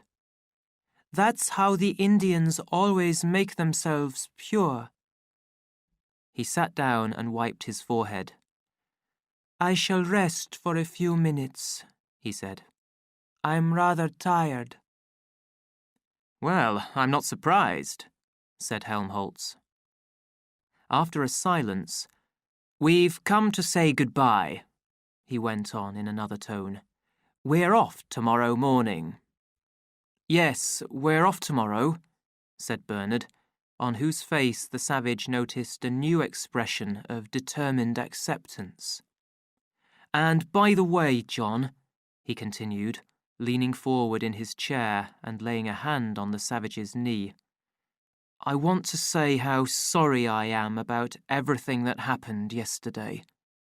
His face went red. "How ashamed," he went on, in spite of the trembling in his voice. "How really..." The savage cut him short and, taking his hand, pressed it in sympathy. "Helmholtz was wonderful to me," Bernard went on after a little pause. "If it hadn't been for him, I should..." Now, Helmholtz protested. There was a silence. In spite of their sadness, because of it even, for their sadness was the sign of their love for one another, the three young men were happy. "I went to see the controller this morning," said the savage at last.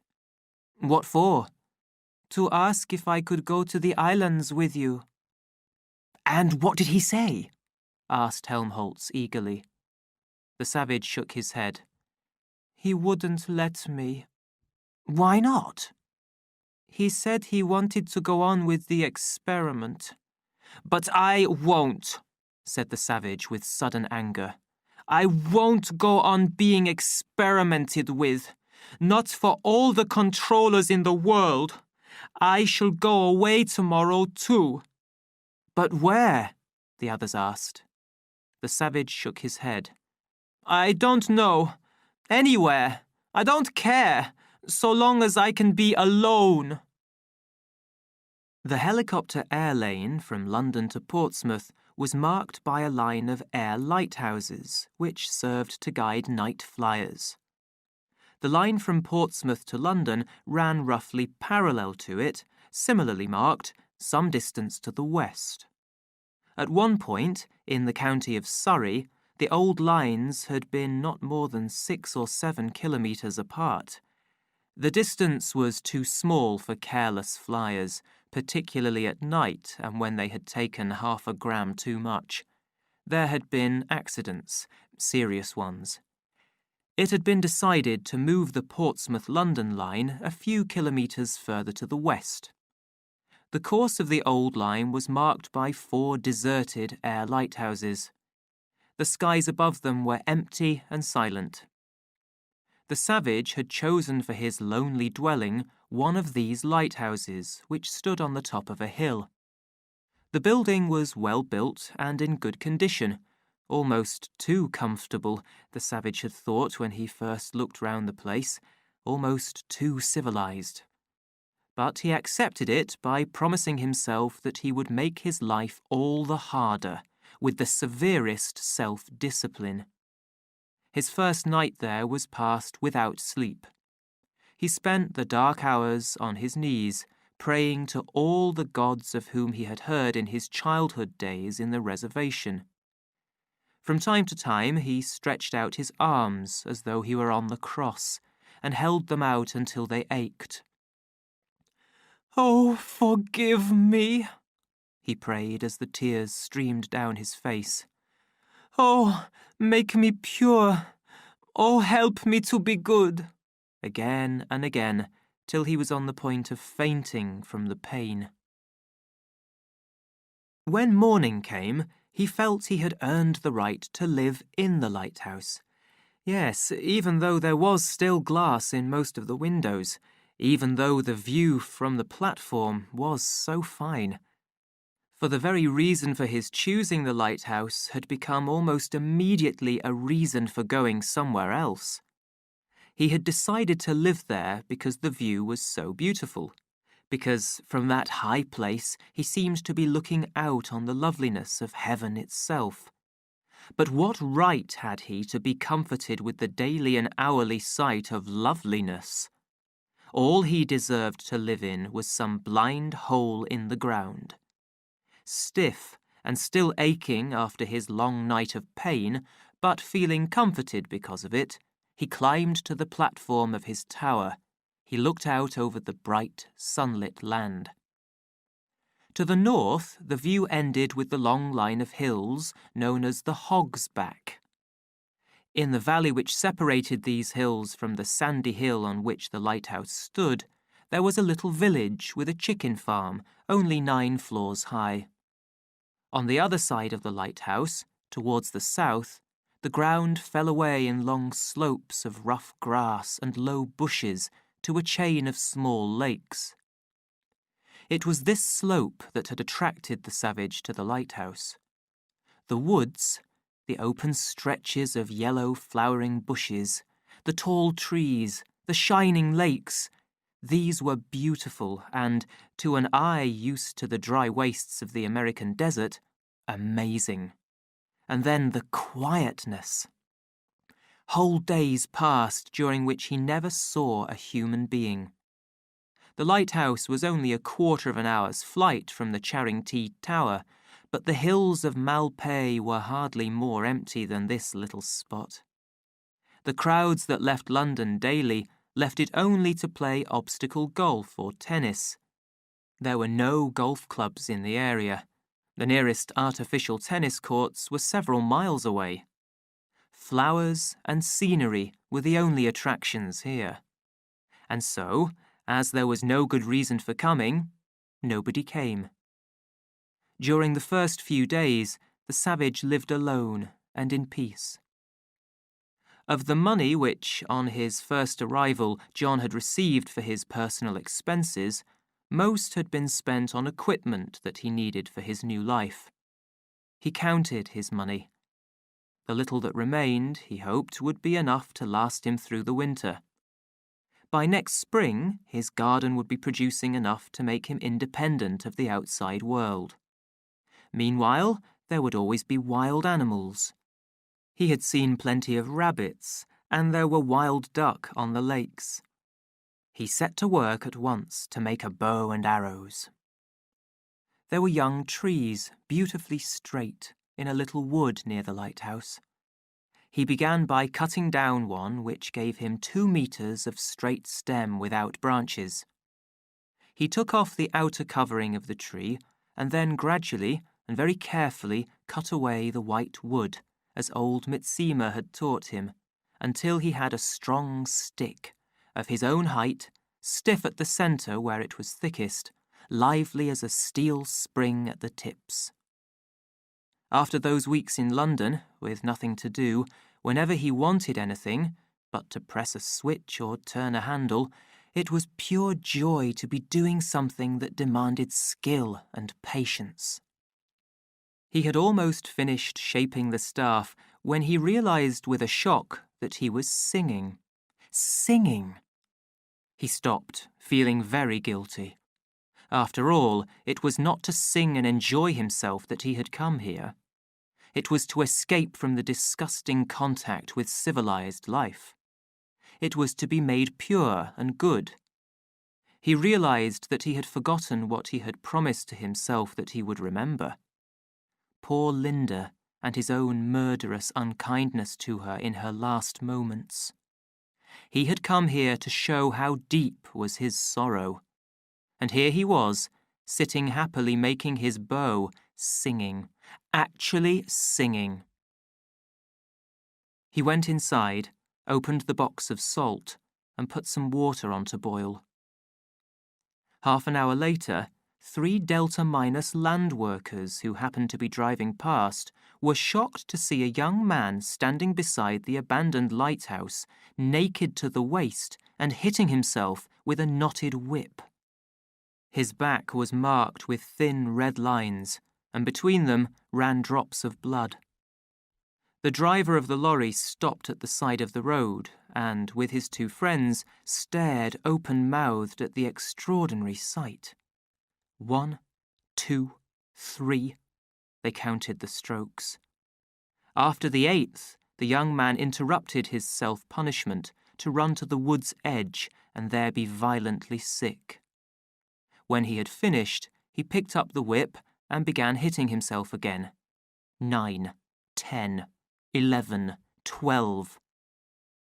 "Ford," whispered the driver, and his twins were of the same opinion. "Fordy," they said. 3 days later, like birds settling on a dead body, the reporters came.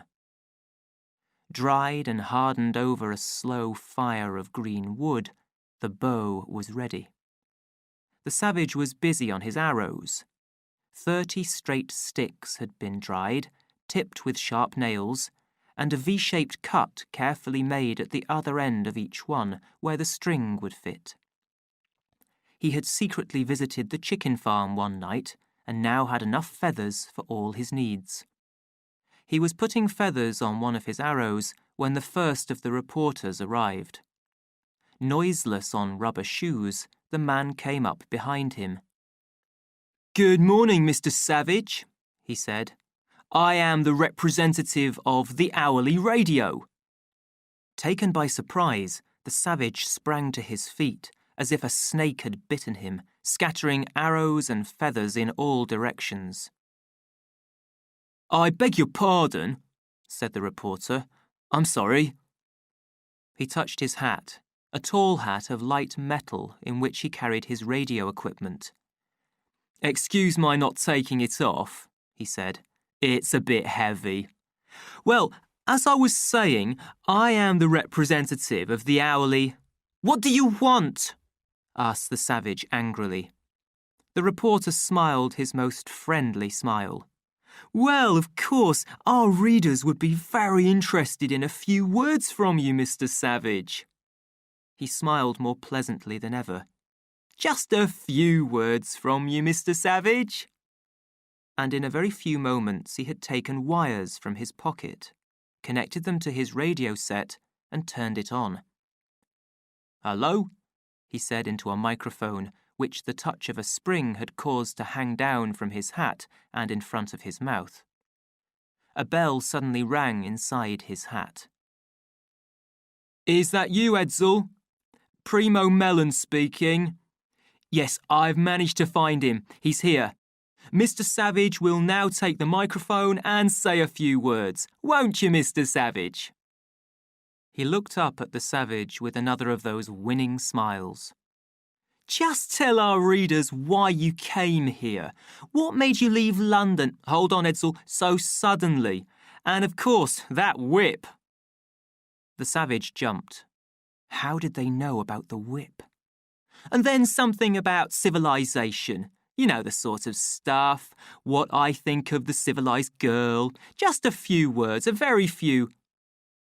The savage obeyed, but not in the way Mr. Mellon expected.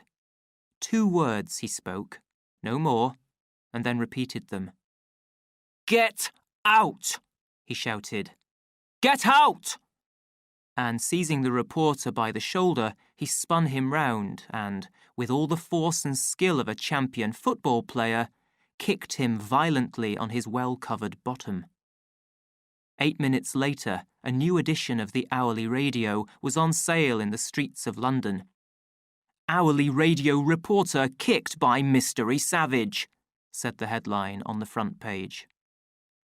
In spite of what Mellon had suffered, 4 other reporters called that afternoon at the lighthouse. Each one was received more violently than the one before.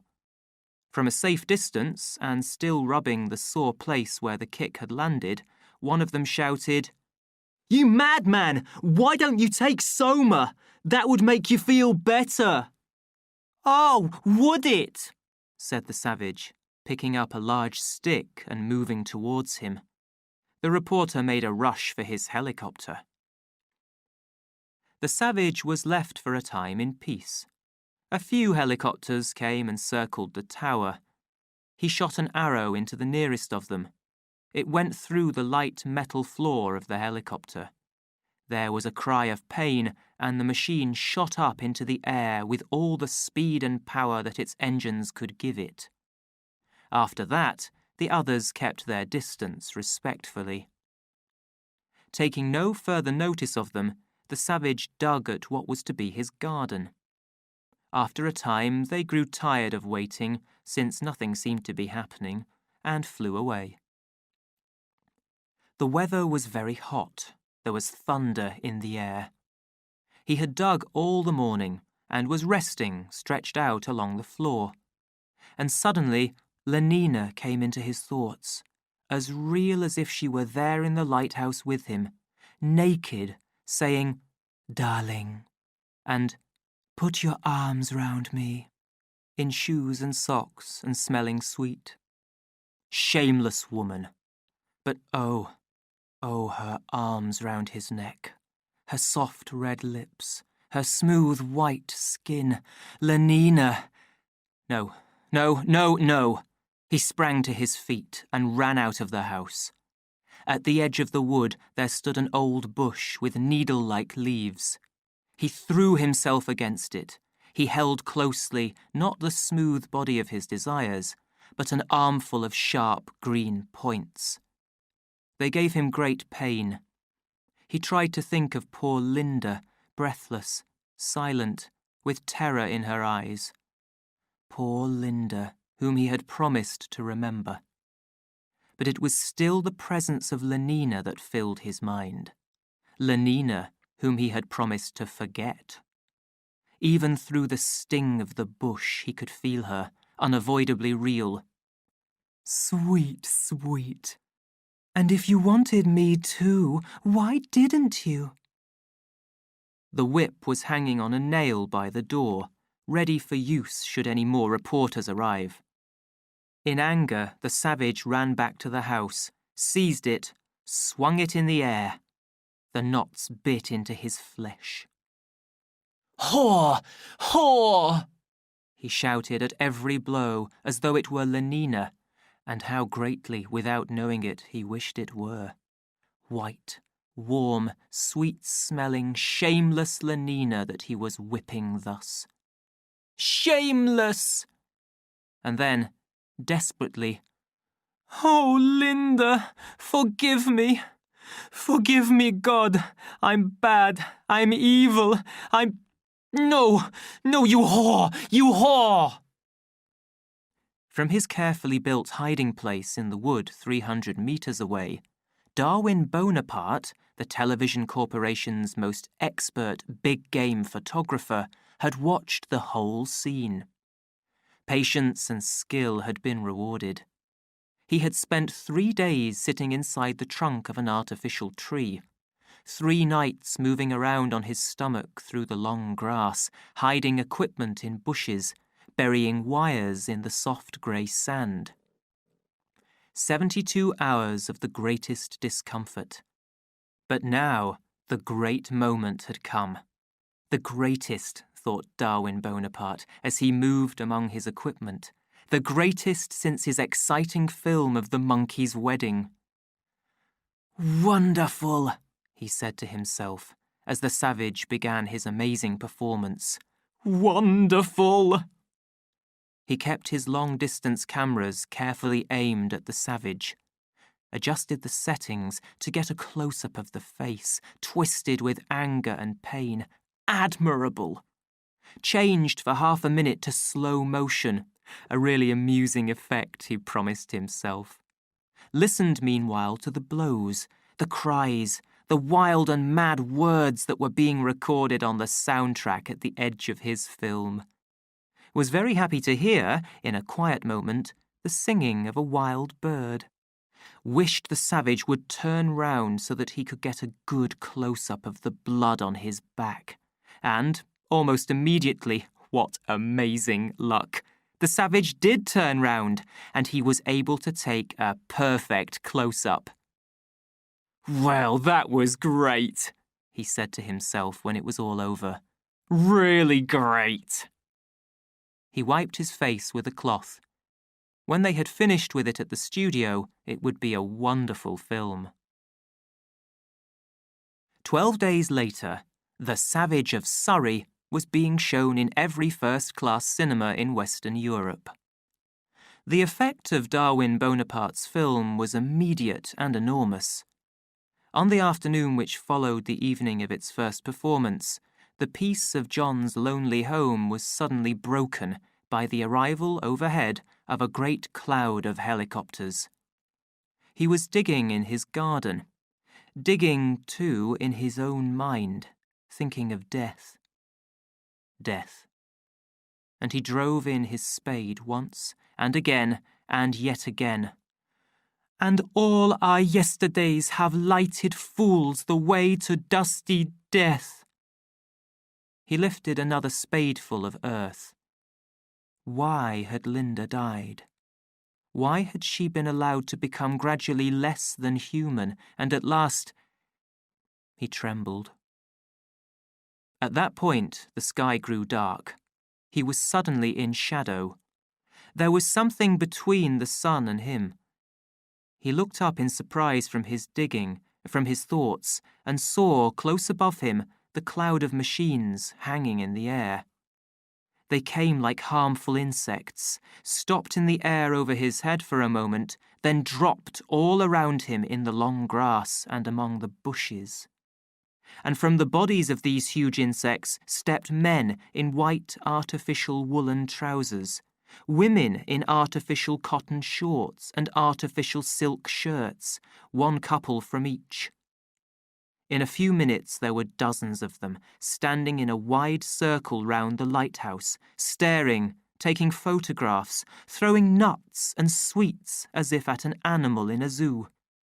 And every moment, coming in from all sides in a never-ending stream, their numbers grew and grew. The savage had gone back into his house, and now, like an animal trapped by the hunters, stood with his back to the wall of the lighthouse, staring from face to face in speechless horror, like a man out of his senses. "Go away!" he shouted. The animal had spoken. The crowd laughed and waved their hands. "Good old savage! Hurrah! Hurrah!" And through the noise he heard cries of, "Whip! Whip! The whip!" The words stung him to action. He seized the knotted whip from its nail behind the door and shook it at them. They shook with laughter. He advanced towards them, a terrible figure. A woman cried out in fear. The line of people moved back a little, then stood firm. The thought that they were there in great numbers gave them a courage which the savage had not expected. "Why don't you leave me alone?" There was a suggestion of tears in his anger. "What do you want with me?" he asked, turning from one stupid, smiling face to another. "The whip!" answered 100 voices in one shout. "Let's see you do the whipping act!" Then all together, slowly and heavily, "We want the whip, shouted a group at the end of the line. We want the whip.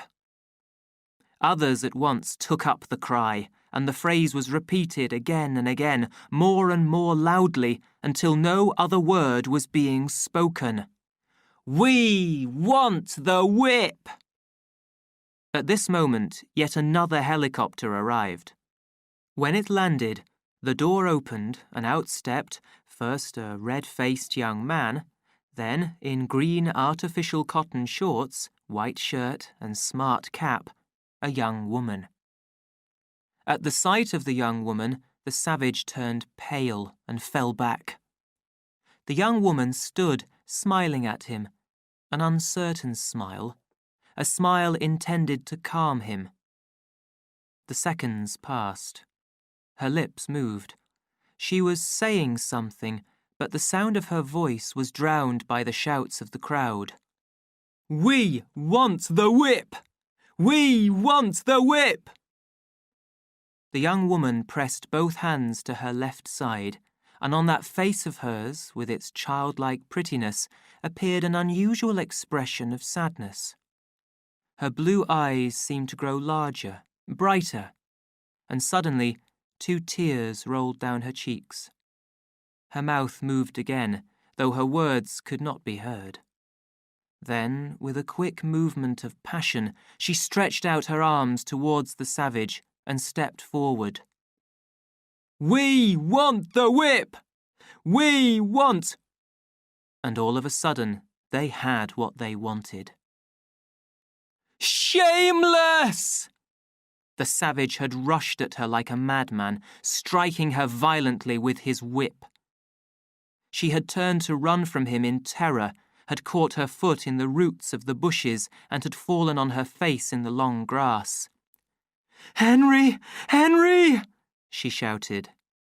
But her red-faced friend had run away and hidden behind the helicopter. The crowd rushed towards the spot where the savage stood, striking at that soft body lying in the grass. Oh, the flesh! The flesh! This time it was on the savage's own shoulders that the whip came down. Drawn by the strange attraction of the horror of pain, and driven on by that desire to act as all others acted, that their conditioning had rooted in them, they began to imitate his violent action, striking at one another as the savage struck at his own flesh, or at that shapely, shameless body twisting and turning in pain in the grass at his feet. Kill it! Kill it! Kill it! The savage went on shouting. Then suddenly somebody started orgy-porgy, and in a moment they had all caught up the tune and, singing, had begun to dance. Orgy-porgy, round and round and round, beating one another in time to the song. Orgy-porgy! It was after midnight when the last of the helicopters took its flight. Stupid with soma and tired out from endless uncontrolled hours of passion, the savage lay sleeping in the rough grass. The sun was already high when he woke. He lay for a moment, then suddenly remembered everything. Oh, my God! My God! He covered his eyes with his hand. That evening the sky was black with helicopters making their way across the sky to the lighthouse in an endless stream. The description of last night's events had been in all the papers. Savage! Called the first arrivals as they stepped down from their machine. Mr. Savage! There was no answer. The door of the lighthouse stood half open.